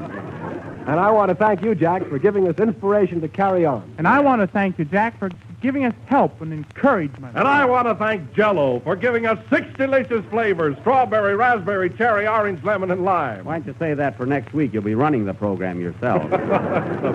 And now, ladies and gentlemen, I want to thank Kenny Baker in advance for singing the next number called Would You from the motion picture San Francisco.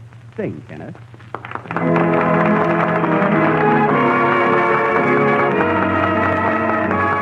That was Kenny Baker singing Would You. And for the last time this season, Kenny, I'm going to say that was very good. And he stood up to sing it, too. Say, Jack, what about your picture? You settled that argument with Paramount, didn't you? Oh, sure. They finally gave in. We start shooting tomorrow. Who's going to be your leading lady? That's the only trouble, Mary. I'm having such a hard time finding one. That's funny. I didn't have any trouble. I just found the cutest leading man. Oh, boy, is he handsome. But, Mary, you're not going to make a picture. Who wants to?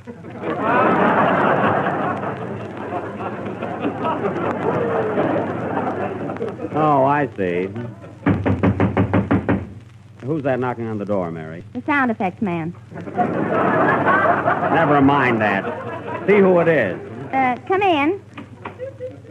I'd like to see Mr. Benny, please. Tell him it's Mitch Lyson. Oh, hello, Mr. Lyson. Come right in. Oh, Mary, this is Mitch Lyson, the man who's going to direct my picture. Hello, Mary. Hello. Gee, I wonder if he likes me, too. What brings you here, Mr. Lyson? Well, Jack, we start shooting the picture tomorrow. I thought I'd come over and get a few things straightened out. Oh, that's fine. I brought my cameraman along. This is Mr. Sparkle. We call him Sparky. Oh, how do you do? How are you? Who's that third fellow, Jack? Quiet, that's the camera. Gee, I hope I'll photograph all right. I think you'll be okay, Jack. Of course, your hair's a little gray, but we can photograph you with your hat on. A butler with a hat on. Won't I be too tall? Well, you can take your shoes off. That's fine. A barefooted butler with a hat on. Must be a society picture. Mary. And another thing. Those ears should go back a little. My ears? Well, can't you pull my hat down over them? Well, you can try it. Oh. Now, let me see. Your eyes, they seem to be a little too close together. My eyes? There goes that hat down again. Quiet. What do you think, Sparky? Oh, I guess we can move his eyes back about an inch. Now, wait a minute, boys. Anything for art, but don't get them too far back. We won't. You know what I mean. I don't want people whispering in my eye.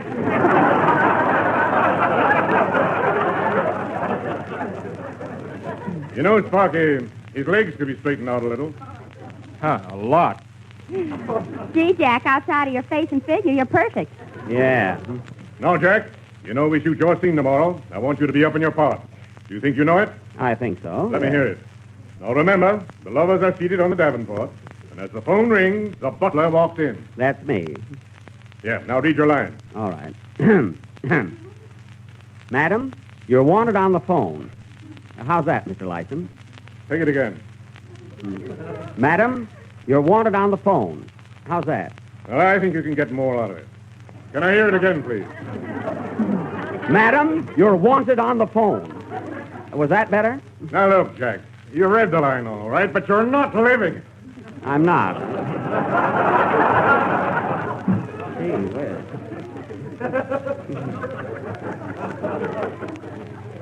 No, you must think of what you're saying. Now, when you walk into that room, whom do you see? Somebody else getting the job.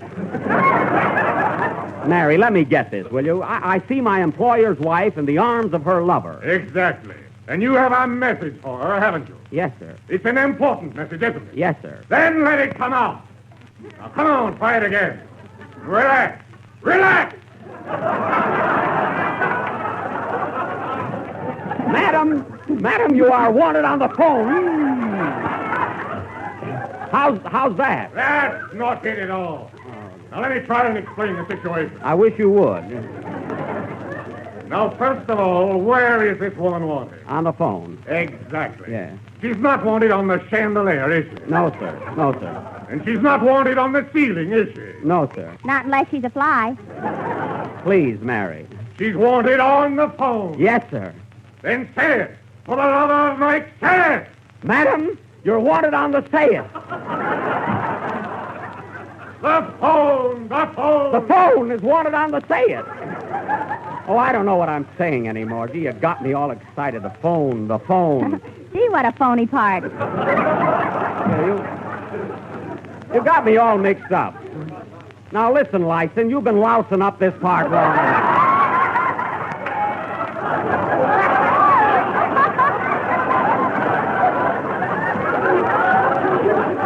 In the first place, Mr. Gensler said my part would be bigger. Oh, he did, eh? Yes. All right, I'll tell you what. Instead of saying phone, say telephone. Well, thanks.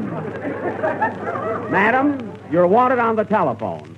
Say, Jack, I know how you can make your part even bigger. How? Well, if the madam gets a divorce, you could say, Mademoiselle, you're wanted on the telephone. That's right. And if she happens to be French, I can say, Mademoiselle from Armentières, you're wanted on the telephone. Now, wait a minute, Jack. Don't try to hog the picture.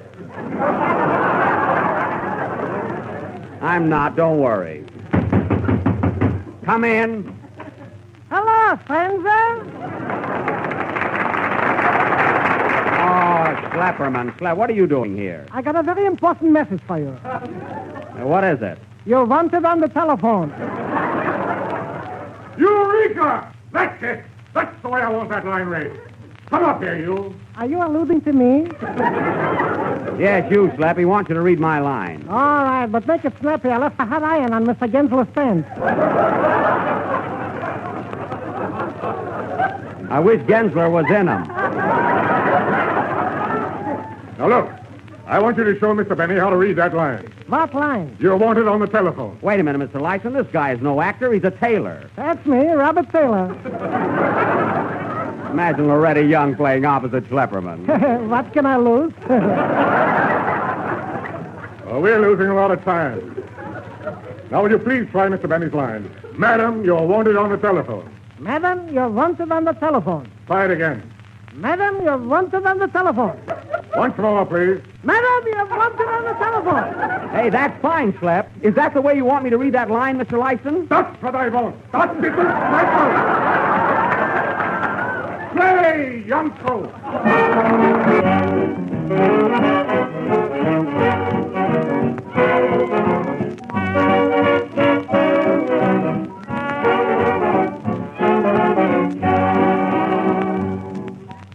Tonight, Jack Benny starts his summer vacation. So do Mary and Kenny, Johnny Green, and Schlepperman.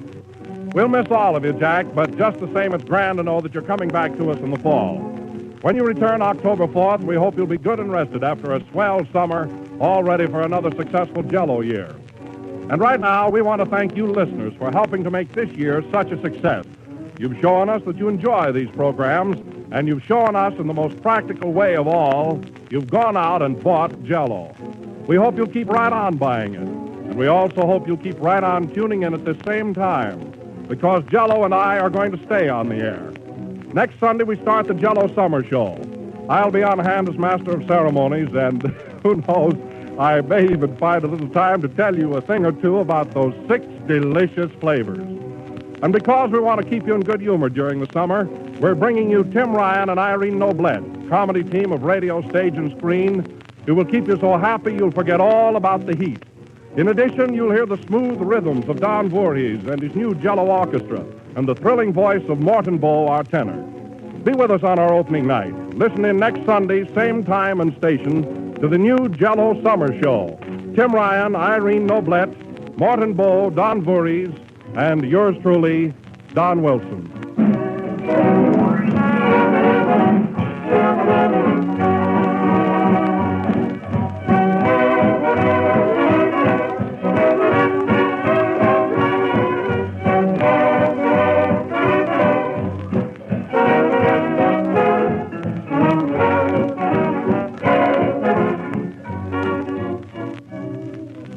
This is the last number of the last program in the present Jell-O series, and we'll be back again on Sunday, October 4th. And don't forget, folks, the new Jell-O Summer Show next Sunday night at the same time, starring Tim Ryan and Irene Noblette, Don Voorhees Orchestra, and Morton Bow, with Don Wilson as your Master of Ceremonies. I know you'll like it. I want to take this opportunity of thanking Harry W. Kahn, my author, for his splendid cooperation. I also want to thank Ed Beloin and Bill Morrow, who have helped me write my radio programs for the past 12 weeks during Mr. Kahn's illness. I want to thank Curtis Mitchell and the readers of Radio Guide for making it possible for me to win the Radio Guide contest again this year. Gee, it's a thrill. Say, Jack, What, Mary? why don't you thank me for something? All right, thanks, Mary. Good night, folks, and many thanks for listening in. J-E-L-L-O.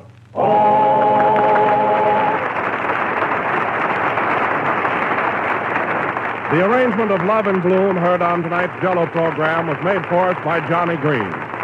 This program has come to you from the NBC studios in Hollywood. This is the National Broadcasting Company.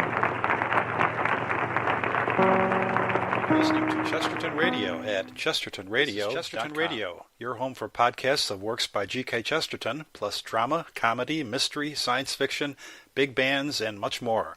The soundtrack to your Chesterton day at chestertonradio.com. The Jell-O program, coming to you from Hollywood, California, starring Jack Benny with Mary Livingston, Phil Harris, Dennis Day, and yours truly, Don Wilson. The orchestra opens the program with Goodnight Moonlight.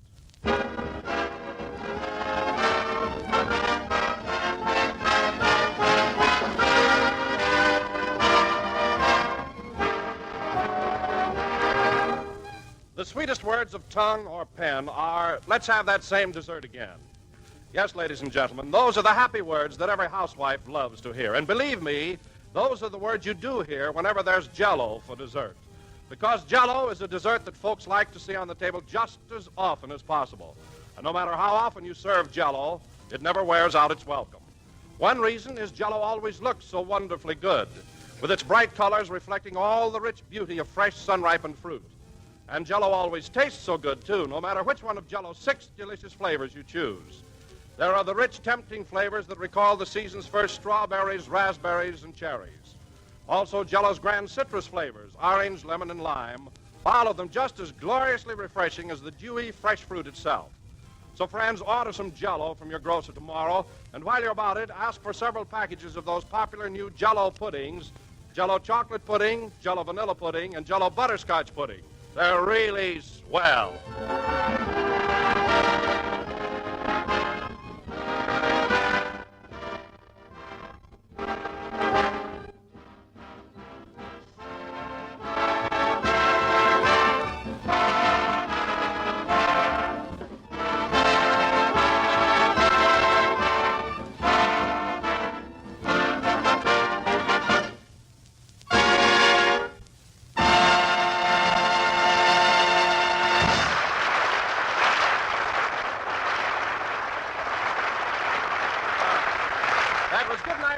Played by the orchestra. And now, ladies and gentlemen, I would like to announce that next week marks our final appearance on the air for this season. So tonight we bring you our master of ceremonies who has one more Sunday to greet you. That's right, Don. One more broadcast. Yes, sir. And one more paycheck. Yikes! Jack Benny.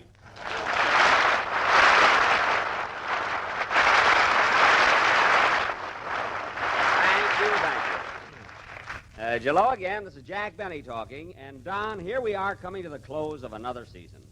Gosh, the months sure fly by, don't they? Yes, they do, Jack. They certainly do. You know, it doesn't seem possible that vacation time is so near. Just think, a couple of more weeks and I'll be on a boat bound for good old Honolulu.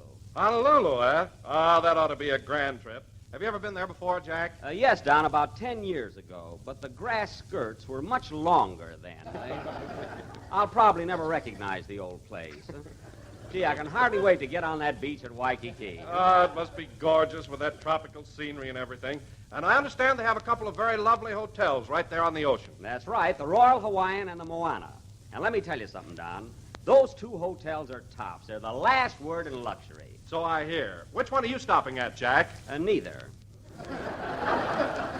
You see, I've already made reservations at the Sweet Leilani Auto Court.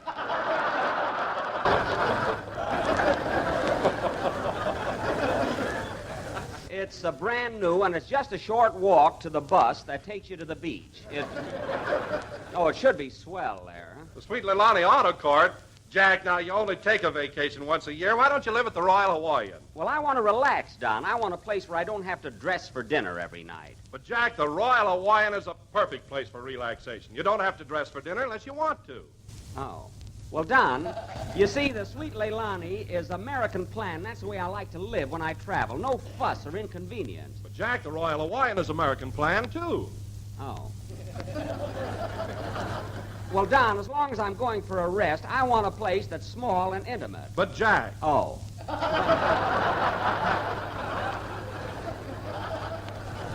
Now, forget it, Don. My mind's made up. Well, it's your vacation, so I guess you can live where you want to. By the way, what are the rates at the Sweet Leilani? It's $8 a day for the regular tourists and $5 for us beach boys.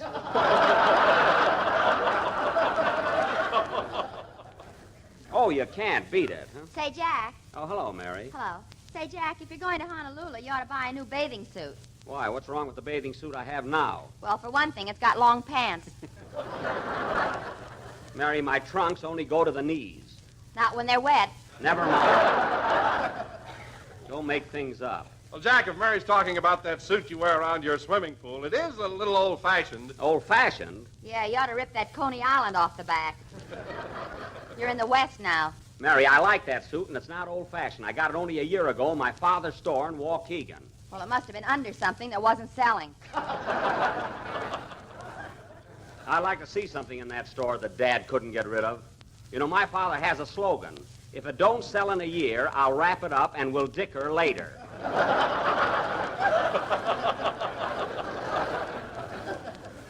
He's some salesman. I know. When we were in Waukegan last June, he told me I had a figure like Dorothy Lamour. Oh, he was kidding, Don. He was not. He sold me a sarong.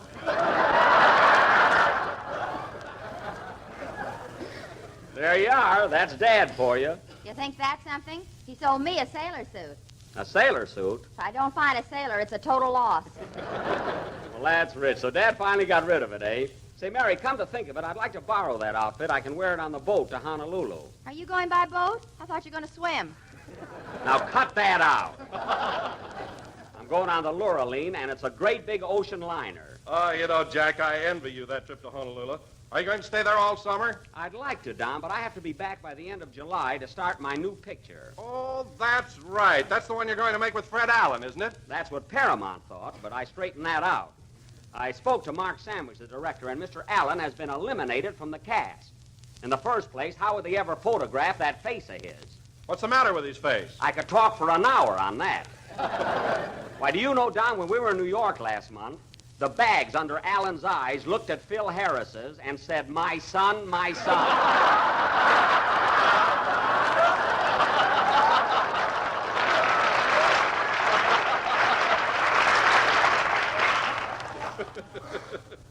Anyway, I put my foot down and Mr. Allen will not appear in my vehicle. Well, that's news to me.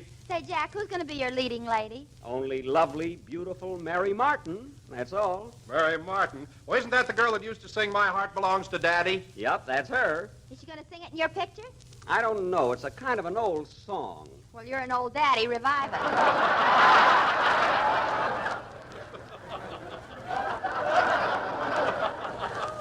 Mary, just let me worry about my picture and everything will be all right. Oh, hello, Philsy. Hiya, Jackson. I hear you're getting ready for that big vacation in a couple of weeks. Yes, sir. Where are you going this summer, Phil? Oh, I don't know. I haven't made up my mind yet. Why don't you go to Honolulu and see Jack's bathing suit? Oh, quiet. Have you ever been to Honolulu, Phil? No, but I sure wish I could go. Oh, boy, how I'd like to sit on the beach in the moonlight with a couple of those cute little papayas in my arms. Cute little what? Papayas, you know, girls, dames. Papayas? Sure. Don't you speak Honolulian?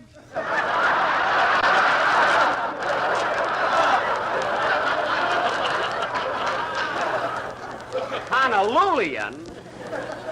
Phil, in the Hawaiian language, a papaya is a melon. A girl is called Awani. Oh, Jack, you're wrong about that. Awani is the name of the hotel we stopped at in Yosemite. Oh, yes. A Hawaiian girl is a wahine. Oh, that's right. That's the word. So you see, Phil, what you really mean is you'd like to be on the beach in the moonlight with a couple of wahinis. Let it go. I'll get some local stuff.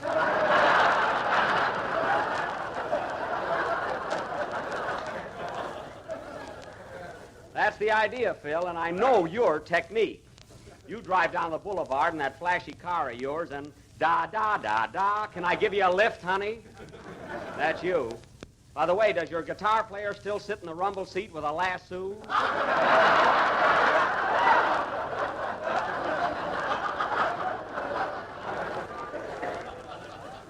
Does he? Now, wait a minute. Don't mention that dumbbell. He roped the cop yesterday. Roped the cop? Yeah, what a nitwit. I told him 1,000,000 times. Anything in blue, lay off.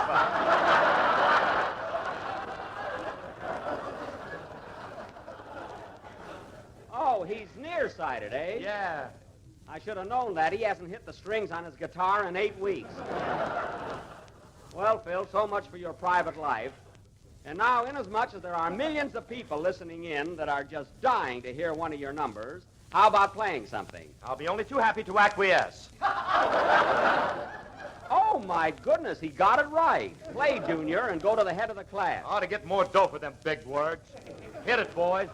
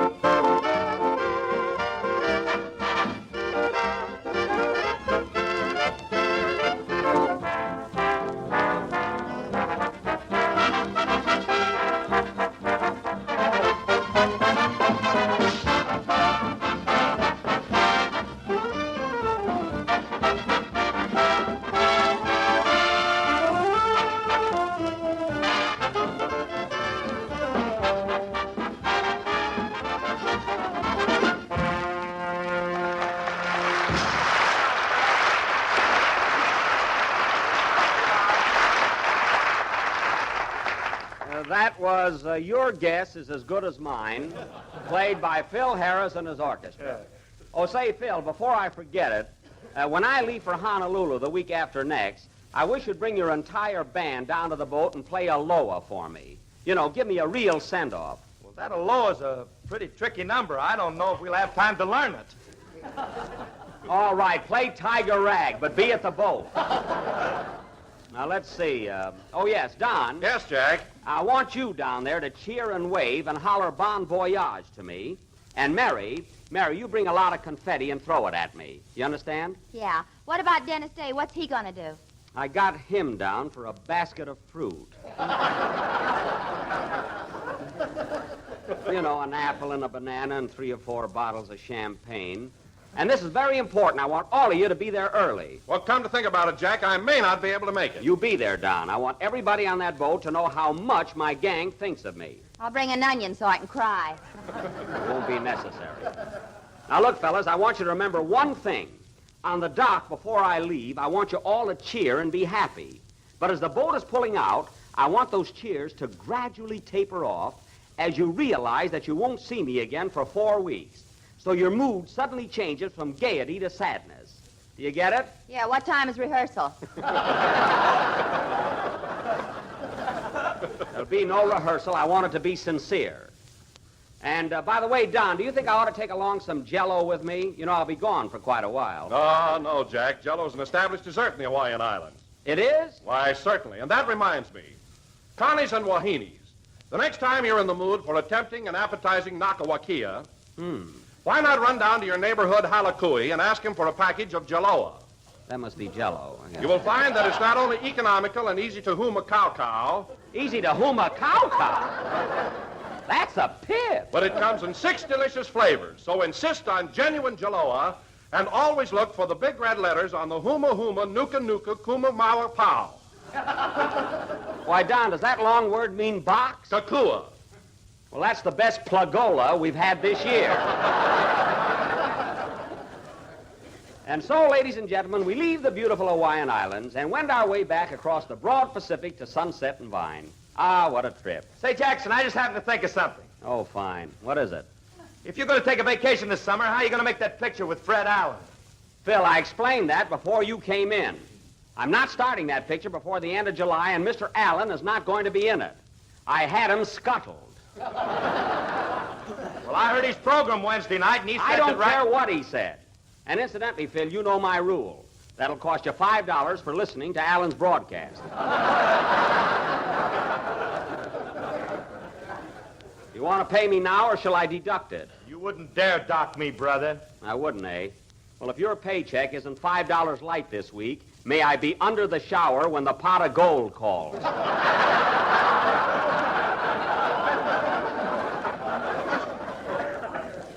And take your fine like a man. Fines, rules.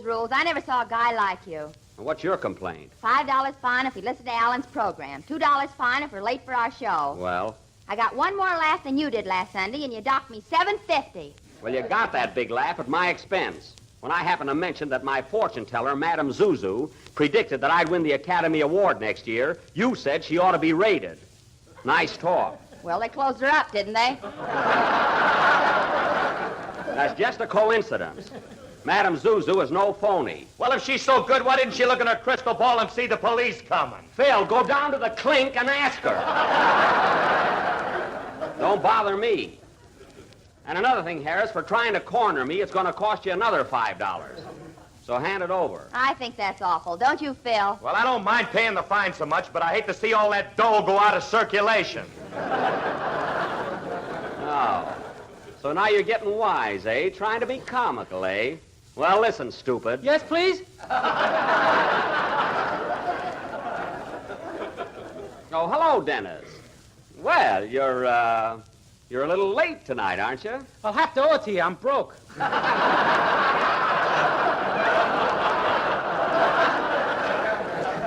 That's all right, Dennis. Forget it. You're a nice kid, and I won't take advantage of you.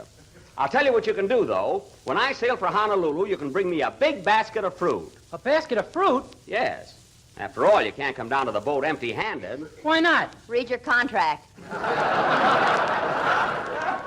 Now, wait a minute, Mary. If Dennis thinks the world of me and wants to bring me a big basket of fruit with a couple of bottles of champagne in it, that's his business. Champagne? What's going on here?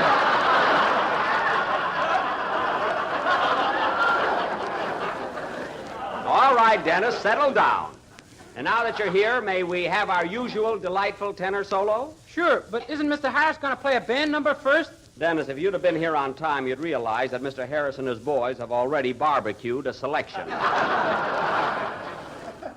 So now it's your turn. Okay. Sing, Dennis. Gee, champagne.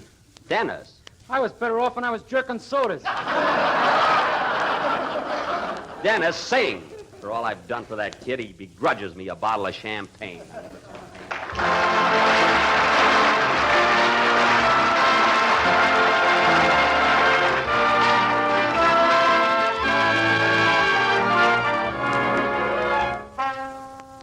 Love, don't be so cruel to me. Love, don't make a fool of me. Please give me just a sign. Please say that you'll be mine. Say it, say it, say it over and over again. Over and over again.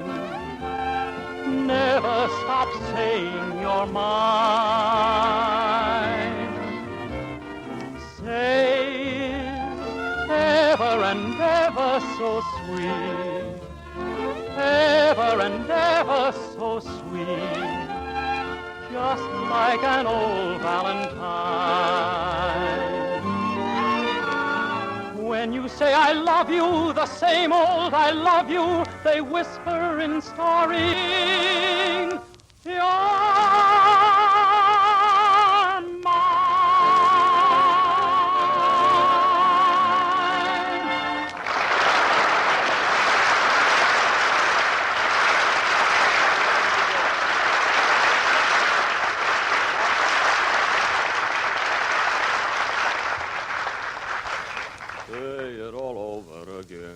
That was Say It, sung by Dennis Day. And Dennis, that's a beautiful number, really lovely. By the way, that's from some picture, isn't it? Yeah, that's from Buck Benny Rides Again. Oh, it is. Oh. Well, it's a grand song. I was going to sing Playmates, but you made me change it. And now, ladies and gentlemen, for our feature attraction tonight... Remember, we were out in the lobby and you told me... Dennis.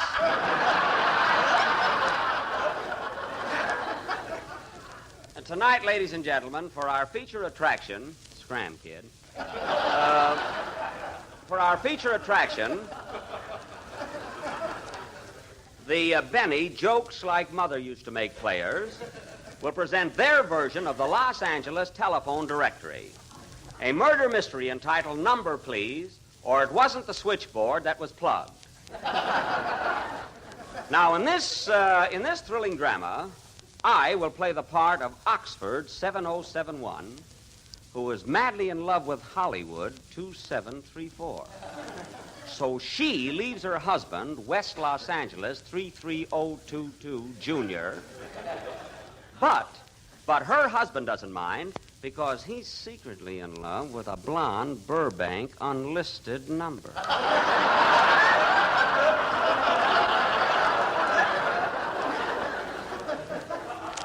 Catch on? Now, in this drama, who can that be? Very nice, 3,500, open up. Well, it's Andy Devine. Come on in, Andy.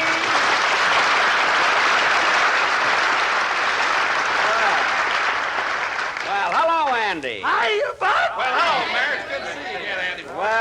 Well, it's nice to see you again, Andy. Hey, you don't get into Hollywood as often as you used to. Oh, it's getting too cityfied, Buck. When I drive down Vine Street in my horse and buggy, everybody stares at me.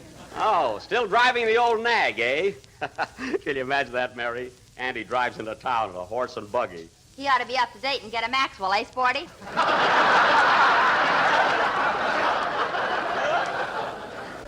Hey, Sporty, hey, Sporty.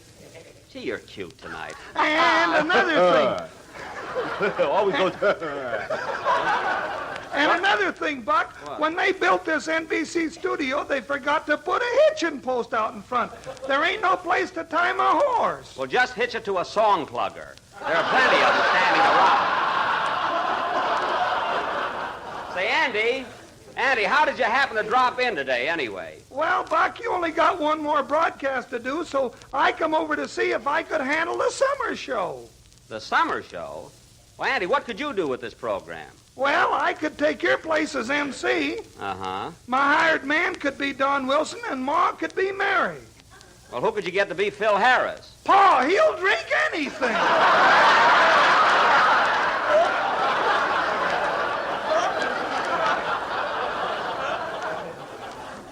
Oh, well, that'll help. Of course, your paw don't look like Phil. Well, we could curl his hair if we can get the burrs out of it. I know, Andy, but can he handle the job? I mean, does he know anything about music? Not a thing, Buck. That cinches it. Yep, he's your man. Why do I do it? Why do I stand for all these insults? Because you can't get a job anywhere else. Now go sit down. Well, I'll tell you, Andy, I'd love to give you and your folks a chance at this program, but everything is pretty well set. You see, the Aldrich family has taken over the show for the summer. They are? Yep. No chance for the Devine family, huh? No, I'm sorry, Andy. Well, I better run home and tell Pa before he takes that bath. Yes, I would. Well, so long, Andy. So long, Buck. Oh, by the way, there's an old friend of yours in town. Did you see him? An old friend? Who? Fred Allen. Fred Allen? Fred Allen's in town? Sure. I just saw him go into the Brown Derby. Oh, it must have been Bull Montana. It couldn't have been Allen. Well, Jack, that's what we've been trying to tell you. It's been in all the papers. Do you mean that... Certainly. Allen's out here to make that picture with you, and he's going to be in it whether you like it or not. Oh, he is, eh? Mary, get me Mark Sandrich on the phone. It's Hollywood 2411. Okay. I'll straighten this thing out in a hurry. Well, so long, Buck. I hope I didn't start any trouble. Don't worry, Andy. I'll handle it. So long. Allen, I'm going to have that guy kicked right out of California. Oh, Jack, stop acting like a kid. Is he going to kill you to make a picture with Allen? Don, that's a fate worse than death. Believe me. Be reasonable, Jackson. The guy came all the way out here. What's he going to do all summer? Let him get a tan over that jaundice of his. What do I care? In the first place, he has no... Hello? Mr. Mark Sandridge, please. I'd like to make a picture just once where I don't have to go through a lot of aggravation. Hello, Mr. Sandridge. Jack Benny is calling. No, Jack Benny. Benny. Spell it for him. It begins with a B. B-E-N. Give me that phone. Hello? Hello, Mr. Sandrich. This is Jack Benny, the star of Man About Town and Buck Benny Rides Again. Why don't you mention some of those stinkers you made?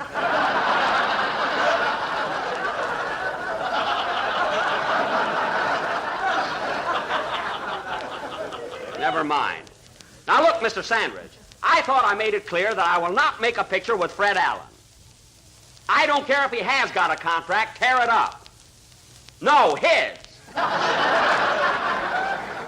But look, Mr. Sandridge, the guy has no class. He's a low comedian. I can't afford to be in a picture with him. Tell him you'll quit. I quit. Mary. Now look, Mr. Sandridge, if you think I'm going to... But... I know, but...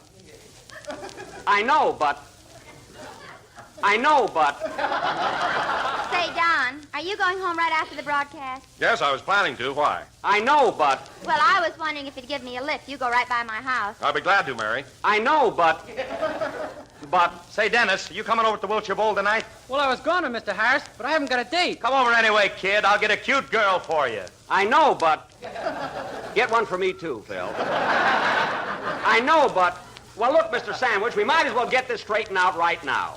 I am not going to make a picture with Fred Allen. You can't team a horse with a jackass. Oh, yeah?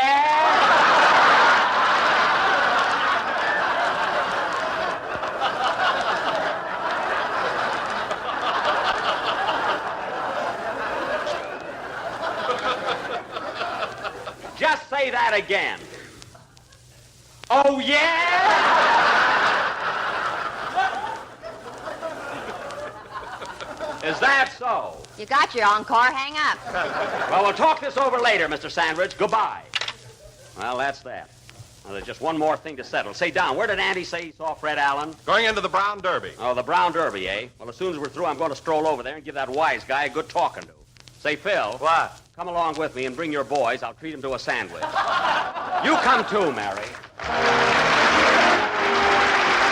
Here are two things, ladies and gentlemen, that go together just as naturally as a knife and fork.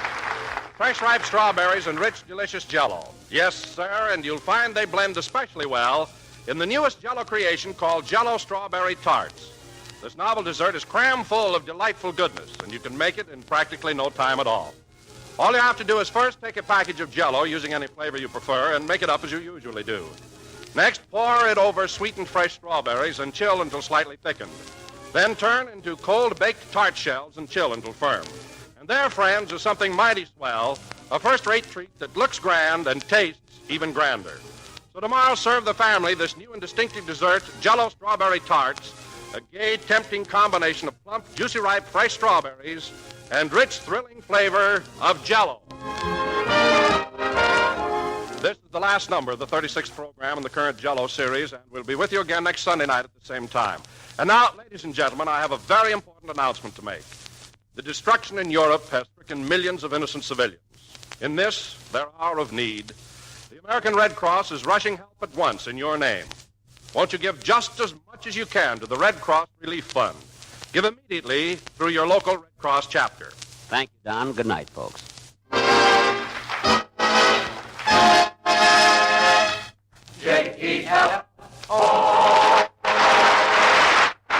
is the National Radio. Good and beautiful at Chesterton Jack Radio. Benny program, presented by Lucky Strike. When you buy, keep your eye on the red bullseye. Keep your eye on the red bullseye. When you buy, keep your eye on Lucky Strike. LSMFT. Lucky Strike means fine tobacco.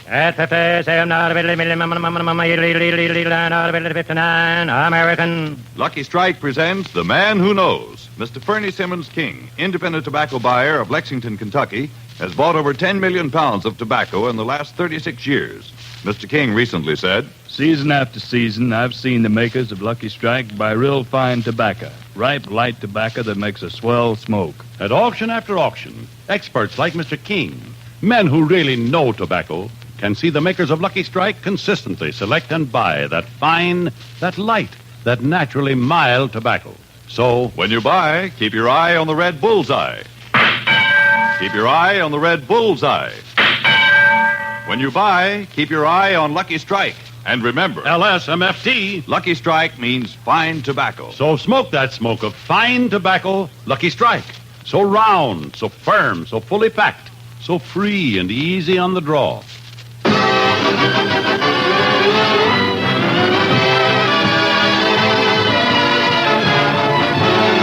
The Lucky Strike program starring Jack Benny with Mary Livingston, Phil Harris, Rochester, Dennis Day, and yours truly, Don Wilson.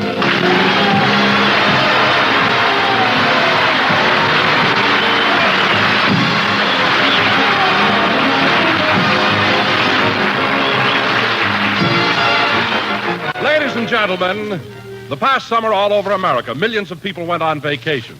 And for the first time in many years, Jack Benny, the star of our show, visited the garden spots of America. After finishing a successful radio season last June, he went directly to the beautiful Sun Valley Hotel in Sun Valley, Idaho.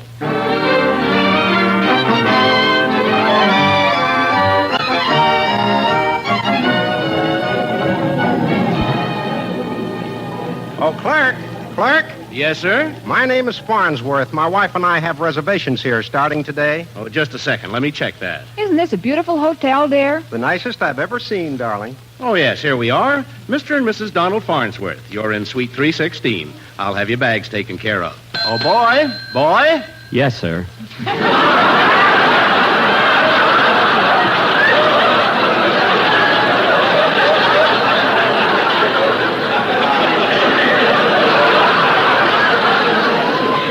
Take Mr. and Mrs. Farnsworth to Suite 316. Gee, the honeymoon suite. And boy. Yes, sir. This time, leave whether they tip you or not. Yes, sir. This way, please.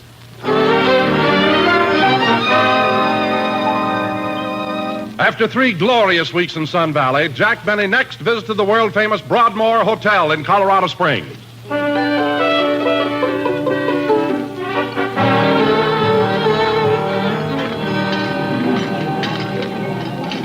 My goodness, Wilbur, the dining room is certainly crowded. I do hope we're fortunate enough to get a table. Well, all we can do is try, Genevieve. I'll talk to the head waiter.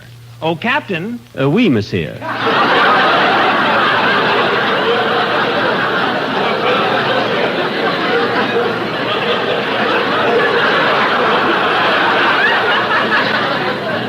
We'd like a table for two. Eh bien. A table for two. I will talk to one of my waiters, see if we have one available. Oh, Pierre. Pierre. Oui, mon capitaine.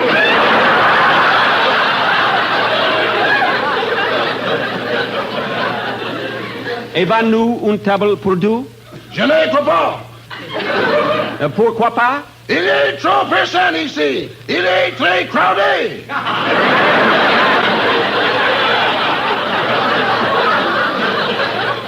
I am so terribly sorry, monsieur, but no table for two are available. There will be a 1 hour wait. 1 hour? Look, Captain, here's $5. Time she fly, doesn't it?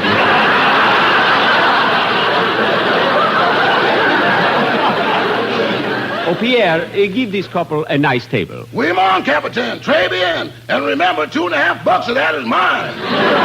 What? Vive la France!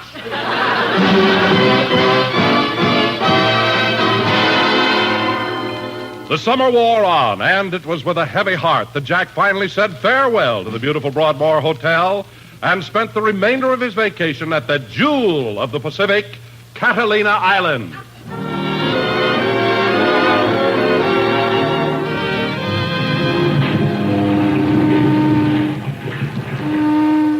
Hey, Willie, look. Here comes the SS Catalina into dock. Yeah, and look, Skinny. Look at all the tourists she's bringing in.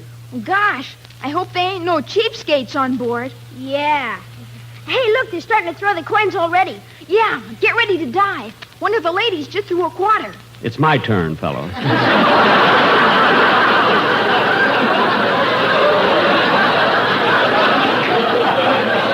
Whee!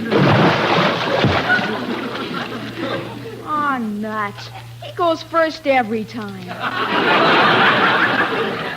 Yeah. You know, for an old man, he can sure stay underwater a long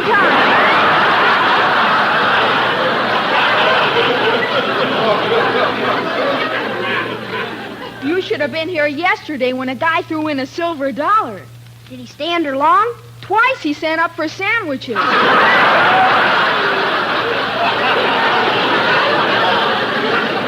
Sandwiches?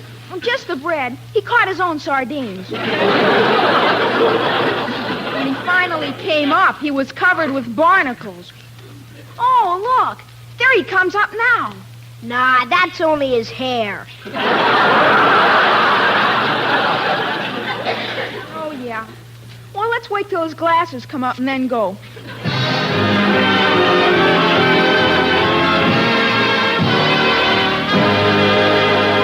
But all good things must come to an end, and so did our hero's travels. And now tonight, after a glorious vacation, we bring you the star of our show, Jack Benny.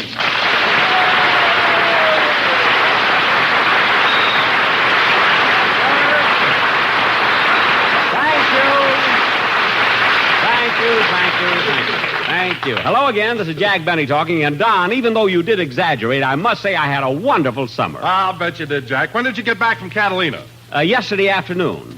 You see, Oh, pardon me a minute. I had a little water in my ear.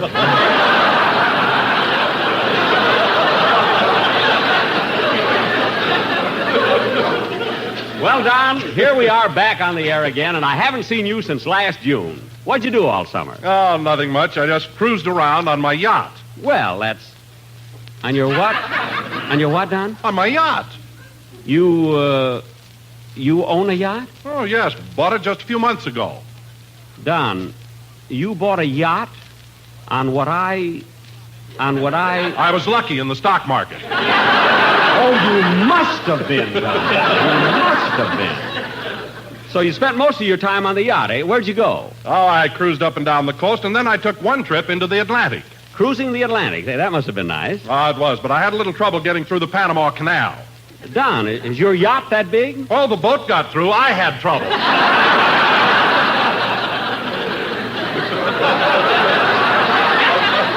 Oh, I see. Well, Don, now that we're here... Jack. What? Ask me what I named my yacht, huh? What? Yeah. Oh, all right, Don. What did you name your yacht? I call it the Girdle. Good. Now, let's get on with the... Ask me why I call my yacht the Girdle. Don, look, okay, why do you call your yacht the Girdle? Because it takes a lot of little tugs to get her out of her slip.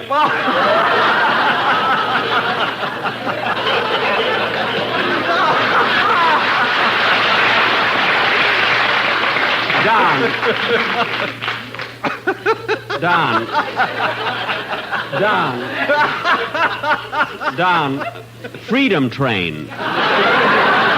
Control your caboose. Don, you should have saved that old joke for next Sunday, October 12th. Why? Because that's Columbus Day, and he was the first one to tell it.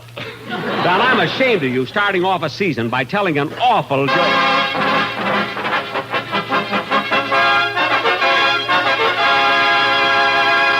What's that? Stand aside, Jackson. It's me, Prince Charming. Phil!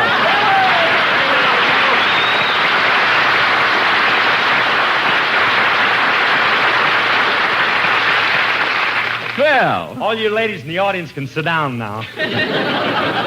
Phil, what kind of an entrance was that? Well, this is the first show, Jackson. You got to come on big. Harris ain't the modest type. I ain't no stinking violet. That's Shrinky!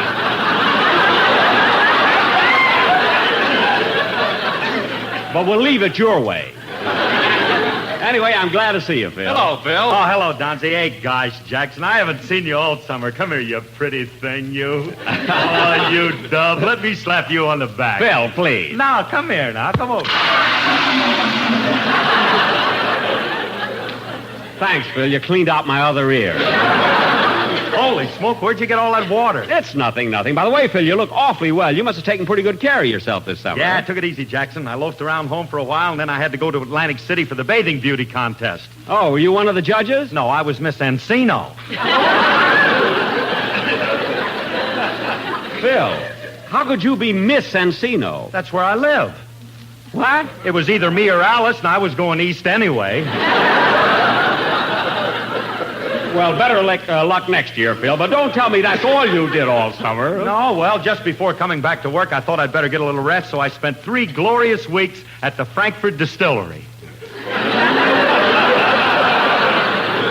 Frankfurt Distillery? Yeah, what scenery. I can imagine. I sent you a postcard, Jackson, but the mailman drank it. That's what I like about you, Phil. Entering a beauty contest, vacationing in a distillery. You and Duz will do anything. Only Duz does it with water. Hey, that's pretty good, isn't it? Huh? Say, Phil, talking about jokes, ask me the name of my yacht. Okay, Donzie, what's the name of your yacht? I call it the Girdle because it takes a lot of... No, Donzie, no, not that oldie. Save it till next Sunday. Why? Because that's Columbus Day, and Columbus told it to Jackson. Now, wait a minute. Look, fellas, we're starting a new season, so let's not Hooray! Hooray for the Yankees! Hooray for the New York Yankees! Dennis!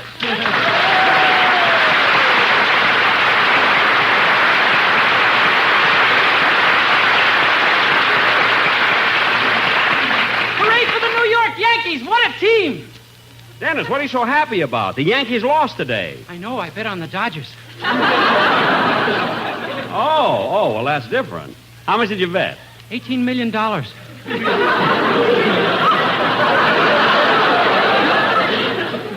Dennis, are you crazy? How can you make a bet like that? $18 million. I couldn't resist. They gave me 9 to 5. Now, Dennis, I don't want all that silly talking here. 9 to 5, $18 million. Anybody give you a bet like that must have 2 heads. Oh, you know him?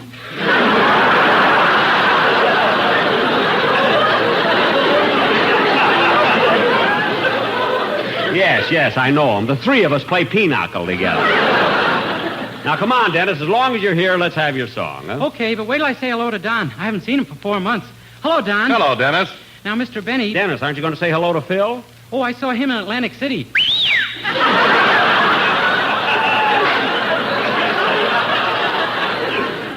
Phil, roll down your pants legs. The contest is over. Miss Encino. Now, come on, Dennis. Let's have your song. Okay. Wait a minute. Come in. Mr. Benny, as this is your opening broadcast, I came here to tell you... We cut you at rehearsal. Oh. Poor fella. I should have told him. He bought a tuxedo and everything. Go ahead, Phil.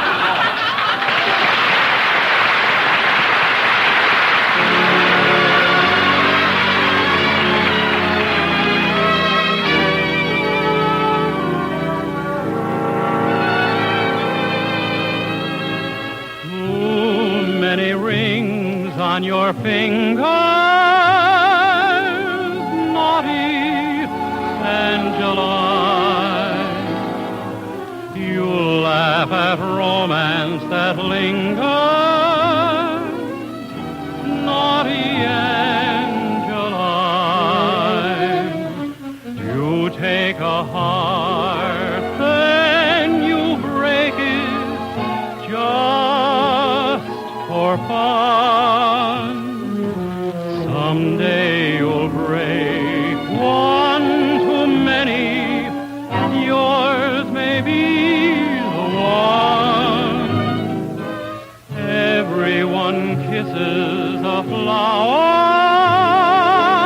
filled with sweet perfume. Nobody kisses a flower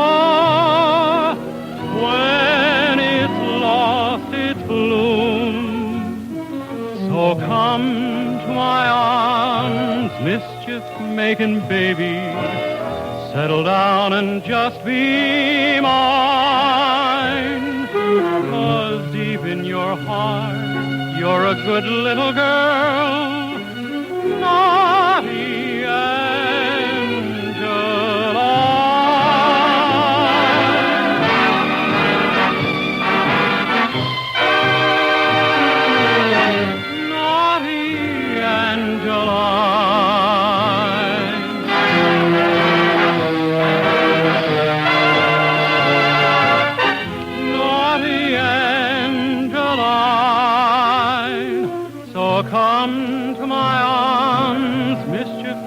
baby, settle down and just be mine.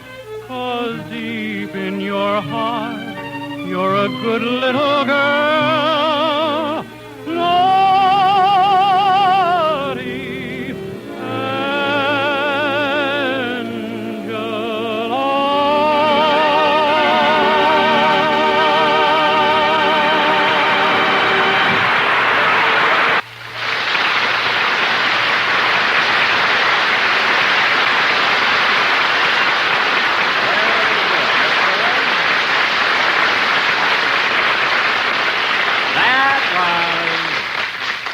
Naughty Angeline, sung by Dennis Day and accompanied by naughty Miss Encino. And Dennis, I must tell you that your voice is better than ever. You know, Dennis, most singers have to study, vocalize constantly, and exercise their diaphragm to attain such rich, vibrant, tonal quality. What do? I gargle. Well, I guess that's good, too, you know? But your voice sounds... Oh, Jack, look, here comes Mary. Well, it's about time.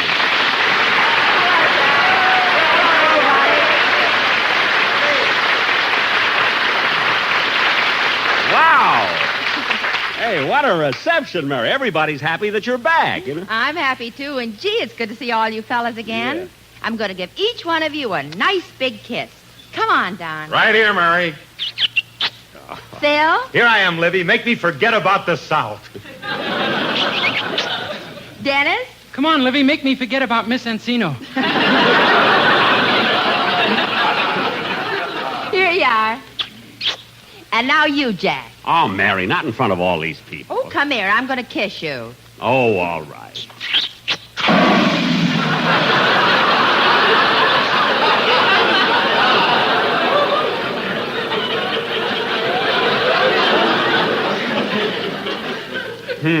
Gee, Old Faithful.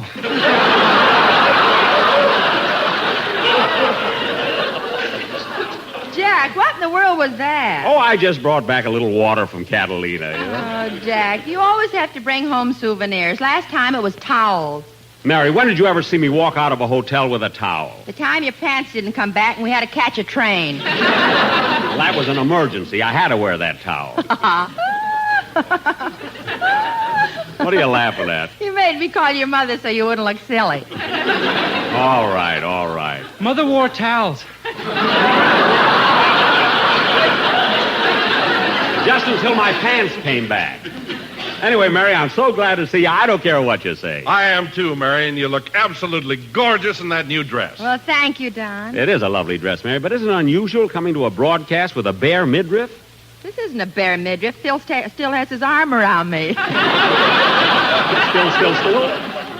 I thought it was a kind of a funny place for a tattoo, U.S. Navy.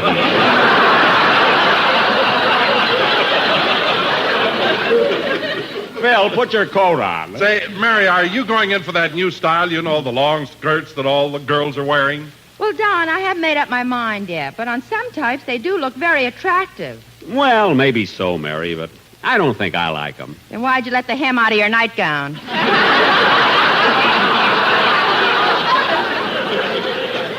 I didn't let the hem out. I added more lace. I can go along with a gag, sister.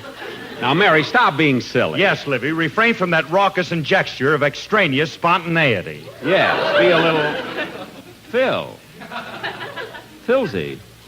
Would you mind saying that once more? Oh, no, you don't, Buster. If you want to hear it again, listen into the repeat show. I thought it was an accident. Anytime you use words of more than one syllable... Entree. Shut up! Come in.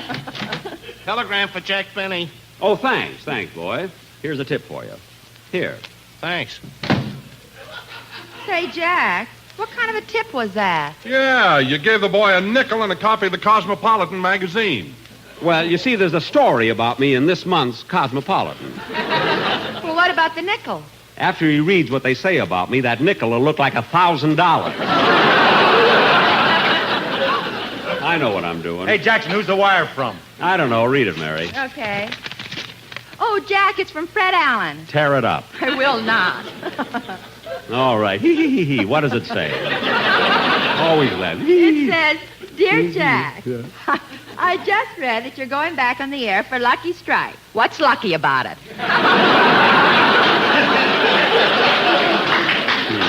Mary, let me ask you something. Do you think that wire was funny? Yes, Jack. I think anything Fred Allen does is funny.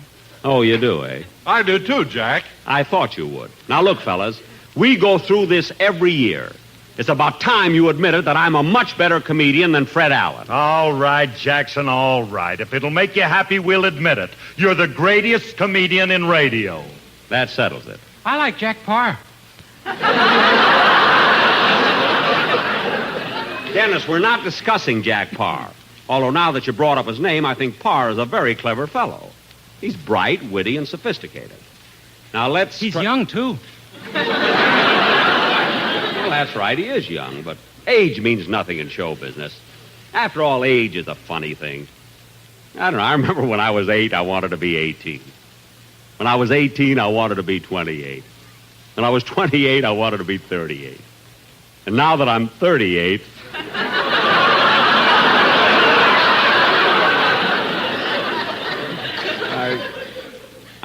I don't know what I want to be. You've been there long enough to make up your mind. Yeah, I guess so. You know. Anyway, I think that Jack Parr is... Hey, what's that? Who's that marching in here? Jack, look, it's your quartet. My quartet? Yeah, the Sportsmen. Well, what do you know? Mr. Benny, here we come, right back where we started from. We're happy, so happy just to be back, with Luckies, those Luckies round and firm and fully packed, and who know we'll all agree, that's the smoke for you and me. Good old LSMFT, Mr. Benny, here we come.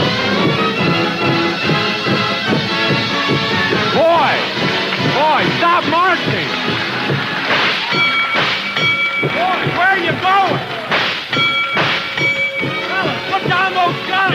Mr. Benny, put down those guns. 'Cause we've got to say goodbye. We wish you were the Red Bullseye. Mr. Benny, here we go.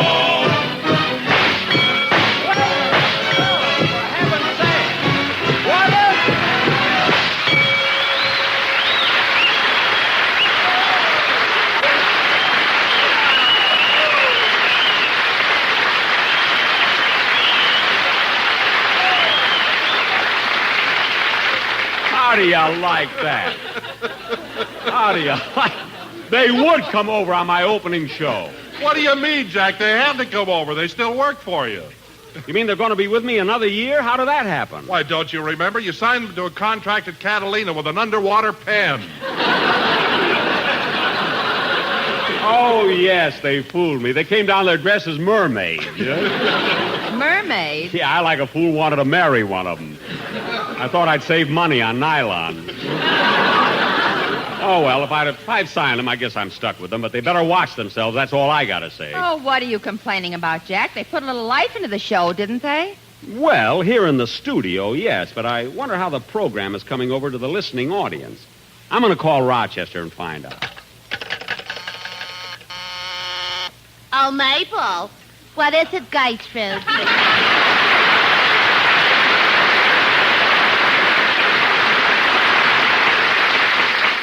Mr. Benny's line is flashing. Yeah, I wonder what Gray Narcissus wants now.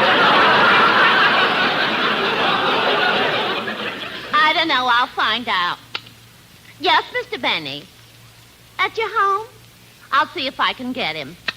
He wants I should get Rochester. Gee, Gertrude, here it is autumn already, and it seems like only yesterday that Mr. Benny went off the air. Yeah. You know, Mabel, I saw him this summer when I went on my vacation to Catalina. You did? Yeah. And once I went out with him. But I left him after half hour. Why? How long can I stay underwater? You mean you were underwater with Jack Benny for a half hour? Yeah, and was I embarrassed? Some people went over us with a glass-bottom boat.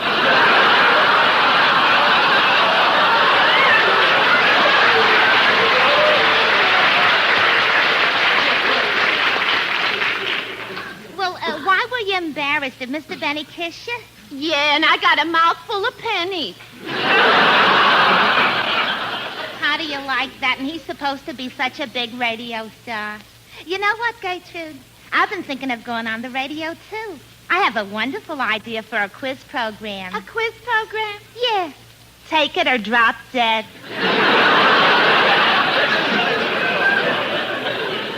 Well, you can have it. As far as I'm concerned, there are too many peculiar people in radio now. You said it. Yeah. It's just like that song. There's no business like schmo business.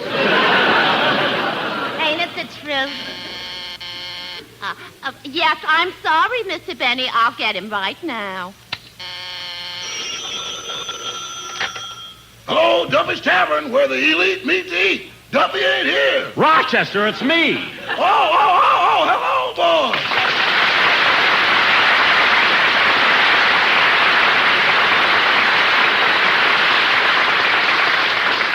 Rochester, what do you mean answering the phone like that? Duffy's Tavern. One of your writers has got 2 shows. Not anymore, he hasn't. I've been trying to get you on the phone. What were you doing? I was listening to your program, boss. That's what I called you about. How's my program coming over? Well, what?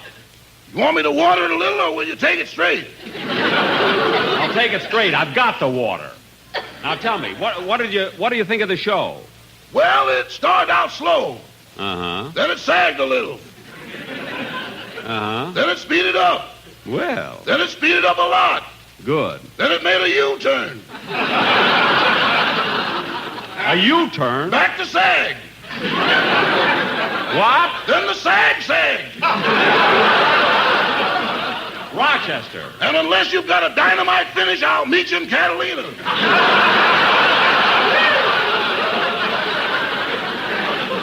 Rochester, stop being silly. Oui, mon, Captain.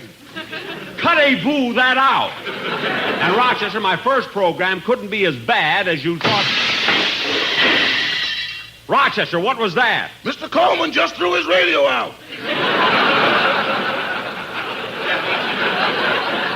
Threw his radio out the window?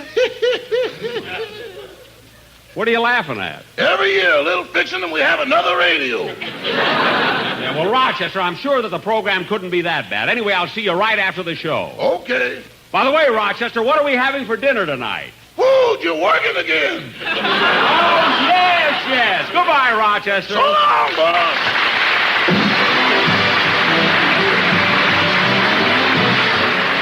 Jack will be back in a minute, but first... When you buy, keep your eye on the red bullseye. Keep your eye on the red bullseye. Keep your eye on Lucky Strike. LSMFT. Lucky Strike means fine tobacco, and fine tobacco is what counts in a cigarette.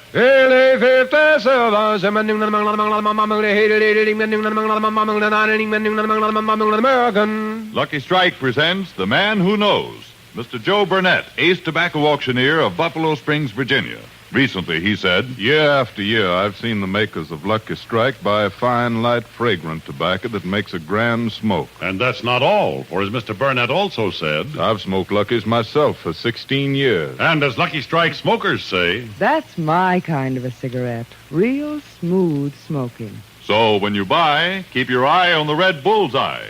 Keep your eye on Lucky Strike. And remember, LSMFT. Lucky Strike means fine tobacco. So smoke that smoke of fine tobacco, Lucky Strike. So round, so firm, so fully packed, so free and easy on the draw. Yes, when you buy, keep your eye on the red bullseye. Keep your eye on Lucky Strike. Good night, folks. See you next Sunday.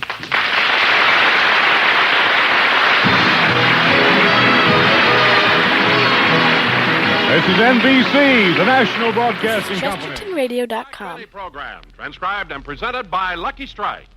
You know, friends, smoking enjoyment is all a matter of taste. And the fact of the matter is... Lucky's taste better. Cleaner, fresher, smoother.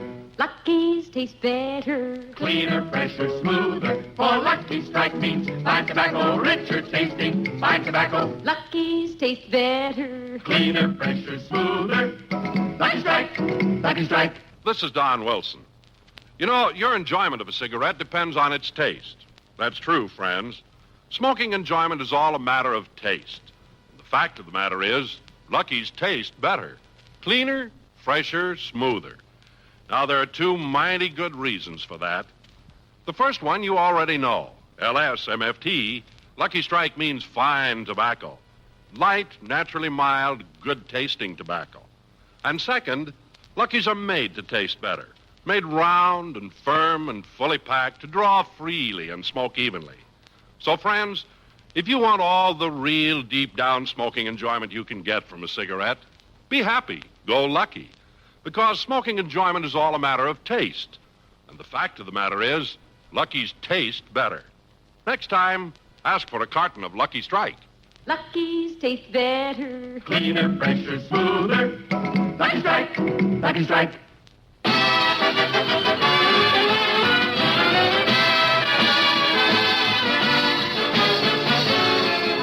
The Lucky Strike program starring Jack Benny with Mary Livingston, Rochester, Dennis Day, Bob Crosby, and yours truly, Don Wilson.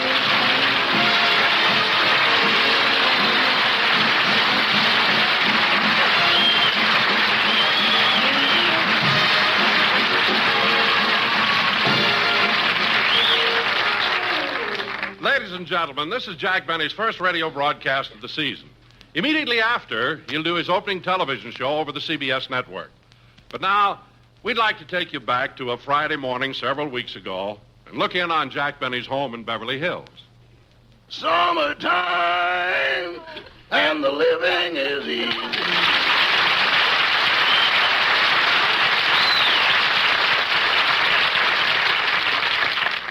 Fish are jumping, and the cotton is high.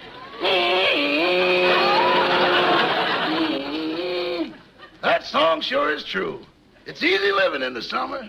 I've been sleeping late every morning, going to the beach in the afternoon, spending the weekends fishing with my friends. I wish Mr. Benny would come back from his vacation so I could go on mine.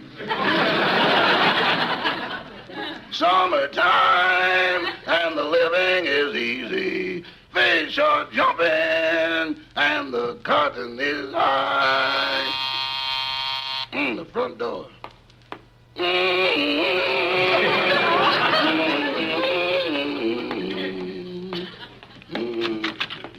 Yes? What is it, gentlemen? We're from the North American Van and Moving Company.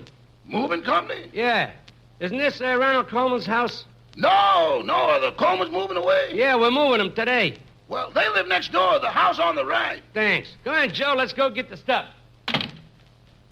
Gee, I thought it was the mailman. I haven't heard a word from Mr. Benny in over 2 weeks. And then all he sent me was a postcard. He said he was invited to a big luau and had a wonderful time. I didn't know what luau meant, so I looked it up. It's a Hawaiian word meaning stuff yourself, the food is free.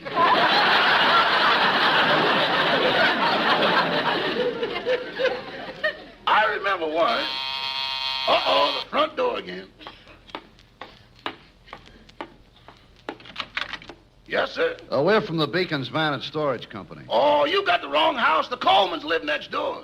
Well, we're not looking for Mr. Coleman. We're here to move Mr. and Mrs. James Stewart. Oh, the Stewarts. They live in the brick house, the one on the left. Thank you.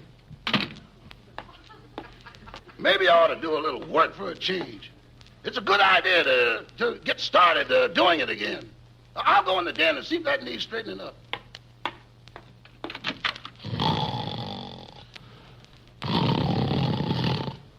Gee, Mr. Harris has been off the show for 2 years now. I wonder if I ought to wake him up and send him home.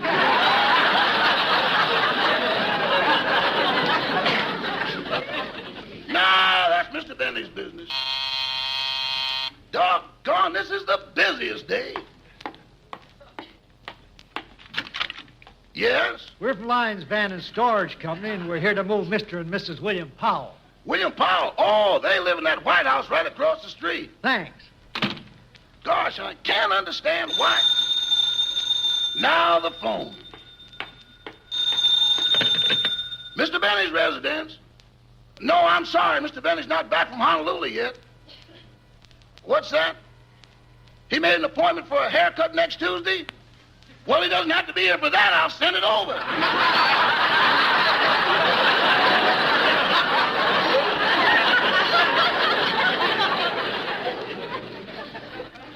Goodbye. Well, I better get in the kitchen and... Again! First the door, then the phone. Then the door again. One thing after another. Rochester, I'm home. Boss!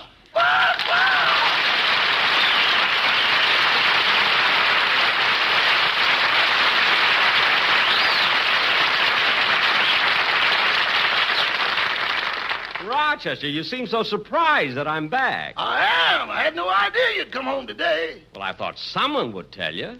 I wrote to a lot of people that I'd be home today. Who did you write to? The Colemans, the Stewarts, and the Powells.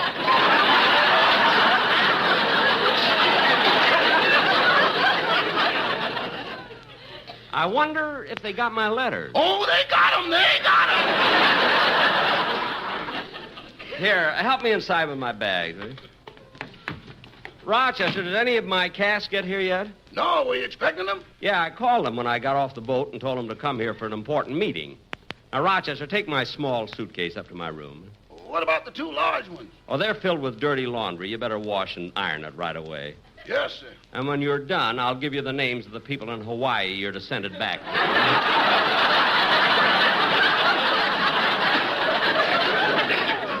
to. Do a good job, eh? Boss, have we got customers in Hawaii now? Yes. And you better wash the skirts by hand. That grass can stop up the bending. Now, Rochester, put some chairs. There's the door. I'll get it. Gee, it'll be good getting back on the air. I always get such a thrill out of the first check. And program, I mean. Coming. Oh, hello, Mr. Benny. Well, Dennis, come on in.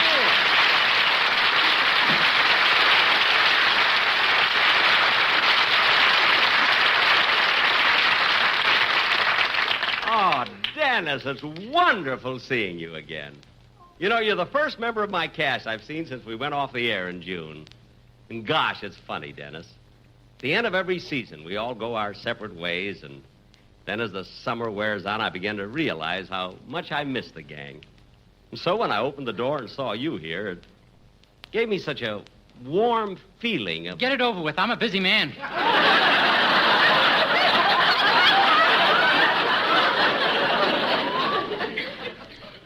a fine greeting. You haven't seen me for 3 months, then you don't even ask me about my trip. Where you going? Where am I going? I just got back. I was in Hawaii for 3 weeks. Hawaii? Boy, I'd like to go there sometime. What's it like, Mr. Benny? Dennis, Honolulu is one of the most beautiful spots in the world. You ought to feel the soft, warm sand on the beach. Get it over with. I'm a busy man. Look at that. You asked me to tell you about it. I just got home. I'm not going to stand here and let you annoy me. Say, does the rest of the gang know you're back yet? Yes, I phoned them from this morning. This morning from the dock there. From the dock? Yeah. Oh, then you just got back today. Yes, on the Lurleen. How was the boat trip? The boat trip? Uh-huh. Dennis?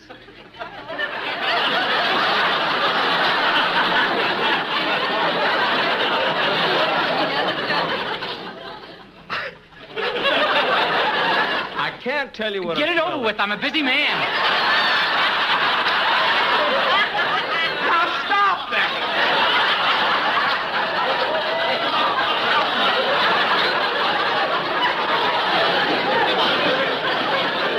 Dennis, as long as the rest of the gang haven't arrived here, let me hear the song you're going to do on the first program. Yes, sir. That kid is the only one I know who can undo a 3 months rest in 2 minutes.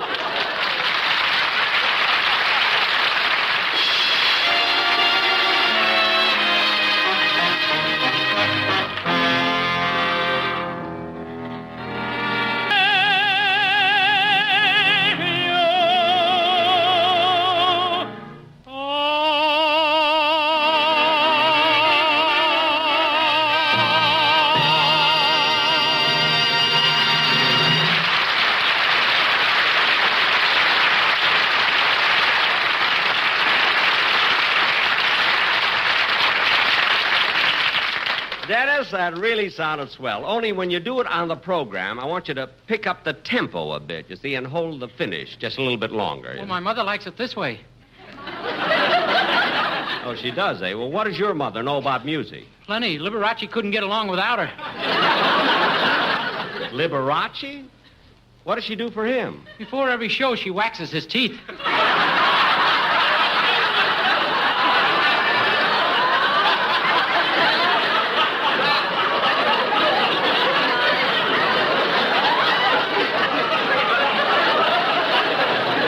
Certainly makes her Toscanini the friendly credit band leader. Now, Dennis, as long as we're...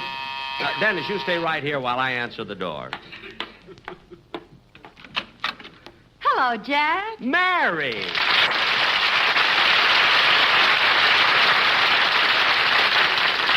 Mary Dollface, let me look at you. Gee, you look wonderful. Oh, thanks. Dennis is here, isn't he? Yes, how did you know? You look awful. It didn't take 2 minutes. Well, Mary, it's sure good to see you. Come here, I'm going to give you a big kiss. Oh, Jack. No, come here, let me kiss you. All right. There. How is that? It'll never make the Kinsey report.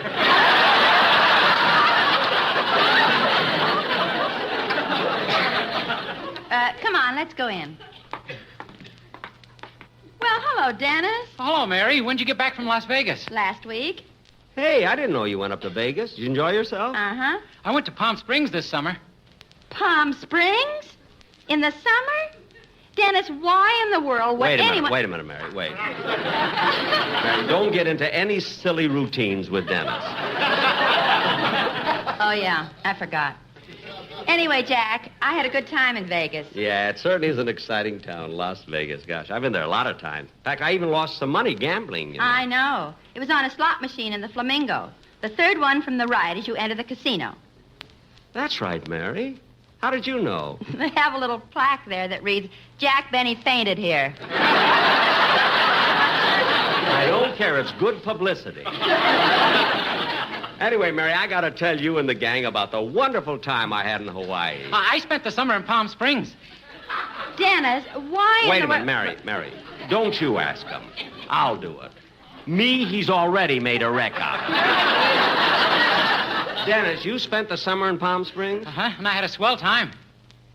Look it. I don't know. Well, all right. Look, how can you possibly enjoy yourself in Palm Springs in all that heat? In the summer, it gets to be 120 degrees in the shade. I was smart. I didn't stay in the shade.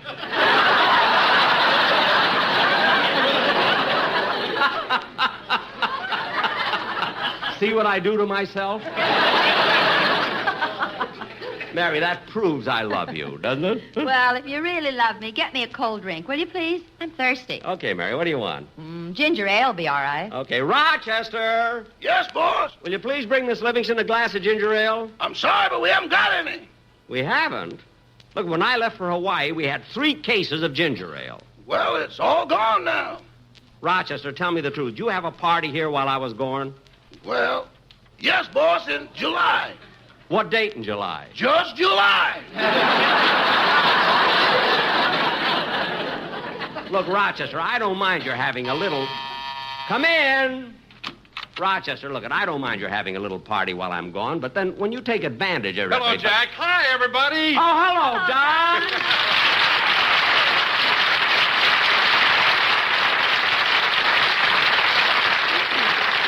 Don, it's awfully nice to see you. Did you have a nice vacation? I sure did. Glad to hear it, Don. Where'd you spend your summer? In the Brown Derby.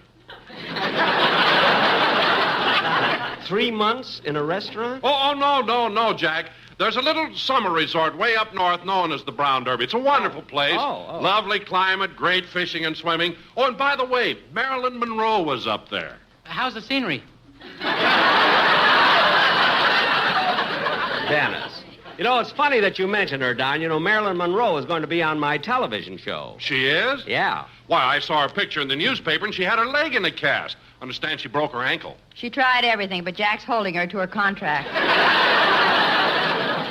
Mary, she's going to be on my program because she wants to, and she's going to be wonderful on it. You know, I saw her and Jane Russell in Gentlemen Prefer Blondes, and they were terrific.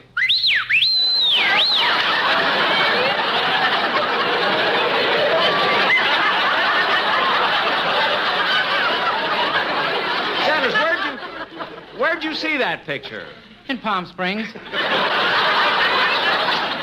Oh. That day it was 130 in the shade. I know. You know, Jack, one of the hit songs from that picture is Diamonds Are a Girl's Best Friend, and that's going to be our commercial on the program. Wait a minute, Don. The Sportsman Quartet would sound silly doing that number. That song should be done by girls. Oh, I know. That's why I brought their wives over. I want you to hear it first. Oh, the Sportsman's wives? Yeah, I'll get them, Jack. They're right outside. Oh. Oh, girls, come on in. Well, hello, girls. That's their wives, all right. Don, let me hear the number, will you? Okay, take it, girls.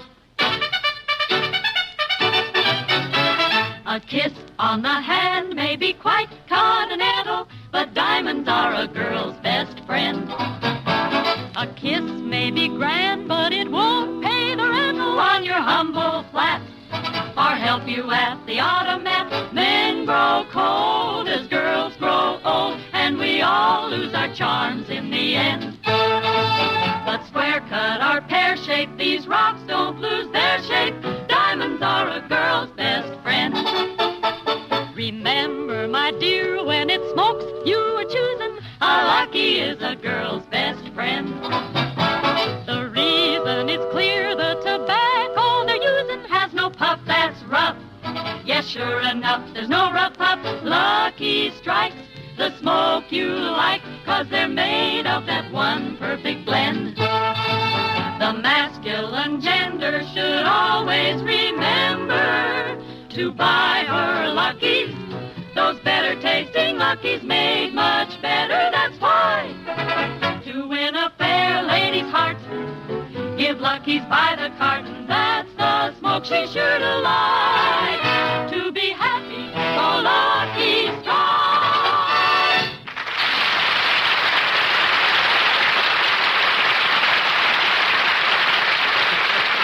Well, that was just wonderful, girl. Don, I must congratulate you on such a great idea. Well, thanks, Jack.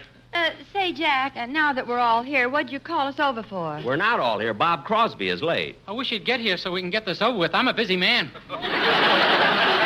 Dennis, we know all about how busy you are with your own TV show and your records and movies. Besides that, this summer I started raising tropical fish. Tropical fish? Say, that's a nice hobby. Yeah, they're delicious.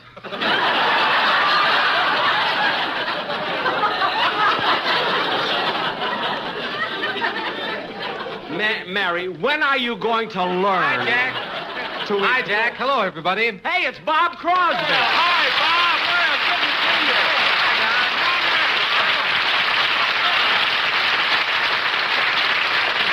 The door was open, so I just walked in. Well, we've been here waiting for you so we can have our little meeting. You know, kids, Bob was in Honolulu while I was there. I didn't know that, Bob. Did you go alone? Oh, no. I took my wife and my 5 kids, a nurse for the baby, and a cook and a maid. Did you go on the lure line, too? Oh, yes, Don. It was exciting, especially as we were landing in Honolulu. My whole family and all of our help lined up at the boat rail, and we sang Aloha to the people on the dock. Wait a minute, Bob. The people on the dock are supposed to sing to you. Well, I know, but we outnumbered them. Oh, I see. Jack, you said when Bob got here, you'd tell us what this meeting was all about. Now, what is it? Well, now look, kids, we're about to start a new season, and naturally, we all wanted to start off big. So I got in touch with my publicity man, Steve Bradley. He told me to have the whole cast here this afternoon. He's going to take a lot of pictures. Oh, that's swell. And that reminds me, Bob, you better get all the boys in your band together, because we'll want some pictures of them, too. Oh, but that might be kind of tough getting all of them. Why? Well, during the summer, they've taken other jobs. Oh. In fact, Frankie Remley formed his own orchestra and is appearing every night at the Cinegrill in the Hollywood Roosevelt. No kidding. Frankie Remley's got his own orchestra? Well, good for Frankie. At the cinema, did he get a good deal? Oh, certainly. He had a smart agent. All the men in his band get scale, but Frankie signed for $60 a week and all the drinks he wanted. Gosh. Yeah, but the second week, the hotel changed that to no drinks and $1,000 a week.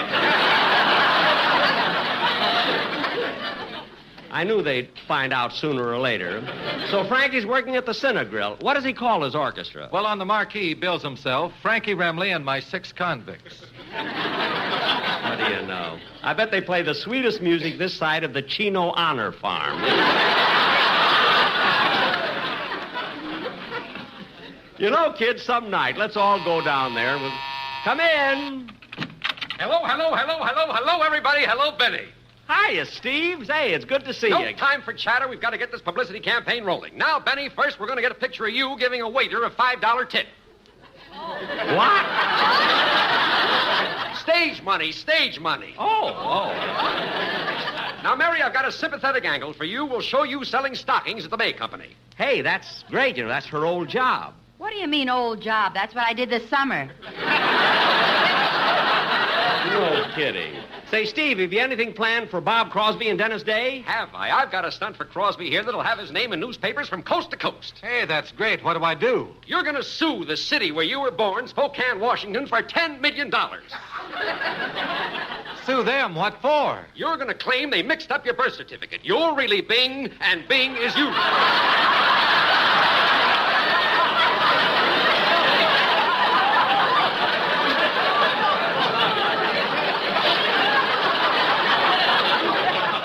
What? Now, wait a minute, Steve. What about my mother? We'll sue her, too.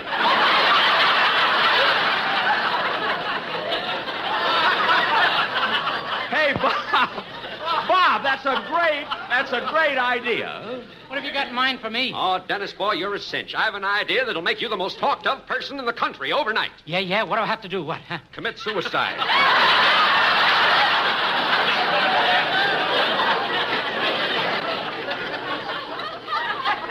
Suicide? But I've got to find some novel way for him to do it. Maybe I could eat nothing but chlorophyll and green myself to death. Dennis. Wonderful idea, kid. We'll save it for St. Patrick's Day. Look, Steve. Now we got to get some publicity pictures. I've got my photographer waiting out in the hall. Oh, Frank. Yes? Oh, no. Are you the photographer? Well, what do you think I am holding up this flashbulb? A glowworm?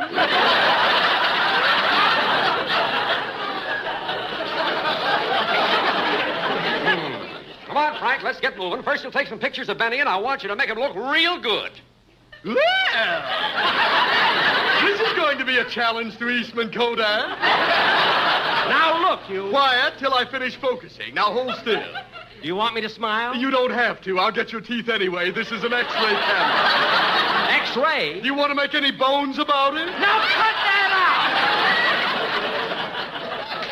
That settled it, Steve. How many times I told you I don't want this photographer to take pictures of me? Can't understand that, Benny. You're the only star at CBS who has trouble with him. It's your own fault, Jack. You antagonize him. I do not. You do, too. Now, listen, I've had enough out of you. Don't raise your voice to me. This is my house, and I'll do whatever I want. Oh, no, you won't. Oh, yes, I will. Attaboy, sock him, sock him. I think I will. I was talking to him.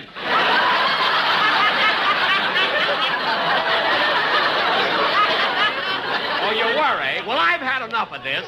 Steve, out, and take that photographer with you. Okay, Benny, but you're throwing away your future. He had his future 20 years ago. That settles it. Out, everybody out.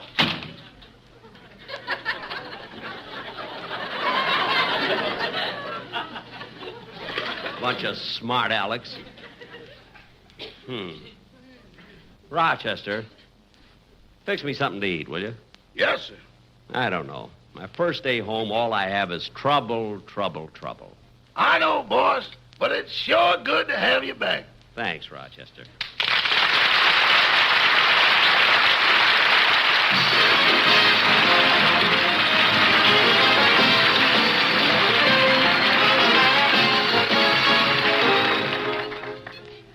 Ladies and gentlemen, I'll be back in a minute to tell you all about my television show which follows this program. But first, a word to cigarette smokers. Smoking enjoyment is all a matter of taste. And the fact of the matter is... Lucky's taste better. Cleaner, fresher, smoother. Lucky's taste better. Cleaner, fresher, smoother. For Lucky Strike means fine tobacco, richer tasting, fine tobacco. Lucky's taste better. Cleaner, fresher, smoother. Lucky Strike, Lucky Strike. This is Don Wilson, friends, to tell you that Lucky's win again. That's right. Lucky's win again in a national smoking survey among college students. Last year, a survey was made at leading colleges throughout the country, which showed that smokers in those colleges preferred Lucky's to any other cigarette. This year, another nationwide survey was made, a representative survey of all students in regular colleges from coast to coast. Based on thousands of actual student interviews, this survey shows that Lucky's lead over all other brands, regular or king size, and by a wide margin. The number one reason, this year as last, Lucky's better taste. Yes, Lucky's do taste better. First, because they're made of light, naturally mild, good-tasting tobacco. LS-MFT, Lucky Strike means fine tobacco. And then, Lucky's are made better. Made round and firm and fully packed to draw freely, smoke evenly. Actually made to taste better. After all, smoking enjoyment is all a matter of taste. And the fact of the matter is, Lucky's taste better. Cleaner, fresher, smoother. So be happy, go Lucky. Get better taste with a carton of Lucky's. Be happy, go Lucky, get better taste today.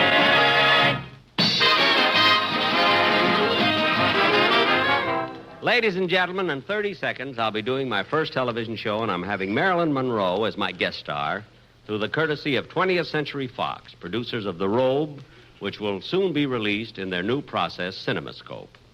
Now, the television studio is 6 miles from this radio studio, and as I said, I only have 30 seconds. You say it's impossible to go 6 miles in 30 seconds. Believe me, with Marilyn Monroe waiting, I can make it. See you in 30 seconds. The Jack Benny Show was written by Sam Perrin, Milt Josephsberg, George Balzer, John Tackerberry, Hal Goldman, and Al Gordon, and produced and transcribed by Hilliard Martin. The Jack Benny program is brought to you by Lucky Strike, product of the American Tobacco Company, America's leading manufacturer of cigarettes. This is the CBS Radio Network. And KNX Los Angeles, where there's good dancing with the Hollywood Roosevelt Orchestra at 11:15 tonight. The chief hope of our enemies is to divide the United States along racial and religious lines and thereby conquer us. Let's not spread prejudice. A divided America is a weak America. Through our behavior, we encourage the respect of our children and make them better neighbors to all races and religions. Remind them that being good neighbors has helped make our country great and kept her free. Thank you.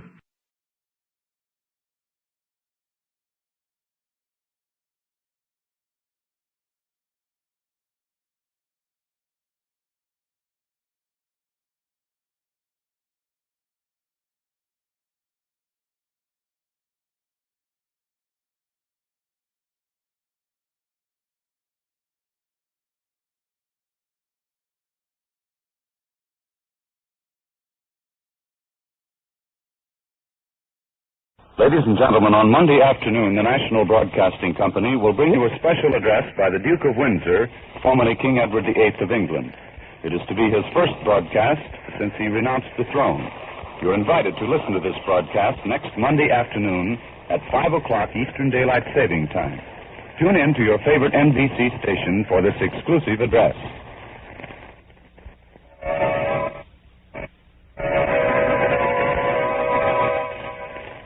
Arch Obler's Plays.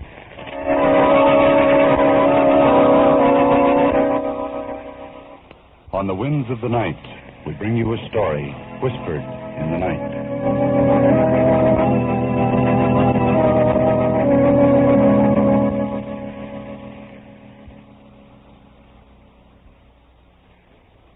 The place, the island of Arran, off the west coast of Ireland.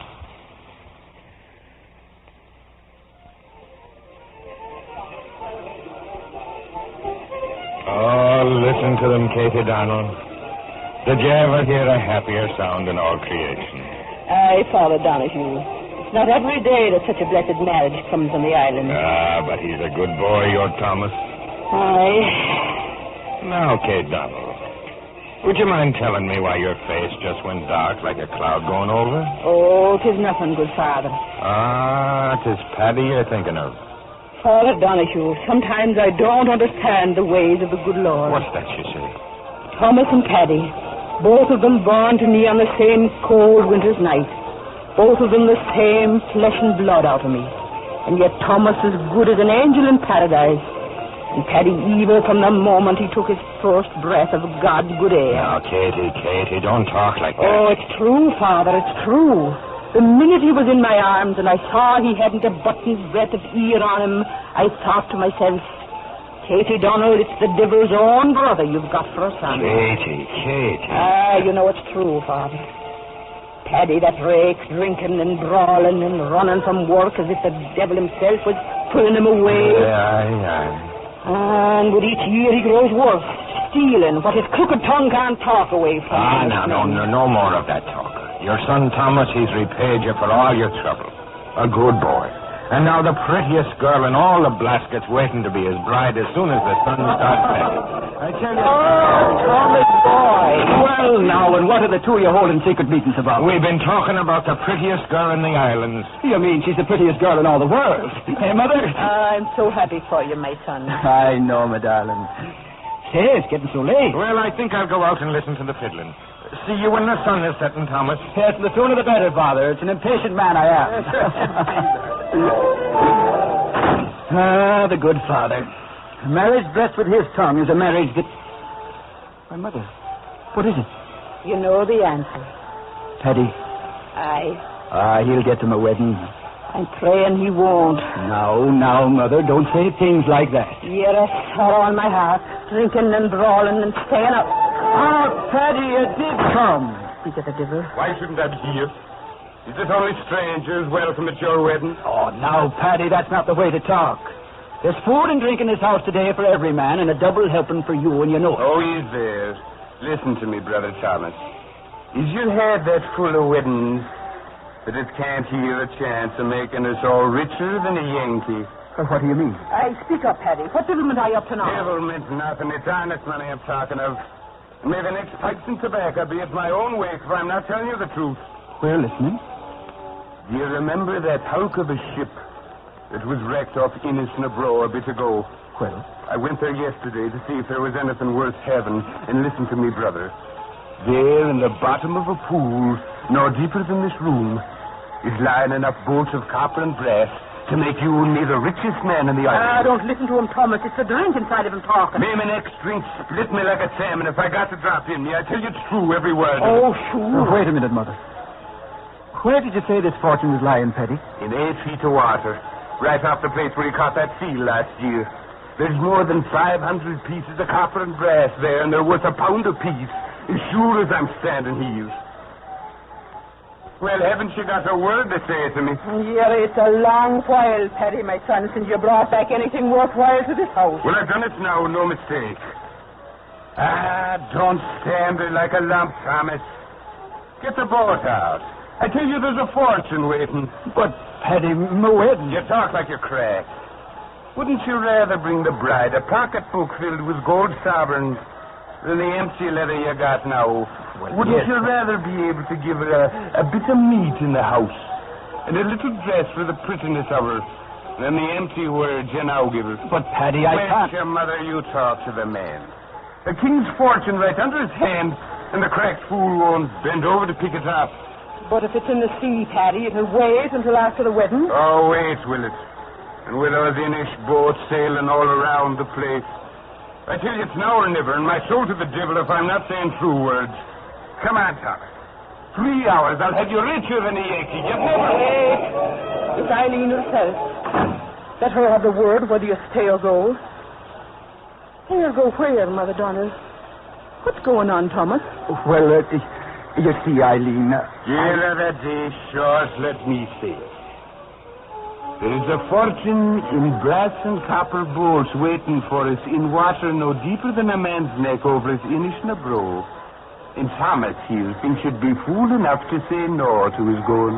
But must he go now? The sea doesn't wait. For all we know, those English fishermen have found the treasure already.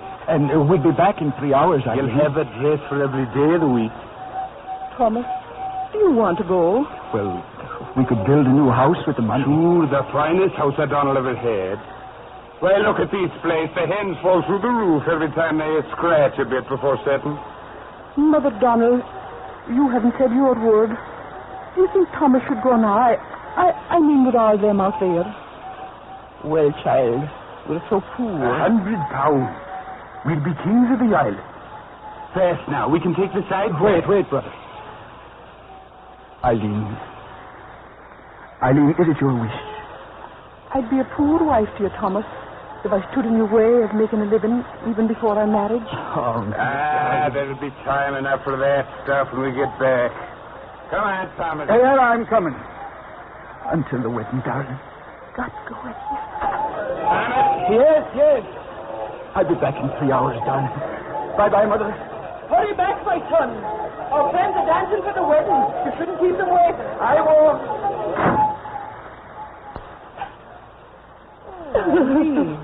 Oh, little baby, why should you cry?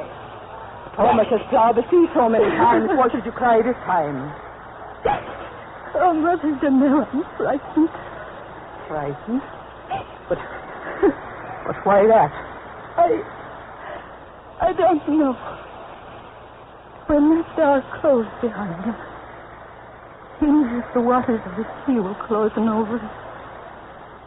Oh, Mother Donald, hold me close.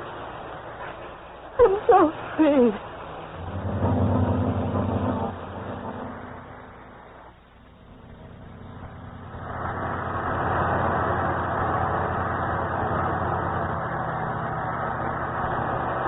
Eileen, baby, come away from the water. No. 4 hours you've been sitting here. What good is it? He said he'd come right back. I know. But sitting on the cliff, staring out at the water, won't speed their way. Come back. Old good neighbors are waiting.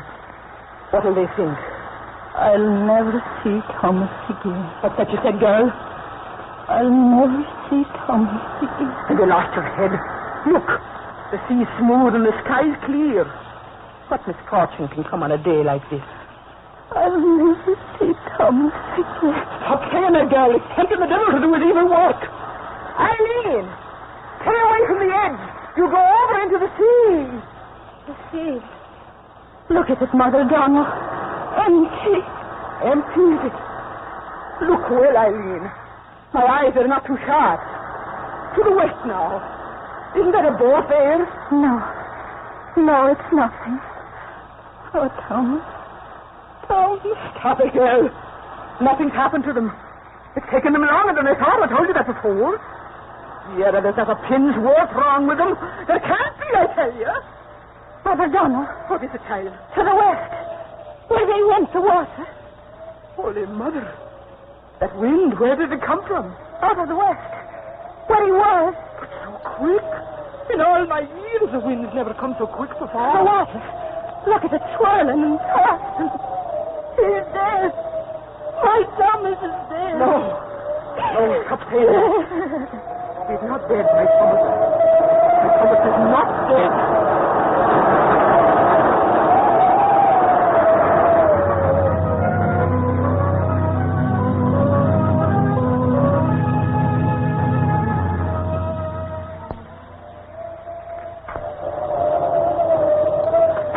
Come in, good neighbor. Is there any blessed word of my son? The Holy Mary have pity. None pity. We've been burning fires on top of the cliff all through the night. But there's not to be seen but the tempest and the smothering waves. My son. My son. And the little bride. Where is she? Sleeping at last. Oh, what have I done? That misfortune. What is it? To the west. Is it my son? Yes, come on. Are they dead? No, the boat's coming and there's living hands on the oars. Come on. Oh, Eileen! Wake up, girl. It's them. Come back. Eileen.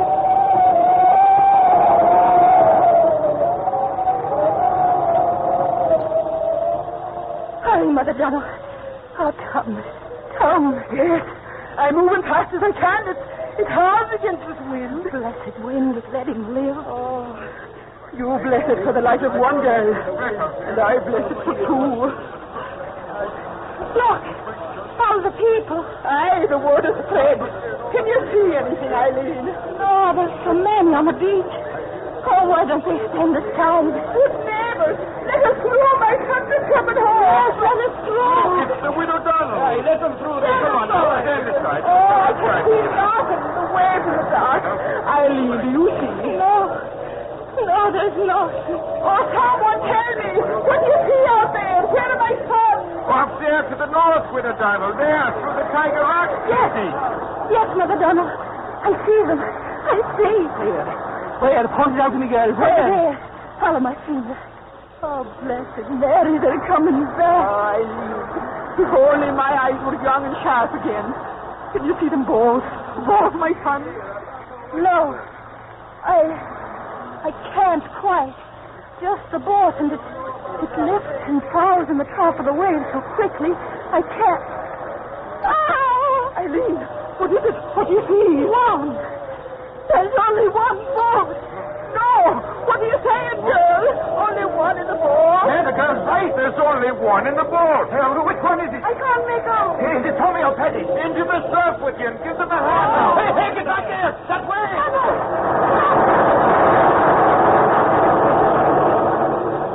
Oh, Mother Donna. Are you hurt? Are you all right? I'm all right. My sons. Where are my sons? The wave. The wave across the boat. And the boat. Oh, which one? Which one? I know it's Thomas. I know it is. Yes, Thomas, the good Thomas. Stand aside, everybody. Let the Widow Donald and the girls Let them through. The mother and her bride. Yes. Let me through. Let me through. Which one is it? Which son is it? Well, I'm back, Mother. Paddy. Hi, she said it. Stand back, will you? Stand back. You, Every one of you. I me. Ain't I got a right to live? Tell me quick. Where is my son Thomas? Tell me, Paddy, where is my Thomas? Where do you think he is, woman? Dead. At the bottom of the sea.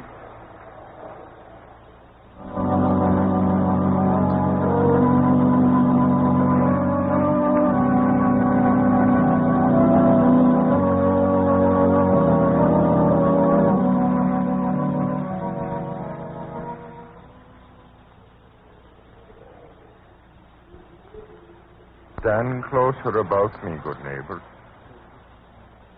Let her be quiet now. no weeping until the services for our dear departed are over.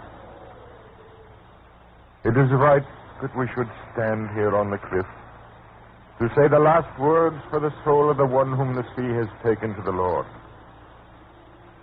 Back in the great cities of men, where few of us have been, there are great cathedrals that reach to the sky. If there was such a cathedral here in the island, we would pray for Thomas Donnell in it. But this bare ground is our cathedral.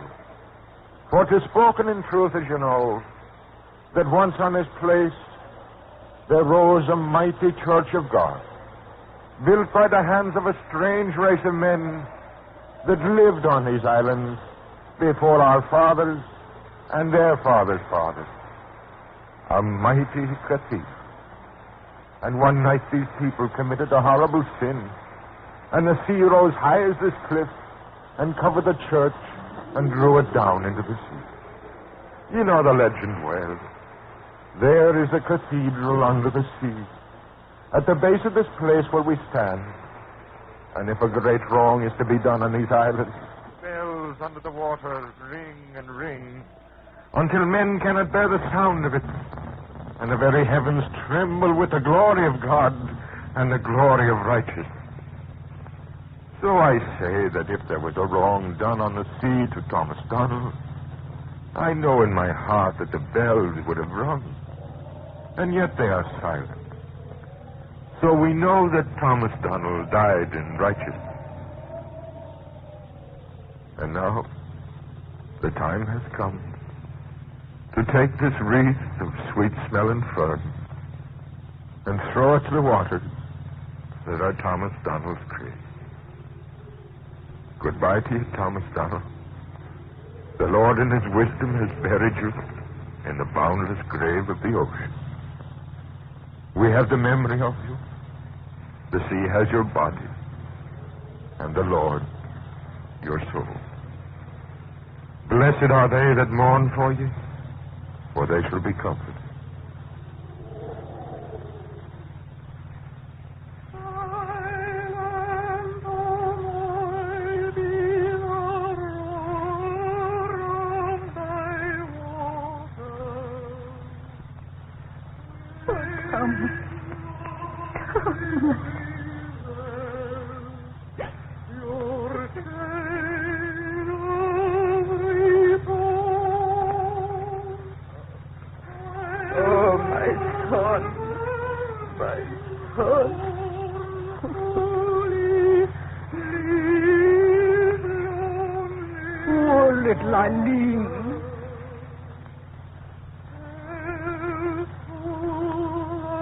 Aye, but she's young, and young tears go quickly.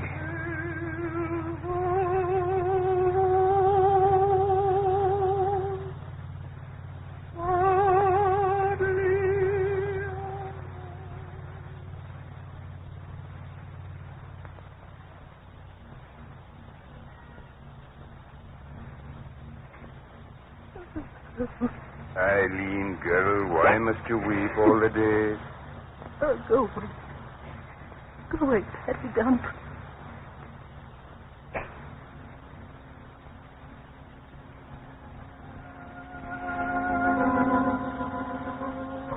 I'm thinking there's winter in the air.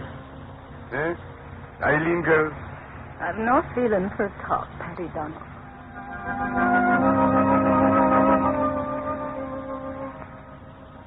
The snow's so deep. Let me walk with you, girl.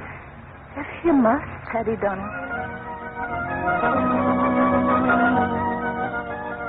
Look, I brought you the first spring flower, Eileen. You know there's a kiss with it. Ah, way with you, Patty Donald.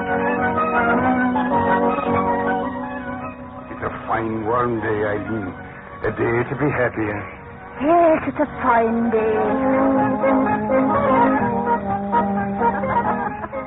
Do you like the tale I've told you? Ah, Patty, you've a tongue in you for tall stories. There's some I could tell that would be told with my heart. Oh, no, Patty.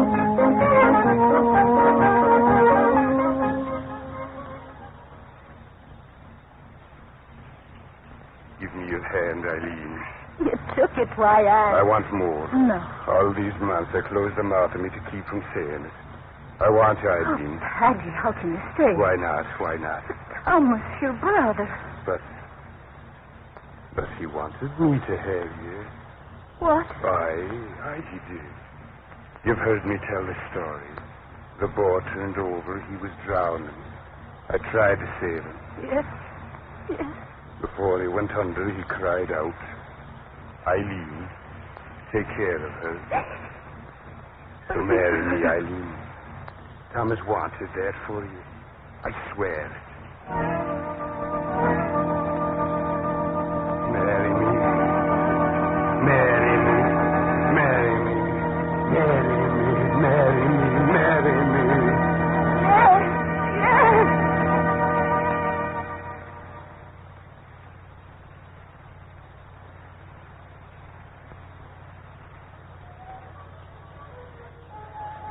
Oh, Mother Donald, why do you sit here apart from all the rest and we? My son. I don't love Paddy as I did dear Thomas. God rest his soul. But you know Thomas's dying words. I'm so lonely, Mother. Sometimes I think... Oh, Mother Donald, don't make it hard for me. All these weeks... There's no wedding for him in the sea. Oh, stop saying that. He wanted me to be with Paddy. He did. I don't know what to do. I don't. We're waiting. Let me be. Talking to the old woman again, eh? What has she been saying to you? Let her be. Shut your mouth, you old crock. You're sick I am if you're weeping and wailing. Come, Eileen. No, let go of her. Please, Get Mother away, Donald, kid. don't. My good Thomas loved her, and you shan't have her. Listen to me, Mother. You may weep and you may wail as you've been doing since that day. But your blessed Thomas is dead and I'm living. And what Thomas wants me to do, I'll do. I'm marrying Eileen. So if it's a wedding of your son you want to see, come down to the shore where my friends and the priest is waiting. A wedding, you hear me, Mother, and neither you or heaven or hell can stop me.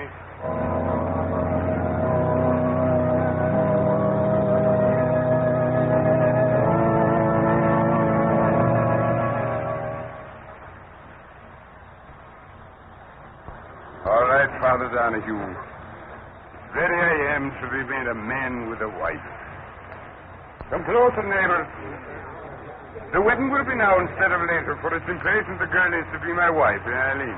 I'm cold. Cold, did you say, with me next to you, and the sun warm and the sea, till the fog's as heavy as my hand after the wedding. Now, what's the matter with all of you? You stand there as if I was talking of burying instead of wedding.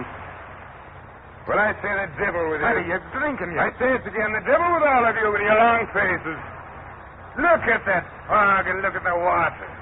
This is a day for a king of the sea. And I'm a king. Marrying the girl I've always wanted. Kiss me, girl. No, please. Kiss me. I'm marrying you. Let them all see. Everyone hear. In the sky and the fog and the sea. Who cried out? Who was it? It's the widow Donald. It's Katie Donald. Let me through. Katie. Kate Donald, what is it? Stop my wedding, she is. Well, you won't. You won't. Wait!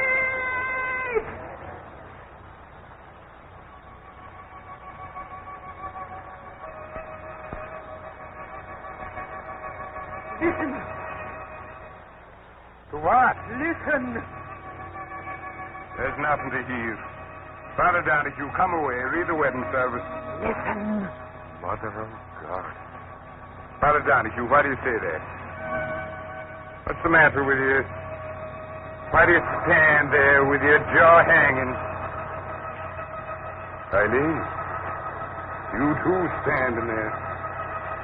Answer me, what's the matter with you? I hear it. You what? Have you gone deaf? All of you, why are you standing there so still? What are you up to? All of them here, but you. Hear what? Hear what? Answer me, someone. What do you hear and what? Mother of God. Out of the sea. What's out of the sea? You're crazy, all of you. On your knees, my children. On your knees? Why are you praying? Someone tell me. What is it you're listening to? All of them here, but you evil one. You what? What? Answer me. Answer me! Stop looking like that as if you're hearing something. There's nothing to hear. Nothing but the wind. Answer me, someone. What do you listen to? Whatever it is, I can't hear this. I can't. It's not deaf I am. I hear my voice. Then what are you listening to? I came here for my wedding to get Eileen, not to be driven out of my head by you. I'll kill you. I'll kill all of you. Get to your feet. Get off your knees. Tell me what you're hearing. Father Donahue, tell me, what are you hearing? From out of the sea. What? A great sin has been done by one of us. What the old man said was true. A great sin done, and out of the sea will come a great voice, and the heavens will tremble. Stop talking, my wedding. There can be no wedding. A great sin has been done. Listen and pray. Pray? I don't know, praying. Why should I pray? Get to your feet and read my wedding. You're crazy, all of you. There's nothing to hear. There's nothing. Wait. I do hear something from the sea. Louder. Louder. I hear it. A voice. His voice. His voice. His voice. His voice. Someone calling. Out of the sea. Quiet, everyone, quiet, so we can hear. His voice. Look, a boat coming through the fog. It's my Thomas. It's my Thomas. Come. No, not Thomas. It can't be Thomas. Help the boat in. It's Thomas. Oh, Thomas, my son. Thomas, I'm coming to you. Look, a boat coming through the fog. Can't become a storm. You are there. It's Thomas Donald. No, he's dead. What's for your eyes? He's dead. I'm dead, Thomas. Dead. Go back to the dead. I killed you. You're dead. Mother. No. Not dead, Thomas. Dead. I killed you. Go back to the dead. Mother. No, you won't get me dead. Now, get away. I'll run.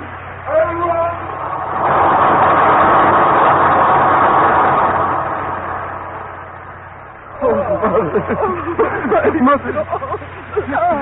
Thomas, come back. Eileen, dear. And you, Father Donahue. Have the dead arisen? No, I'm flesh and blood, good Father. He left me in the sea for dead, that devil I called brother. I knew it, I knew. But a trawler fished me out and shook the water out of me for the heart, and he stopped. Oh, my son. And then they took me to the main. But I had no money. It took me all this time to get back. Now, let go of me, Mother. And you, Eileen, there's a score to be settled with him. No, son, no. There's a score to be settled. The evil one, believe Aye, me. Thomas, aye. Look, all your friends, they're afraid to come close. Afraid of the miracle. And miracle it was. The fogs were thick out there. My boat, I almost ran on the rocks till I heard the bells. Blessed Bill. Why do you say it that way? What were those bells that guided me here? There are no such on the island. Why do you look at me like that? Father, you tell me, what were those bells? It said there is a cathedral under the sea at this place where we stand. And if a great wrong is to be done in these islands, the bells under the water ring and ring until men cannot bear the sound of it, and the very heavens tremble with the glory of God and the glory of righteousness.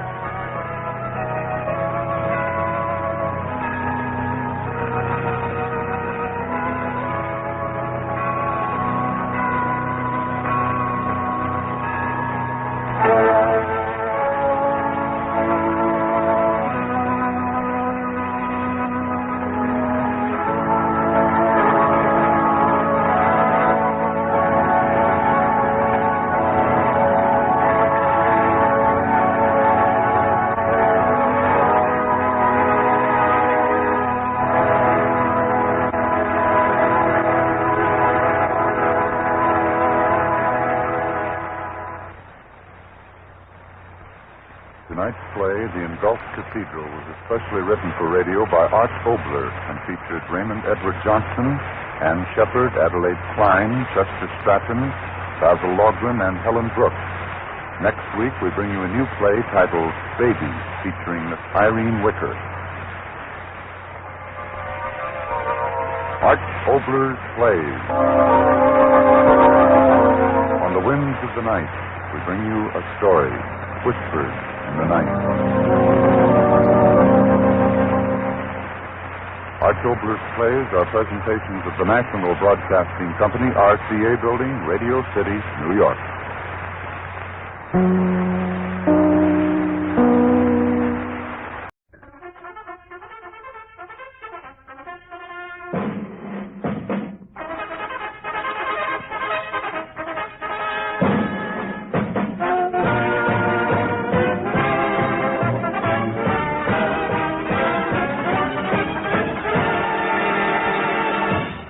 Performance USA, the greatest entertainers in America, as requested by you, the fighting men of the United States Armed Forces throughout the world. Command Performance! Presented this week and every week till it's over. Over there.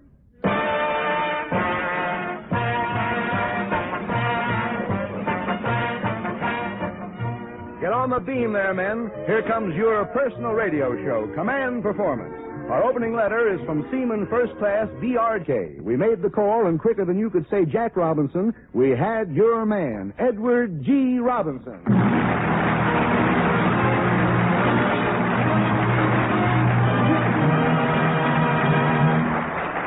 Thank you, Paul Douglas, and greetings to Uncle Sam's fighting men wherever they may be. Tonight's command performance gets underway with this letter from Corporal LJP and 17 privates in the United States Army somewhere in the Pacific. Dear Command Performance, we don't mind it when the dames out here put on those shredded wheat skirts and make with them naval maneuvers, but whoever told them they know how to play a ukulele must have been slap happy. How about giving us Cliff Edwards, the original ukulele Ike, with a couple of those old-timers we used to sing when we took our best gals canoeing? Your wish is our command. Here he is, Cliff Edwards.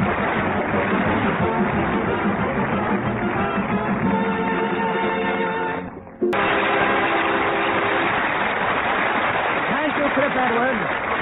Now, by popular command, the return engagement of the former light heavyweight champion and present clown prince of the boxing profession, Slapsy Maxie Rosenblum.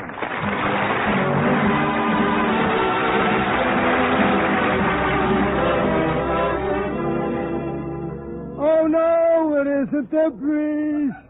It's rose and blue. Thank you, Edward G. Robinson. And thanks to the many soldiers and sailors whom have wrote me. Whom? That's the word I picked up when I fought Gene Tunney. And then later they picked me up.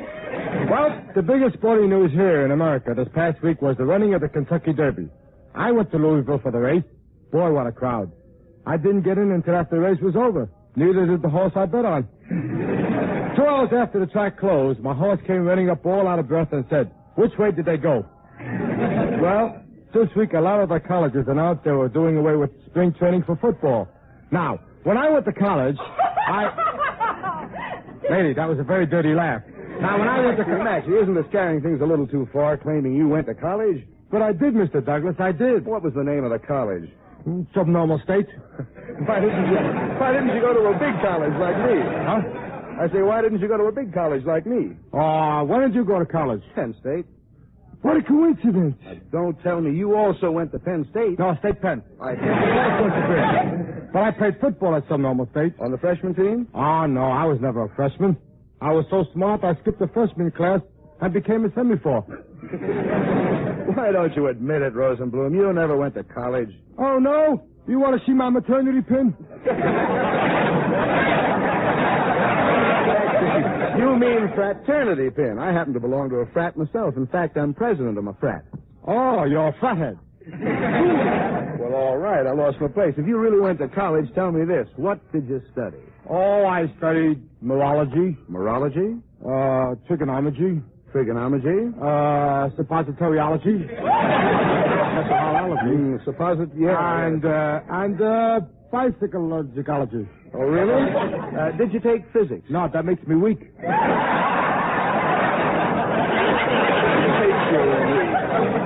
Well, champ, that's about enough sport news for tonight. Now, you be a nice little boy and go up to my dressing room, and after the show, I'll bring you up some C-A-N-D-Y. He's such a dope. He knows I don't smoke. Bye.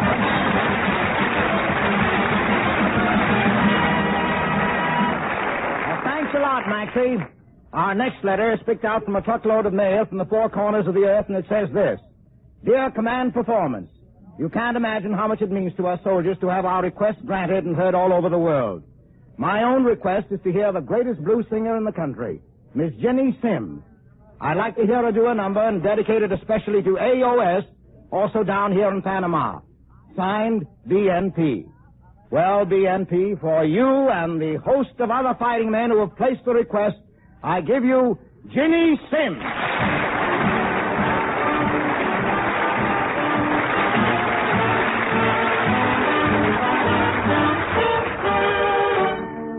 Thank you, Mr. Robinson.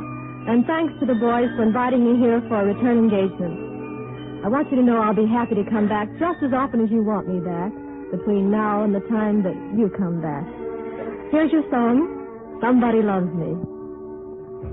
Somebody loves me. I wonder who. I wonder who he can be.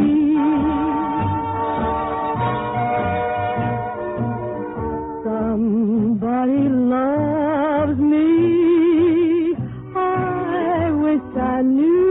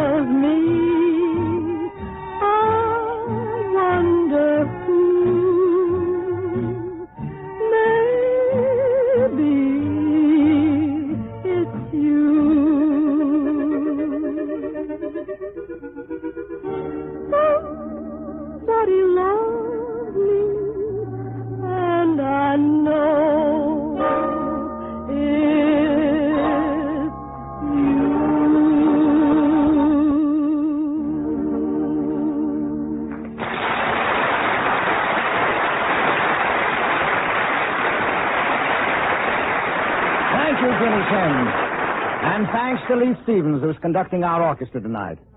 Now for Corporal CLB, who hears command performance at 5:30 p.m. Sundays. That's Iceland time. We're happy to present Park Your Carcass.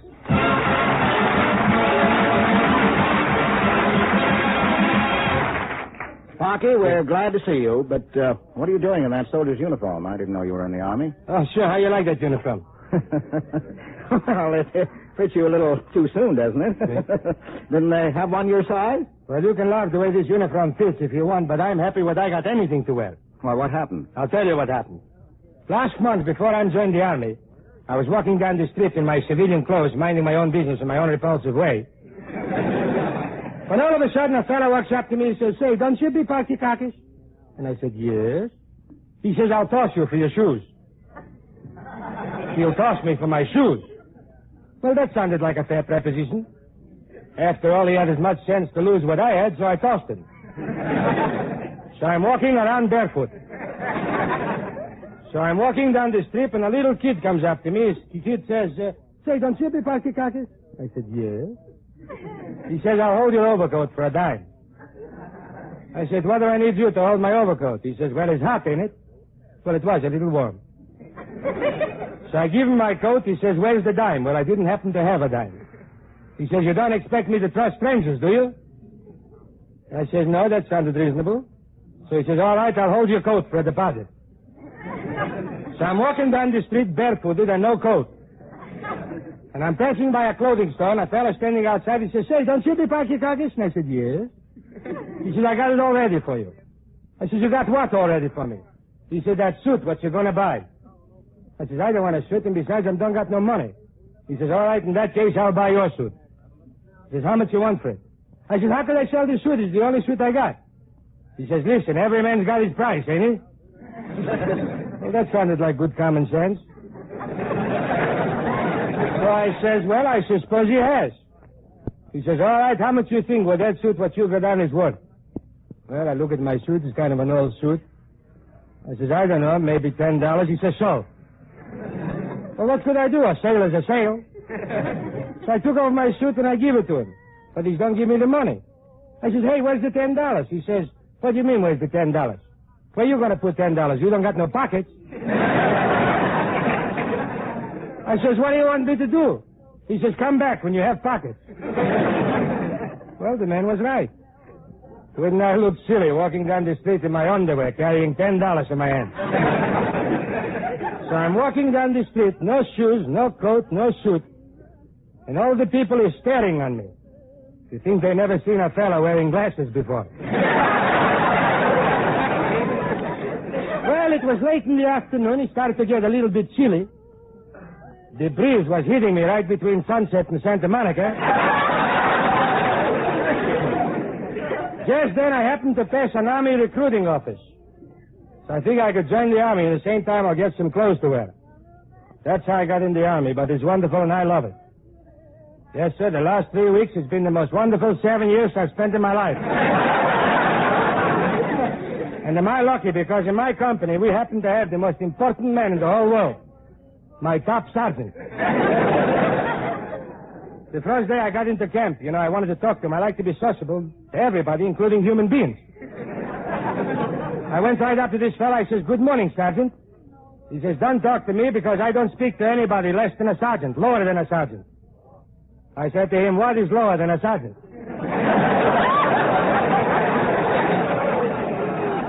Well, we both had a good laugh over that one.